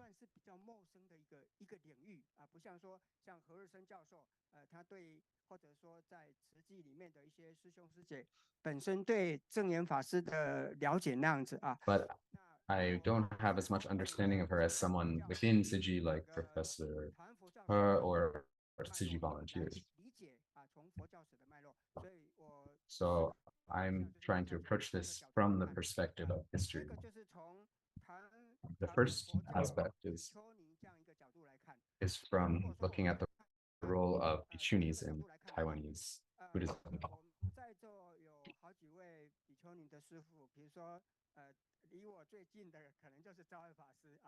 Of course, we know Zhao Wei, Dharma Master Zhao Wei, who's sitting here.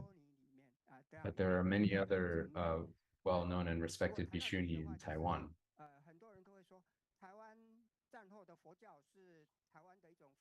Many people say that one of the interesting characteristics of Taiwanese Buddhism is the number of Bhikshunis. As a man, sometimes I think, where did all the men go? But of course, I don't mean anything by that.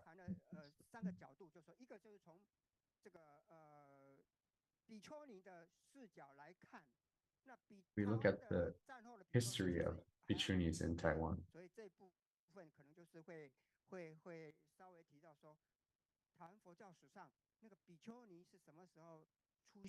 We trace this back. What time did Bhikshunis appear in the history of Taiwanese Buddhism? And what happened that was different in Taiwan?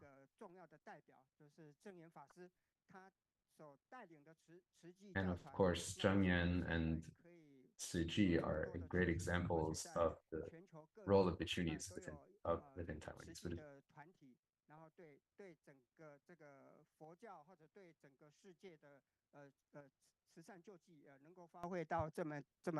And of course, we can see the importance of the role within the organization and also Tzu Chi's important role within the world.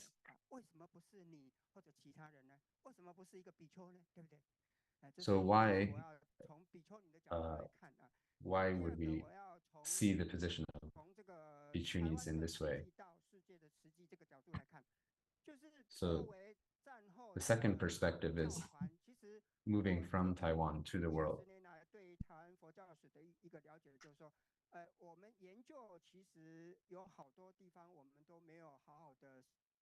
There are many areas of Taiwanese Buddhist history that we haven't done enough research to understand.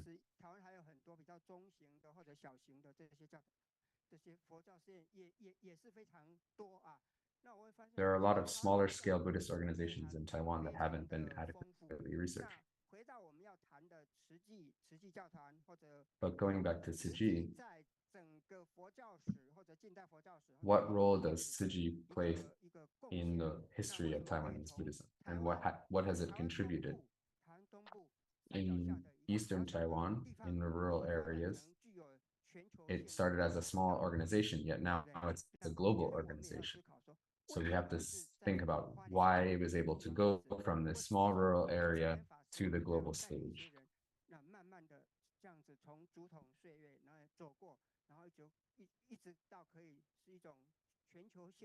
How did it go from accepting small donations of loose change to the state of institutionalization that it has reached today?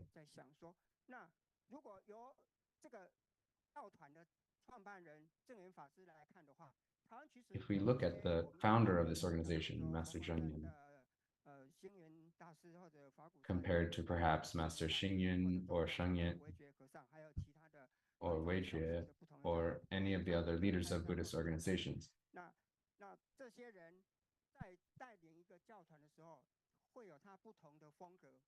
all of these leaders have different leadership styles. So what is Master Zheng Yin's leadership style?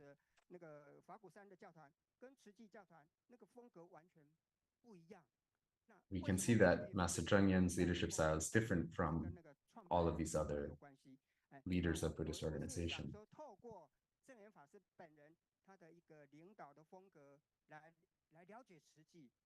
So thirdly, we can understand Tzu Chi by looking at Master Zheng Yin's leadership style.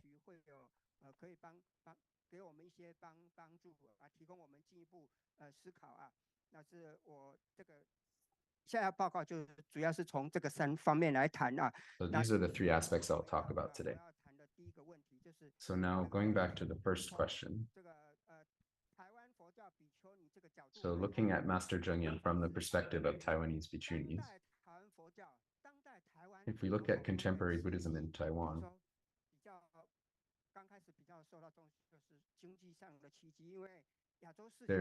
we can say that there are many miracles of Taiwanese Buddhism which are closely connected to how Taiwanese Bhikkhunis present and carry themselves.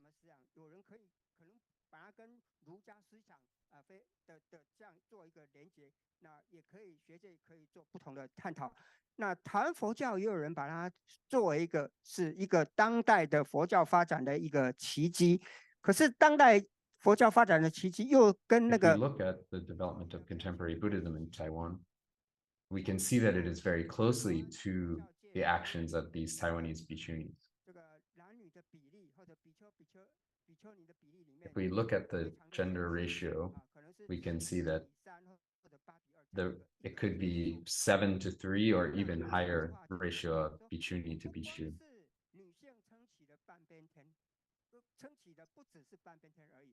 So we can see that women uphold a major portion of the roles within Taiwanese Buddhism. So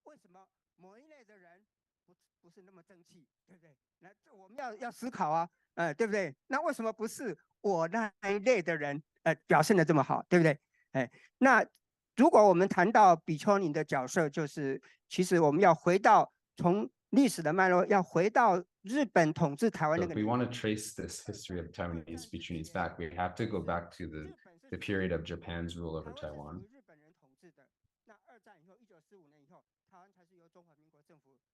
And then, of course, after 1949, Taiwan was controlled by the Republican government. And then as the economy developed and the political situation opened up, we can see there's continued development within Taiwanese Buddhism, and many Buddhist organizations grew larger and larger. And of course, Bhikkhunis played important roles in this entire process.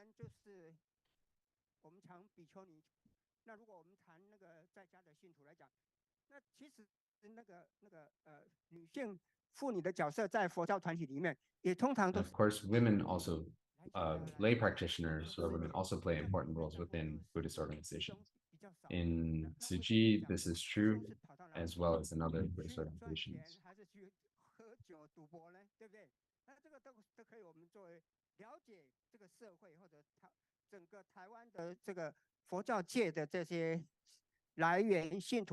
if we look at the entire Buddhist community in Taiwan, we see that women play a very large role.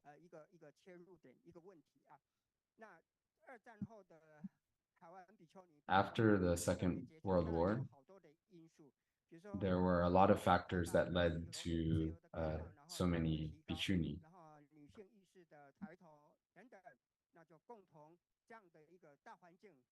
the development in the economy, ideas of gender equality, and educational achievements all led to the increase in the number of bichunis. 蛮惭愧的啊。那我在想，哎，有这么多高学历的女性去出家，那当然在这个整个比丘整个僧团里面啊，比丘尼的僧团里面那个素质就提高了。所以教育其实是非常非常的重要啊。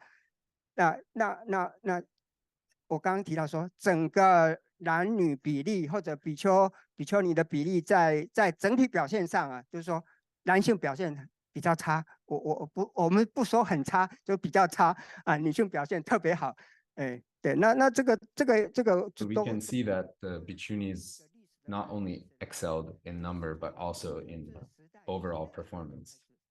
This began even back under the period of Japanese rule. And of course, Taiwanese Buddhism has been influenced by the interplay between traditional Mindanese Buddhism as well as modernized Japanese Buddhism.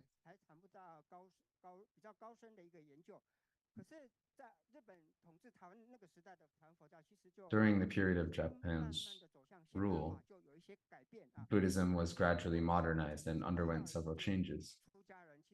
So I'll mention a few monastics in that period. For instance, Venerable Miaoran and Venerable Yuanrong, who transmitted the triple platform ordination.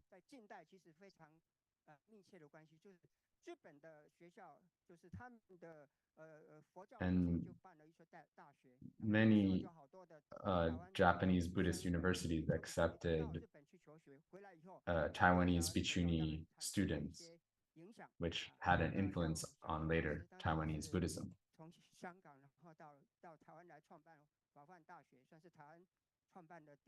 For instance, Venerable Xiaoyun founded Huafan University, Venerable Hanqing and Venerable Huiyan, who taught at universities, Venerable Dacheng, who earned a PhD from Komazawa University in Japan. So we can see the kinds of achievements of these Bichuni. Of course, there's Venerable Wu Yin, the founder of Fragrant Light Sangha, and then Zheng Yan Fa Shi, and of course, Venerable Zhao Hui.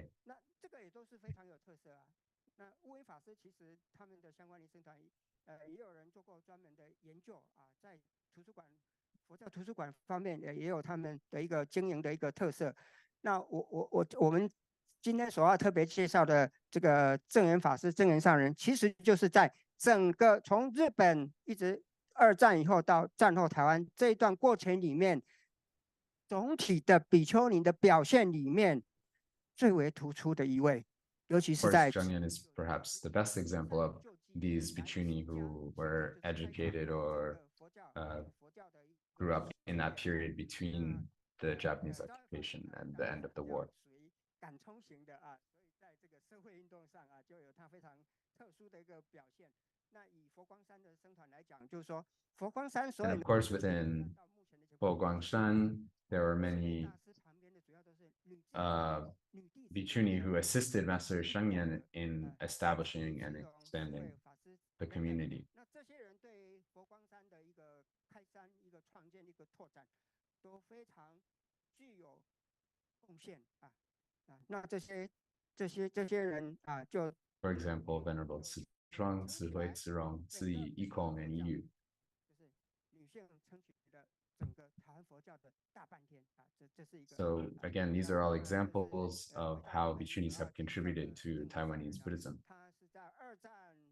Now, the subject of this study, Master Zheng Yan, was born 2 months before the outbreak of the Second Sino-Japanese War in 1937. And then Taiwan came under the governance of Republican China in 1945. So she experienced over 8 years living under Japanese rule, but she took refuge after the war. 好多女性也都是走过那个年代啊。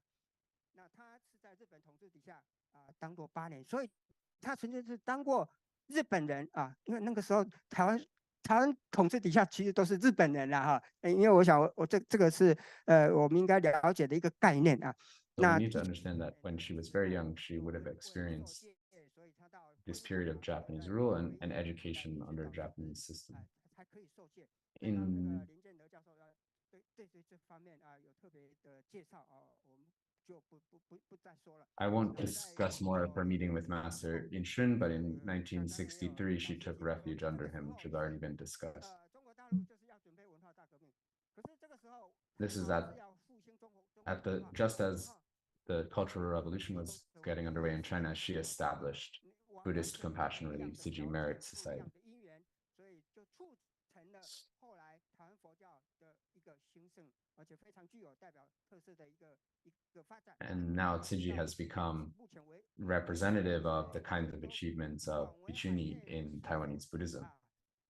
那当然就是我们说这个佛教的开山，它可以从不同的途径来尽力来起家。那正言法师他主要就是从慈善来起家，奠 Of 定 course, Buddhist leaders have different focuses, and Master Zhengyan has focused mainly on charitable work. 有这样前面所讲的这些因缘。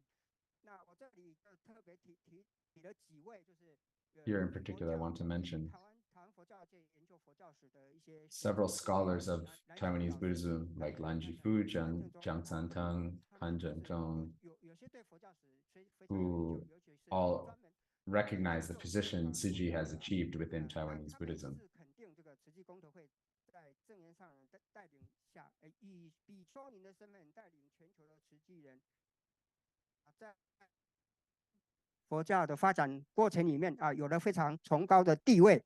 那我这个底下就是稍微简单说一下，就是从1990年代的时候啊，就有各种名誉的头衔啊，比如说全国10大佛教领袖的调查啊，他是当时10位里面的第1位。然后慢慢随着慈济功德会的逐渐向外国际化拓展，然后国际界的比如说 Time 杂志或者BBC 啊，就发布这个全球的最具。 Beyond Buddhist researchers, we can also see that BBC, Time Magazine, and other organizations have recognized Master Zhengyan and Tsuji's contributions. 从印度有佛教历史发展以来，或者说中国佛教史，或者汉传佛教史，或者台湾佛教史，过 So 去 whether we look at the history of Indian Buddhism, Chinese Buddhism, or Taiwanese Buddhism, these kinds of achievements are unheard of within history. So she has a very unique position within the history of Buddhism. 我有这样的觉得啊。那第二个问题就是说，台湾的慈济慢慢的从 So my second aspect I wish to discuss is from Tsuji in Taiwan to Tsuji in the world. In May 2011, the Taipei Classic magazine published From the Bamboo Bank Era to an International NGO, where Master Zhengyan summarized the key developments of Tsuji's first 40 years.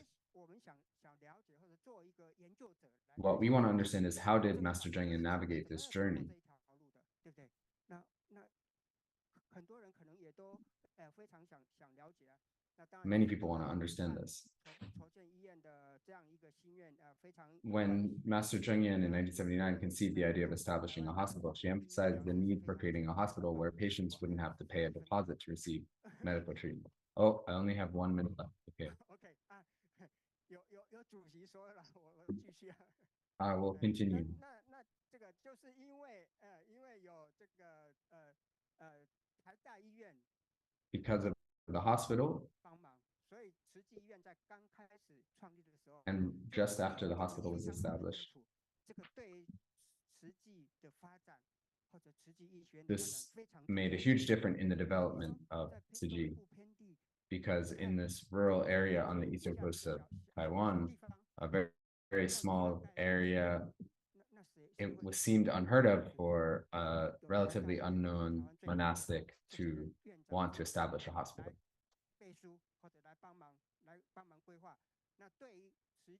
But of course, the development of this hospital set a foundation for the further development of Tsuji.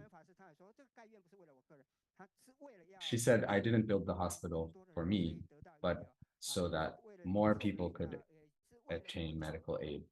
So it was also for the Buddha's teachings for sentient beings. In 1991, within Tzu Chi, this is a very special moment. In Taiwan, Tzu Chi's 4 missions of charity, medicine, education, and culture were already active. And at this time, Tzu Chi began establishing branches in other countries such as the US, Canada, Japan, Singapore, and Malaysia, signifying the gradual expansion of Tzu Chi beyond Taiwan's borders.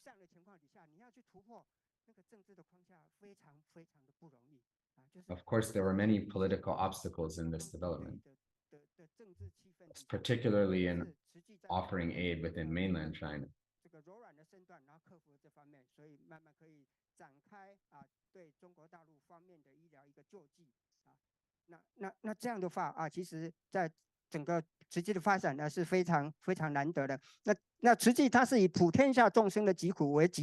Tzu Chi takes the suffering sentient beings all over the world as its own responsibility. While we are rooted in Taiwan, we hope that this love from Taiwan can embrace the world. This shows Master's idea of Tzu Chi operating on a global scale. Up till now, Tzu Chi has performed relief efforts in 128 countries and has ongoing charitable work with volunteers in 67 countries. For example, we talked about in the past how England was the empire on which the sun never sets, but now we can see that Tzu Chi also spans the globe like a large family, transcending not only national boundaries, but helping sentient beings all over the world. So we can see this contribution. I'll just very quickly discuss my last point. Why was Tzu Chi able to develop this way? This has to do with Master Zheng Yan's leadership style.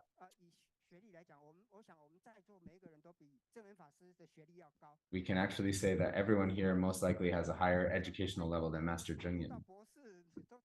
Some of you have PhDs, you're professors, but Master never left Taiwan before and lacks any formal education.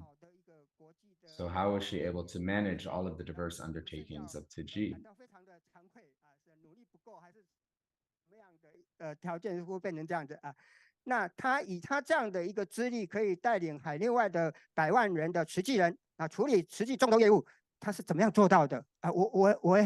is she able to achieve this? I really wanted to understand. I'll just analyze this by looking at a few points. One, Tzu Chi is like a large family. And of course, Master Zheng Yan is the parent. She's the center, and then groups are formed around her.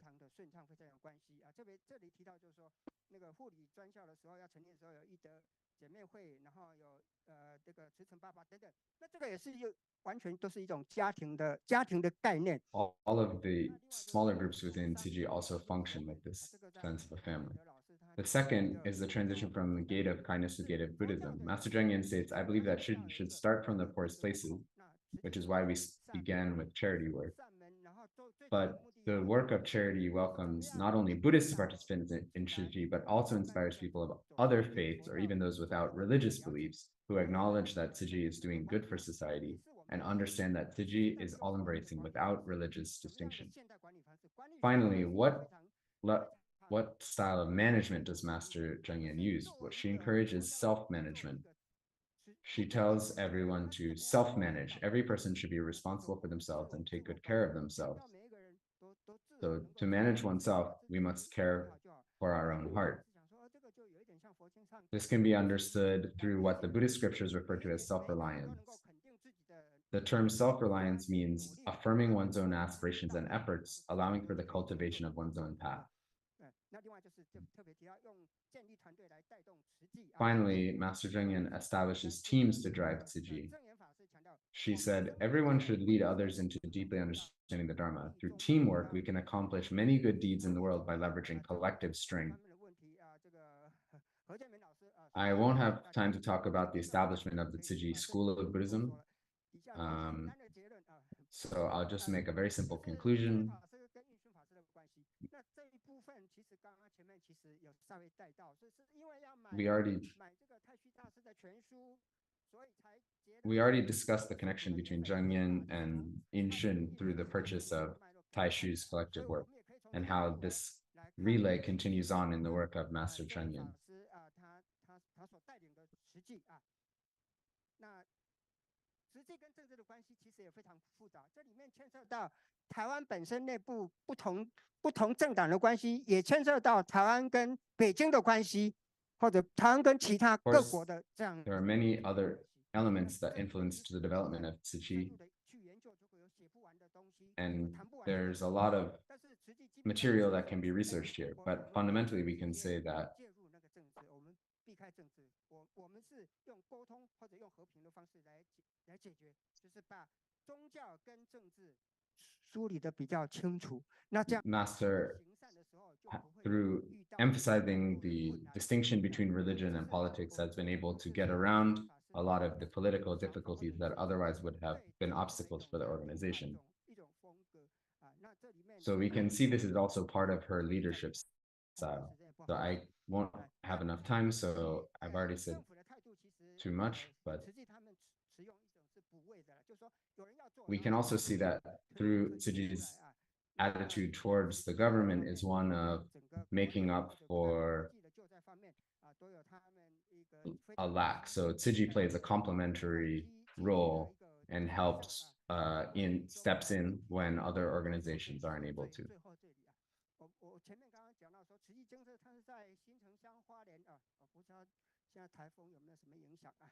他说 So we don't know about the emphasis of the recent typhoon in Taiwan, but we hope everyone there is safe.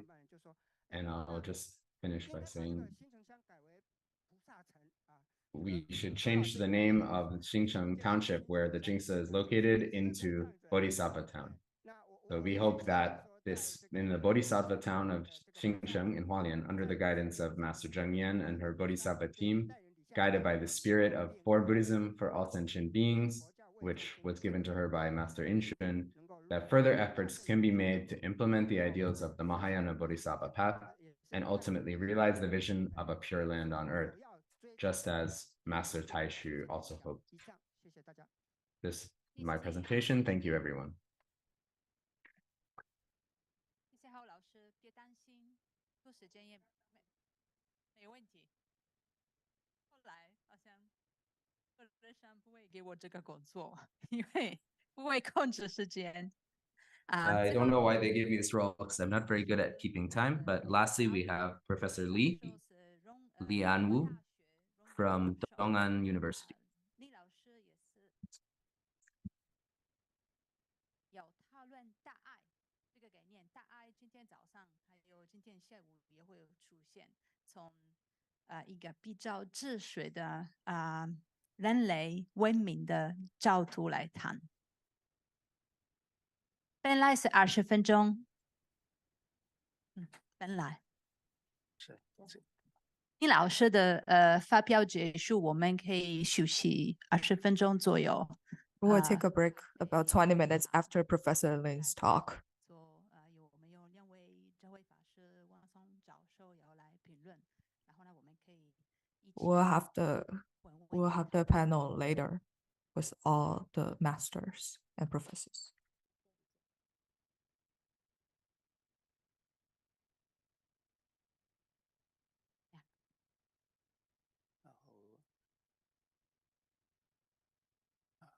主席，我们在座诸位师兄师姐， Distinguished guests and professors. 我不是佛教的专业研究者，对 I'm not a professional researcher of Buddhism. 秉承着我在慈济任教有14年的一些体会跟感 I have been teaching in Tzu Chi for 14 years, and my research is about religious philosophy. 顺着今天几位前面想讲一下。 I will follow the topics of the previous speeches. Wait a second.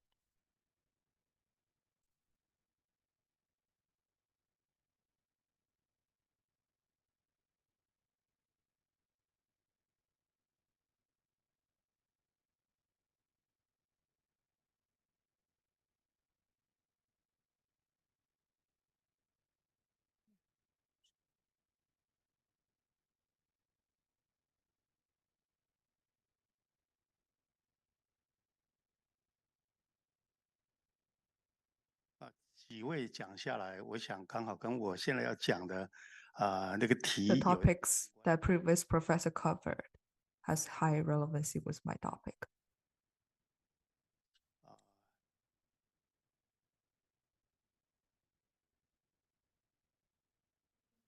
应该是哪一个？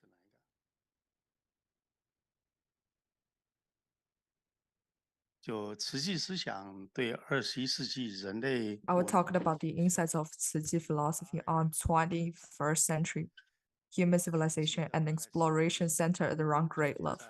I remember 3 years ago, 社做过类似这样的一个报告。我认为 I have talked about the similar topic 反思的问题，所以我这 about 次 3 years ago in 那一 Tzu 次 Chi's 做了讲 conference. 座之后，做了一个反思，写了一个基本的理解。 I reflected upon the past talk and wrote 这个慈 a 济 passage about it. 1966年，刚刚很多朋友都做了报告了哈。我想他 The Tzu Chi Foundation, founded by Master Zheng Yan in 1966, 信仰有力量的一个最佳体现者， has faith, 大乘佛教慈悲 power, 喜舍的精神实践在整个人间世，推进 it converges 由近及远 the 遍及 Buddhism 世界。显然 to 人 all 类想 human 要的 beings and then 解 spread it 脱，而要求的是所 to 有众生的 the globe. 佛国的源现。我想这是两个核心性的概念，从苦业的解脱 It 到 efforts goes beyond liberation from suffering and extend to the realization of Buddhahood for all sentient 而且是要 beings. 此岸求得清净真实。它真正体现了佛法 It 世间的人间 seeks 世 not 界 only to deliver beings to the other shore, but also to attain purity and truth on this shore. It truly embodies the concept of Buddhism in the 正言法 in 师 a- 的这样的一 from 个师徒的 Master Zheng Yan. 不同，但信念是一致，为佛教为众生。 It has different ideas, but they converge together to the ultimate end. 原先太虚大师的人生佛教的 The humanistic Buddhism will go back 充实饱满的可能性了。也就 to 是 the 这时候 Master Tai Chu's 导 philosophy. 师原先提出的人间佛教，其实跟人生佛教是有不同的啊。但是现在的话，变成是 There is the difference between Renjian Buddhism, humanistic Buddhism, 那时候曾 and 经编过一本书叫《当代 Renshen 佛 Buddhism. 程》。 I used 是要 to 站在儒家的立场 write a book 后去理解 about 这事的啊。后来因为各种因缘 about 包括 Buddhism from the 家母 from 等 Confucius 各方面的 philosophy. 融懂也各方面的因缘对佛教慢慢认识多了。我认识佛教其实是 I have 当代如佛论 understood 真从 Buddhism 儒家 from 立场 all kinds of 进入 perspectives. 佛教的理解，这也很有趣哈。 I started 那 from Confucius philosophy 其 to 实不太习 understand 惯 Buddhism. PPT 啊，我比较习惯说。 I'm not very used to PPT. 其实 I 儒 will 家 just 是有 talk. 生法，佛教是无生法，这两个基本上在佛教的话是融通的很好。大乘佛教是把 Buddhism 无生法 converges 无生法 那我们 with 世俗生生叫做 法. 生灭法所以这有三个法：生灭法这个生生法跟无生法。但是佛教对于儒家基本上理解是不够的，常常把儒家判为生灭法。 Buddhism has insufficient understanding 儒家有生生法，这一点是不 of 同的 Confucius. 那以正言法师来讲的话，我觉得 Based on Zheng Yan, Master Zheng Yan, 融摄到无生法里面融摄的非常好的，这一点是非常可贵、非常难得。 Finding 我 Confucian 常 and 常 Buddhist. 我跟 Thank 建 you. 德教授，我们以前是同事在慈济任教的时候，我常跟他提说，这个正言法师遇见了这个印顺导师，是印顺导师这一生最大的幸运那也是正言法师 it is 这 the greatest luck 的一个因缘。 of 应顺法 masters to meet 没有遇见了 with 正言 Master Zheng Yan. 后来这个发展 If 大概 Ying Shun 人间 hasn't 佛教跟人间 met 佛教之间 Zheng 也 Yan, 这么顺当的一直发展出来， there won't be a smooth convergence between 生生法. 这是很有趣的。我说的是准不准我不知道，但是这个是一 It 个 is 很有 such 趣 a 的。 destiny for them to 所以 encounter 印 with 顺大 each 师 other. 虽然是印顺导师的师父，但是他的思想 Master Taishi is the teacher of Taishi, but they have different philosophies. In the early time, he has criticized Buddhism. Yin Shun is in his 30s. He's a very interesting person.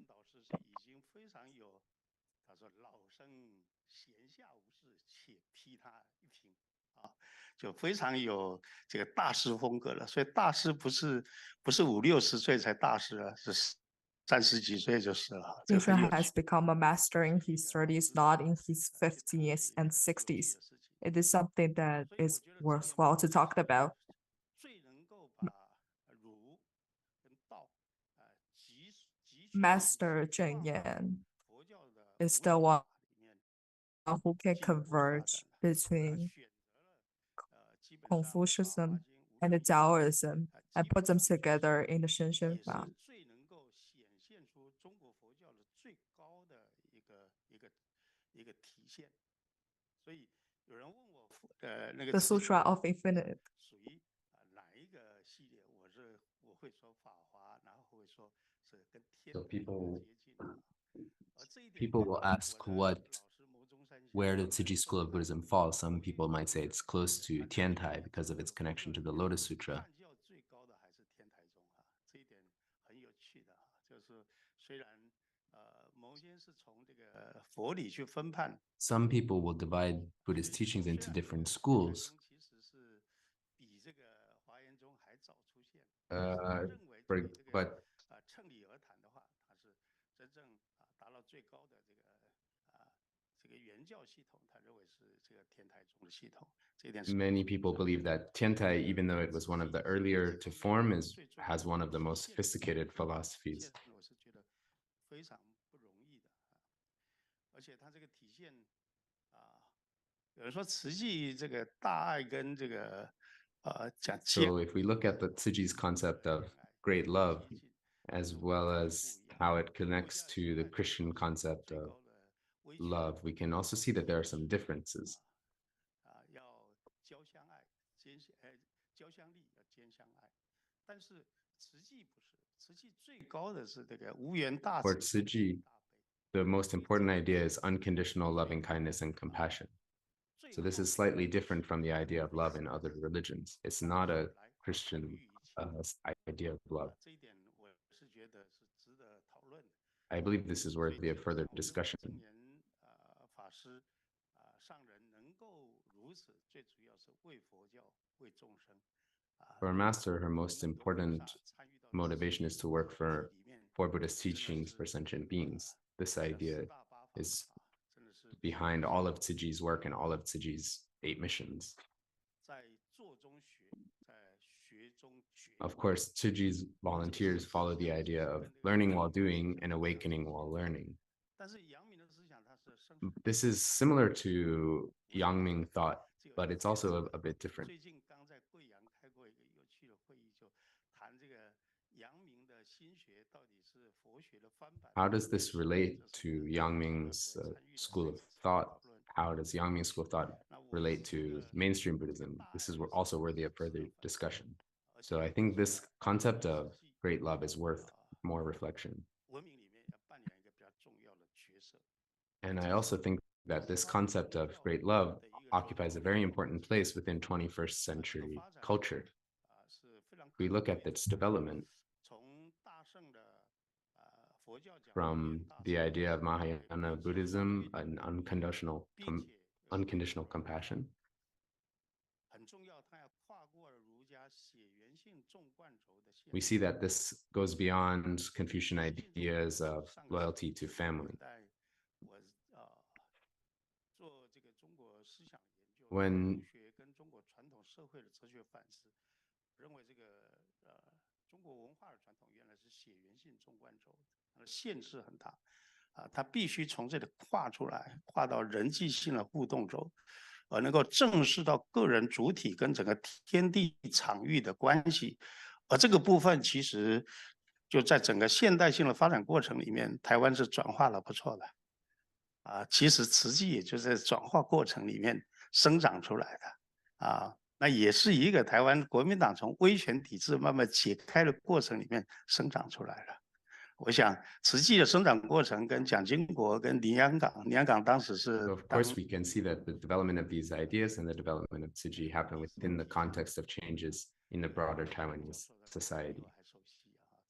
So some other researchers are probably more familiar with these developments than me. We can also say that this applies to Bo Guangshan and Zheng Kaishan as well, and Fa Gushan. These 4 large organizations, if we look at all of these aspects of humanistic Buddhism in Taiwan and look at their development as Taiwanese culture also modernizes, we can see the changes within these organizations. We can see that the other 3 all explain themselves as being part of the Chan school, but Tzu Chi has established itself as its own school.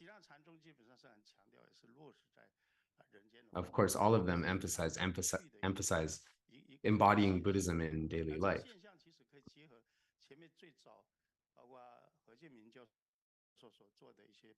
This goes back to what Professor He Jieming was saying.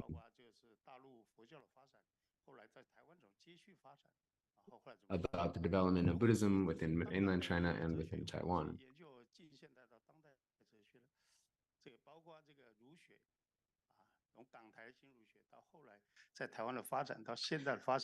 And we can also see this development in Confucian studies within Taiwan as well.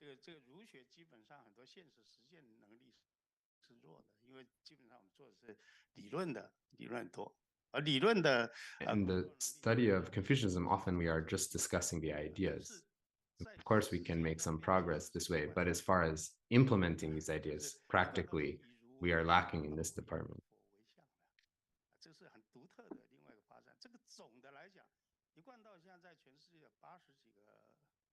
We can see, for instance, Yiguan Dao is present in many countries around the world, just like, and Tzu Chi is also present in many countries, and Bo Guangshan is perhaps in even more. So what is the reaction?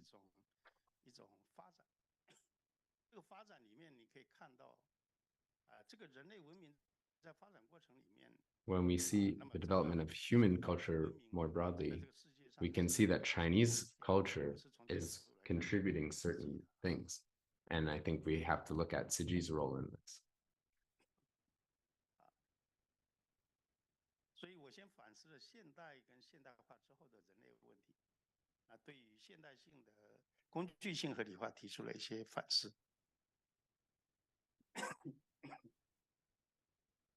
讲到慈济兴起因缘，刚刚讲了哈，这个也是可以跨过就不说了。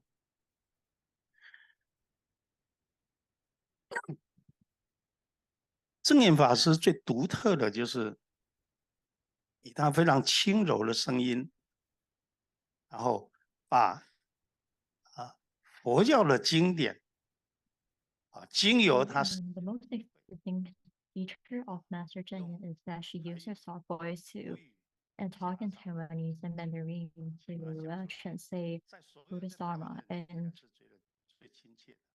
preach it to the audience.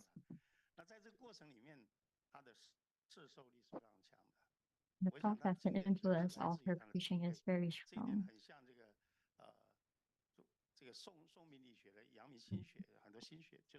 It's very similar to the Yang-Ming Style that many of her interpretation coming from both explanations.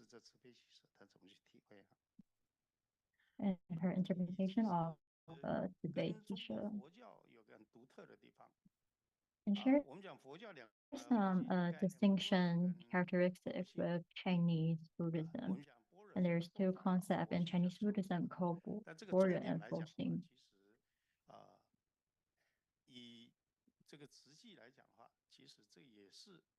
For Tzu Chi, 佛格的原现跟完成，我刚才提到这个部分。 identifies achieving to bring perfect environment through spiritual practice and for benefiting ourselves, to benefiting others, and for becoming the Buddha and reach the ultimate liberation. And the developmental process emphasizes the journey of the great path of Tzu Chi Bodhisattva path. This is the spirit of Tzu Chi. 感谢阿芬主席哈。所以你可以看到这种所谓大爱菩萨道的无私奉献、关怀他 So 人 you can see the selflessness care of the great love and how they contribute to social equity, etc. 他在做，他基本上不是实用主义的去做环保做什么而已，他这个他告诉你， As you can see, Tzu Chi is not 不止如此，这里面隐含了一个爱。 only telling you that environmental protection is benefiting the all sentient beings, but we can also see that it embodies a cycle of love, and there's like a circulation of Bodhisattva path in it. 牧人还要木心啊，我们去劝牧的时候，这一点很重要。 So not only have to recruit people, you also have to recruit people's heart. 跟随着台湾的现代性的发展来讲的话，它也是很有趣。 And you can see this process also follows along the modernization process of Taiwan. 人间佛教的疗愈的脉络。 And you can see the trajectory of humanistic Buddhism has evolved from a blend of Shendao Buddhism to humanistic Buddhism. So you can see the most important feature of Buddhism is 非常重要了。我觉得以前我们台湾谈 faith, 对还不错 healing. 了哈，但是很奇怪就是我记得这个 And you can see strangely nowadays more and more people are talking about spiritual healing. And starts from this concept start from Professor Yu Dehui. 8年之后，现在是请林健的去接任这个工作，我们基本上大概就一直在做这个事啊，信仰、实践、疗愈。而疗愈这个 Yeah, 概 this has what I've been practicing is 信仰 faith, practice, and healing. 每天大家在口头上提到的概念，这个 And these concepts has become like everyday concepts people talk about every day. 个人怎么安身立命， And this 个 concept 人跟 is 群体之间怎么样 emerges out of modernity where people think about how they should live in this society. 里头有一个非常重要的disenchantment 的过程，就是我们所说的 And you can see there's a very important process of disenchantment in Max Weber's word. 所以基本上不是灵验而去信佛教的，而是因为我去行善。 You're not only believing, having faith in Buddhism because of Ling, but it is because of the healing we can get from Buddhism. 这个做环保的活动，不止 For example, the act of doing environmental protection act in our recycling station.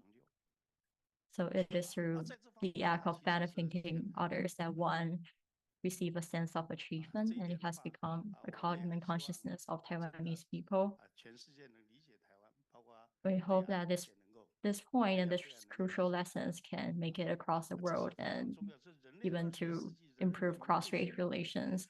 And it has become the most important lessons for people living in 21st century. 它着重解脱个人心灵成长，从苦难中解脱 Buddhism faith 境界，然后 strongly emphasize emancipation, healing, and faith. 层的去思考怎么样去真正的利他的问题了。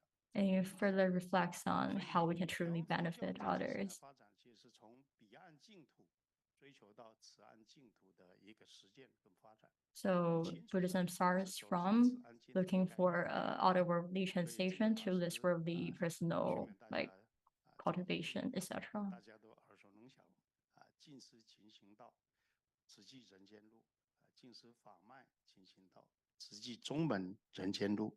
这里面是的。 So here's the motto emphasizing still thought, diligent practice, to this path in the human realm. 我们可以看到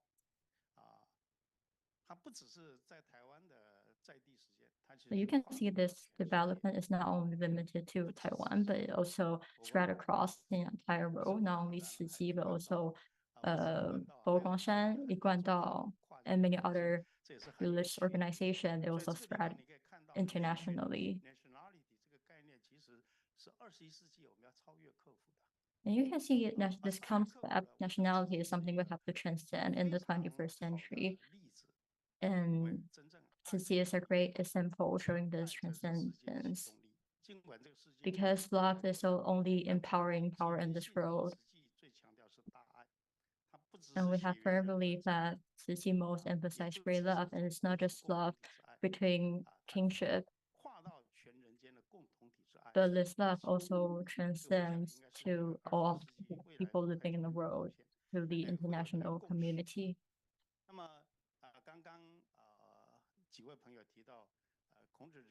And the previous speaker has said that Confucian's concept of love has great inspiration for Tzu Chi. And Professor Shang talked a lot about it, so I will not mention too much about this aspect. 天地清君师，这我这些年来我也常提的，就是说，去儒家回到这里是说，这是四个共同体。华人强调四个共同体。So自然的共同体。there's 亲是血缘人伦的共同体，君是政治社会的共同体。There's four coupling. One is 天地军师，天地清军师。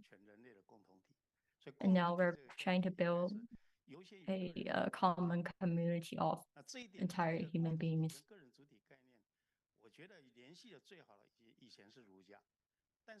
So I think the concept of a collective community has been most perfectly realized through Buddhism, but right now Buddhism is trying to broaden this concept, because you can see there's a lot of terminology that Tzu Chi used as a Tzu Chi 家人, Tzu Chi family. So, you know, the word of family is very broad. So the idea of family transcends nations, and 家 links to 天下, the 家 links to heaven and earth.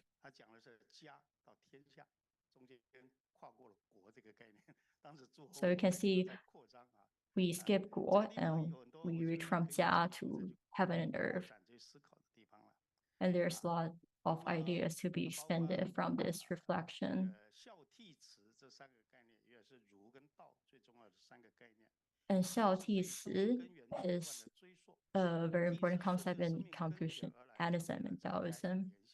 慈是顺着生命根源而来继续延伸。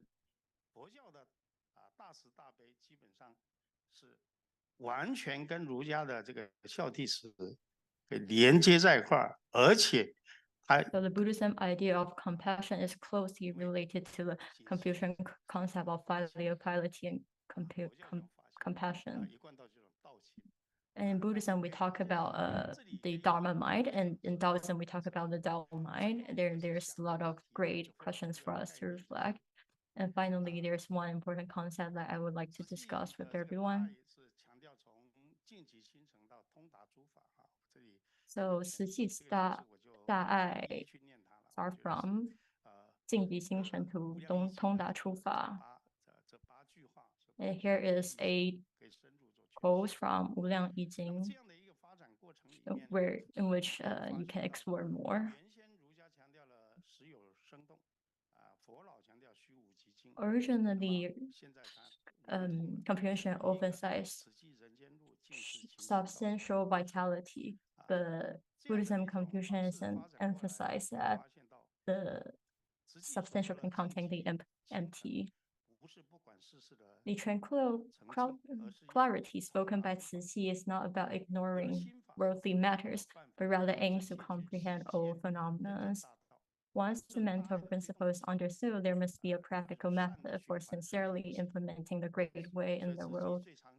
Driven by this event, the virtuous cycle continue perpetually.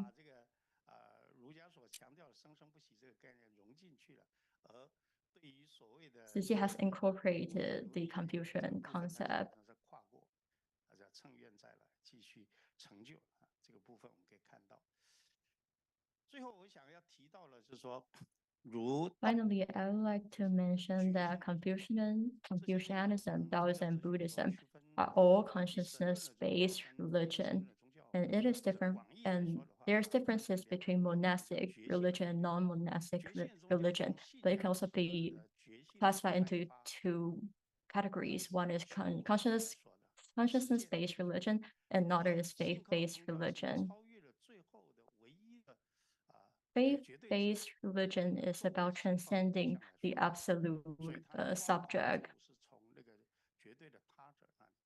So the faith-based religion is departing from a absolute others.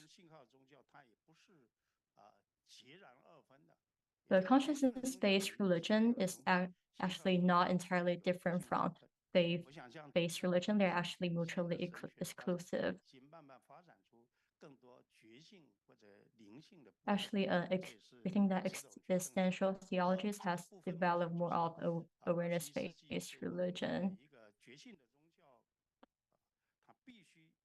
And entering 21st century, we need to emphasize the awareness of the subject from Confucianism, Taoism, Buddhism, all start from the life of individual, including Muslim, Christianity to Protestantism.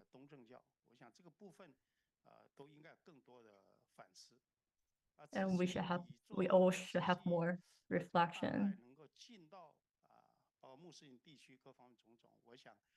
Right now, we can see that Tzu Chi's great love have entered into Islamic regions, Muslim regions, and this reflects the spirit of humanity spirit in the 21st century that we need to transcend the modernity construct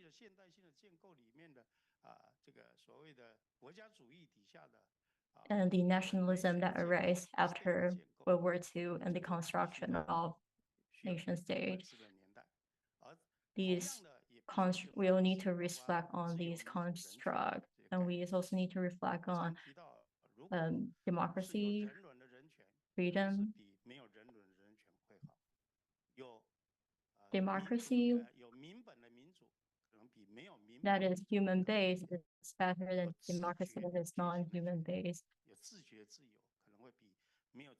Freedom with self-awareness is better than freedom without self-awareness.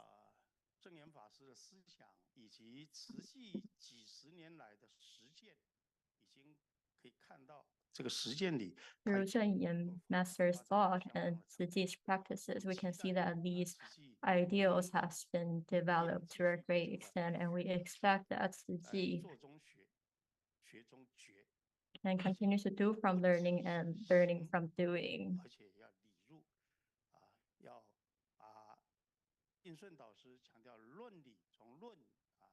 Ying Shun Master emphasized examining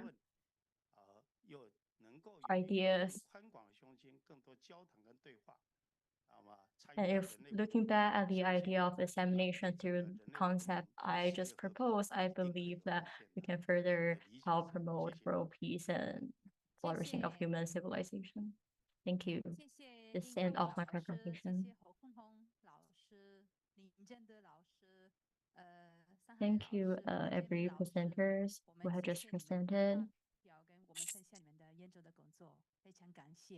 We really appreciate your contribution. And right now we have a 20 minutes break. Decided by me, by them. And we will continue our discussion in the following panel after 20 minutes. Thank you, everyone.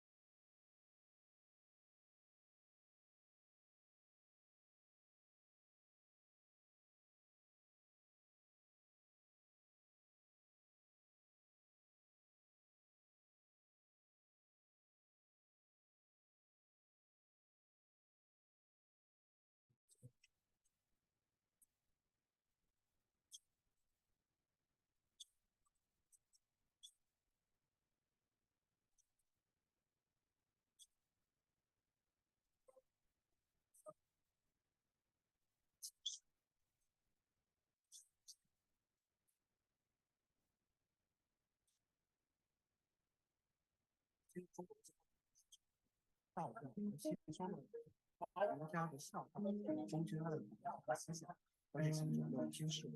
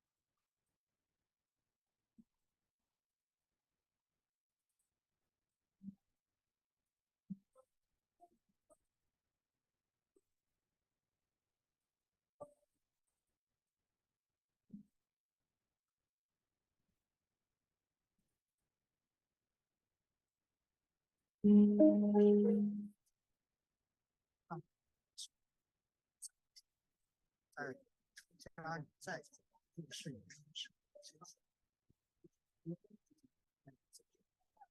在上人的提醒带领下，自私经社自力更生，受不了既呼应的没有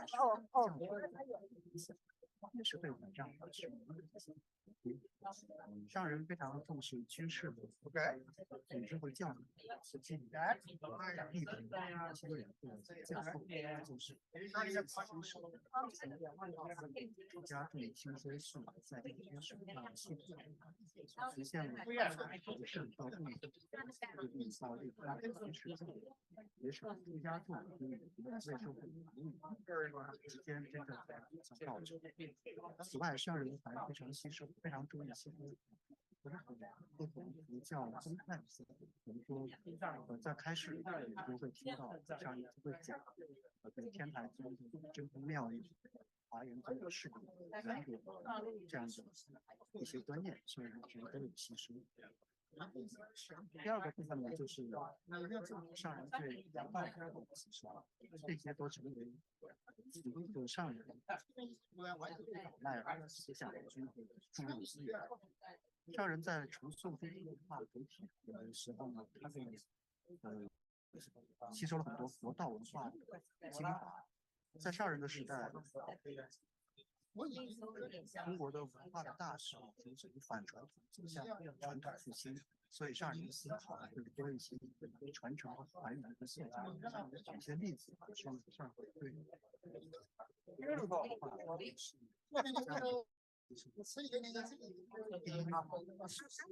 庭院精神重视曲线。中国的佛教虽然大乘佛教，却往往缺乏妙善的实践，这是个矛盾。但上人用做着精神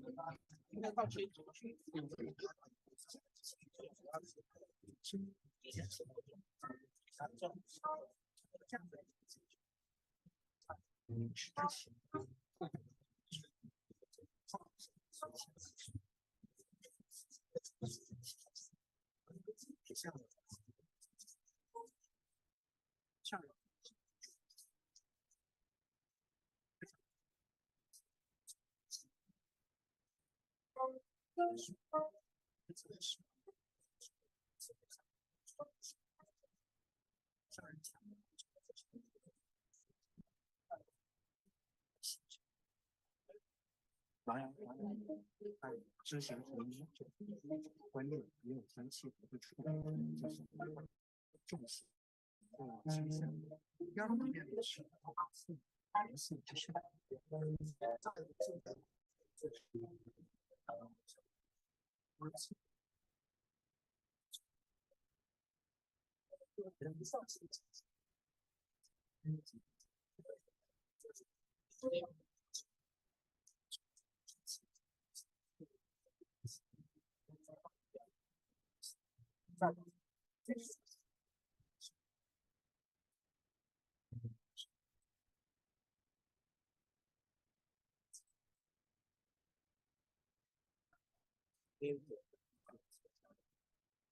加入一个兴趣，没有，我都会去做教堂，任何这样的这个完整的体系。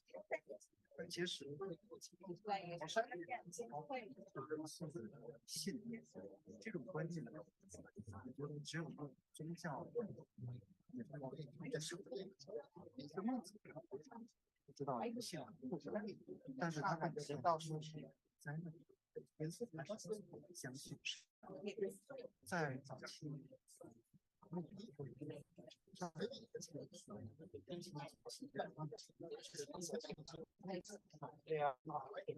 这样对善信，这个是没事儿，没事儿。我请了一些大将。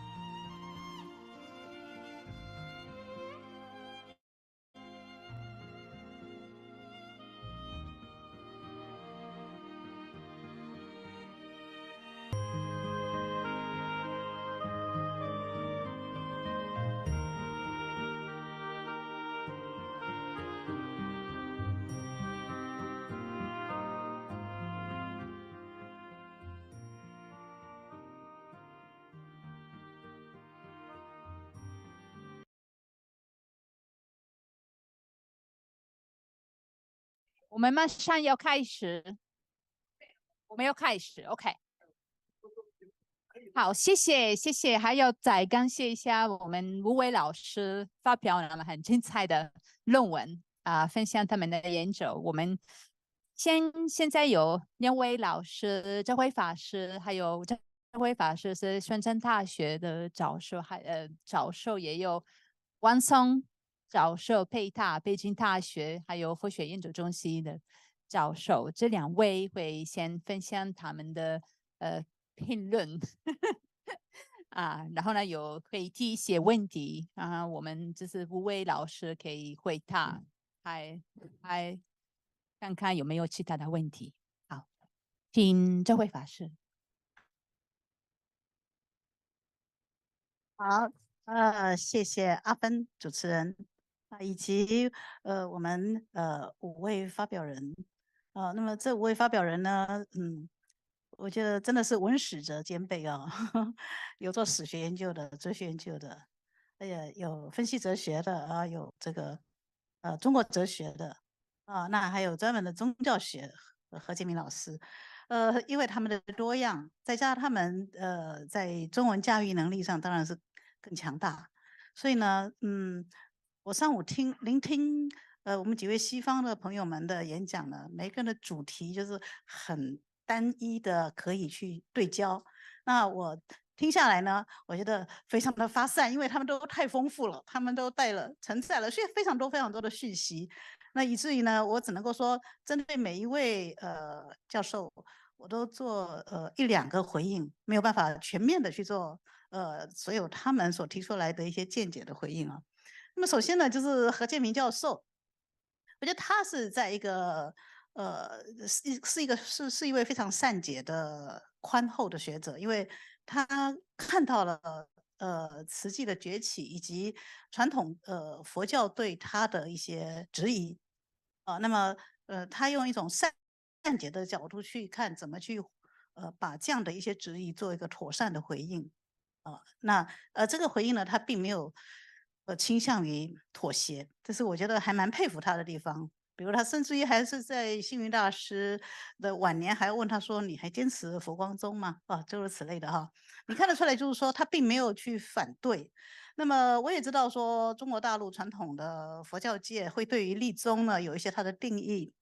它定义当然是根据传统的宗派是怎么样产生的，产生了一个后设性的定义也就是说，宗派到底是什么？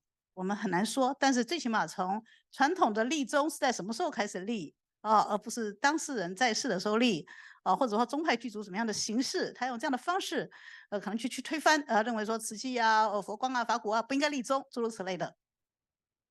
那么因为我们今天是聚焦在慈济，所以呢，佛光法鼓应该是请佛光法鼓他们自己去回答他们要不要立宗以及为什么要立宗比如说我知道法鼓它是中华禅法鼓宗嘛，所以可见的他对于禅这个禅是一种 meditation， 它当然有很多的学派嘛但是这圣严法师应该是对于这个中华禅很有信心嘛他认为透过这个中国的禅宗的宗门的教学应该足以立宗也就是说从解到行，信解行证是一贯的，它可以立宗。那佛光我想佛光也有很强大的信心，他们这个佛光普照3000界，法水长流五大洲嘛他志在于让佛光法水长流一切之处。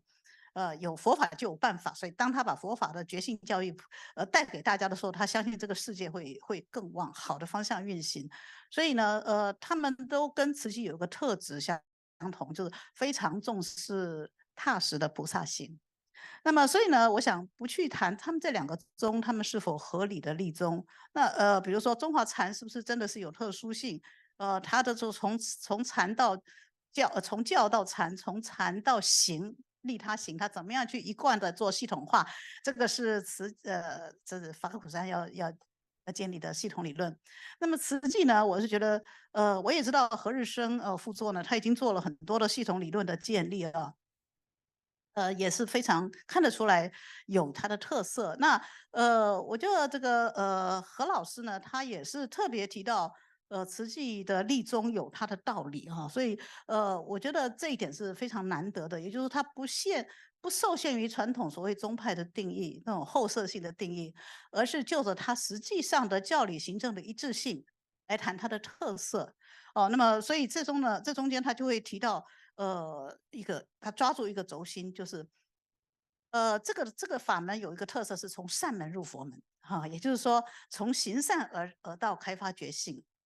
那这个是一个慈济很大的特色，所以这样的一个宗门要立起来，表示他们的行门呢，就是从善门而入，就是在不断行善之中，它的四无量心的展现是在世行之中，而不是在禅修之中展现而已。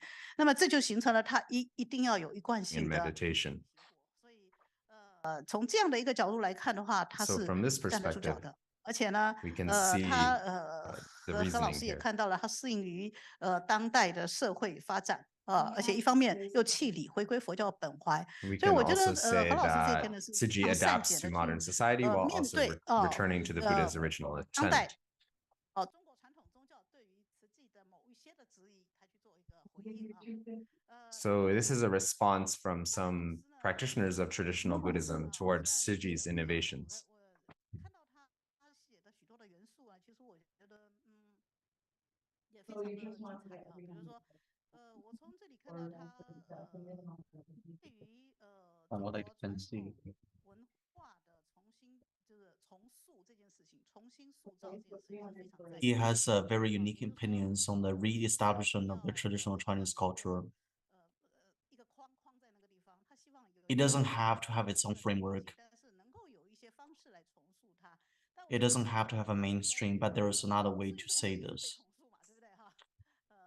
After the Five Force 重塑马克思主义的 establishment, 重塑那一直到今天，我们看到慈济它除了融合儒道以外，它还有一些西方科技文明的思想和一些生态保育的思想，就加进到 So 里面来。 as we're 那么所 looking 以 at the 呢 influence of 这样子的 different 一种 streams of 宽 thought 容 on 的开放性 on 的 Tzu Chi and 文化 Master's 重塑呢， thought, 其实他就看到了许多很有趣。 he brought up a number of examples and interesting elements. So, for example, he brought in a lot of examples from Confucian thought and Confucian ideas and how these have expanded or developed. For example, overcoming oneself, returning to propriety. So he can say that this is also a characteristic of Tzu Chi in the incorporation of this elements of Confucian culture, for also the example of Tzu Chi as a big family, even though the Confucian idea of family may be slightly different. So Tzu Chi expands this concept of family. 长成那个样子，他就是一看就是慈济 Of 人的 course, 那个样子呢，尤其他穿上衣服又更是那个样子。 when 他如果没 we 穿 see a 西 Tzu Chi volunteer, they 还 just have the 还好一 appearance 点， of a 他 Tzu 一 Chi 穿他不知 volunteer, 道为什么 especially when they're wearing 比 the 我们出 uniform. 家人穿袈裟还更认真哈。就那个样子，就是克己复礼的样子，所以我觉得他看到了一些很有趣的问题，那当然他也可能是感慨吧，就是当今社会的许多二元对抗，所以他强调看到了慈济的优点，就是扩大善，而不是消灭恶这件事情。 So 当 he 然 also 我觉得这是 explained that 非常大的 Tzu 特色。 Chi emphasizes 那么当然 increasing 我也 goodness while 会 not talking too much about 我也会 eliminating 思 evil. 维，就是说在这个 But I 世 would 界 consider that 有 in 许 this 多事 world, 情可能是消灭 there are 恶 many 跟 things 扩大 which 善呢是并行而不悖的，可是不一定要 where 有一 we 个团 need 体 to 同 have 步承 both 担 the 这两件事 advocation 情 of，不然它 goodness 角色 and 会 the 错乱 elimination of evil. These have to 比如说，当 proceed 你 in 看到 tandem. 了一个侵略性的战争，你很难解释说只是扩大善就可以解决这个问题。所 we 以这 cannot 个佛 say 教也还 that 有 only increasing 保楚 the 镇 goodness 魔 can 君嘛， resolve 对不 the 对哈？ problem. It has 每 to 次 have 那 the 个 parables 歪 while 的人 increasing 让 the 让这 goodness 个佛陀 while 不以 fighting 为然的时候， evil 旁 should 边 be 就 in 会 the 有 same 护法 time. 金刚这个夜叉金刚愤怒而拿着金刚手说你再说谎，你再怎么样，我就把你的头碎为7分，很震撼人啊！所以很像那个要把这个魔性加以克服的这件事情，其实在佛教中也有，那在佛法的养分之中也是有存在的，但只是说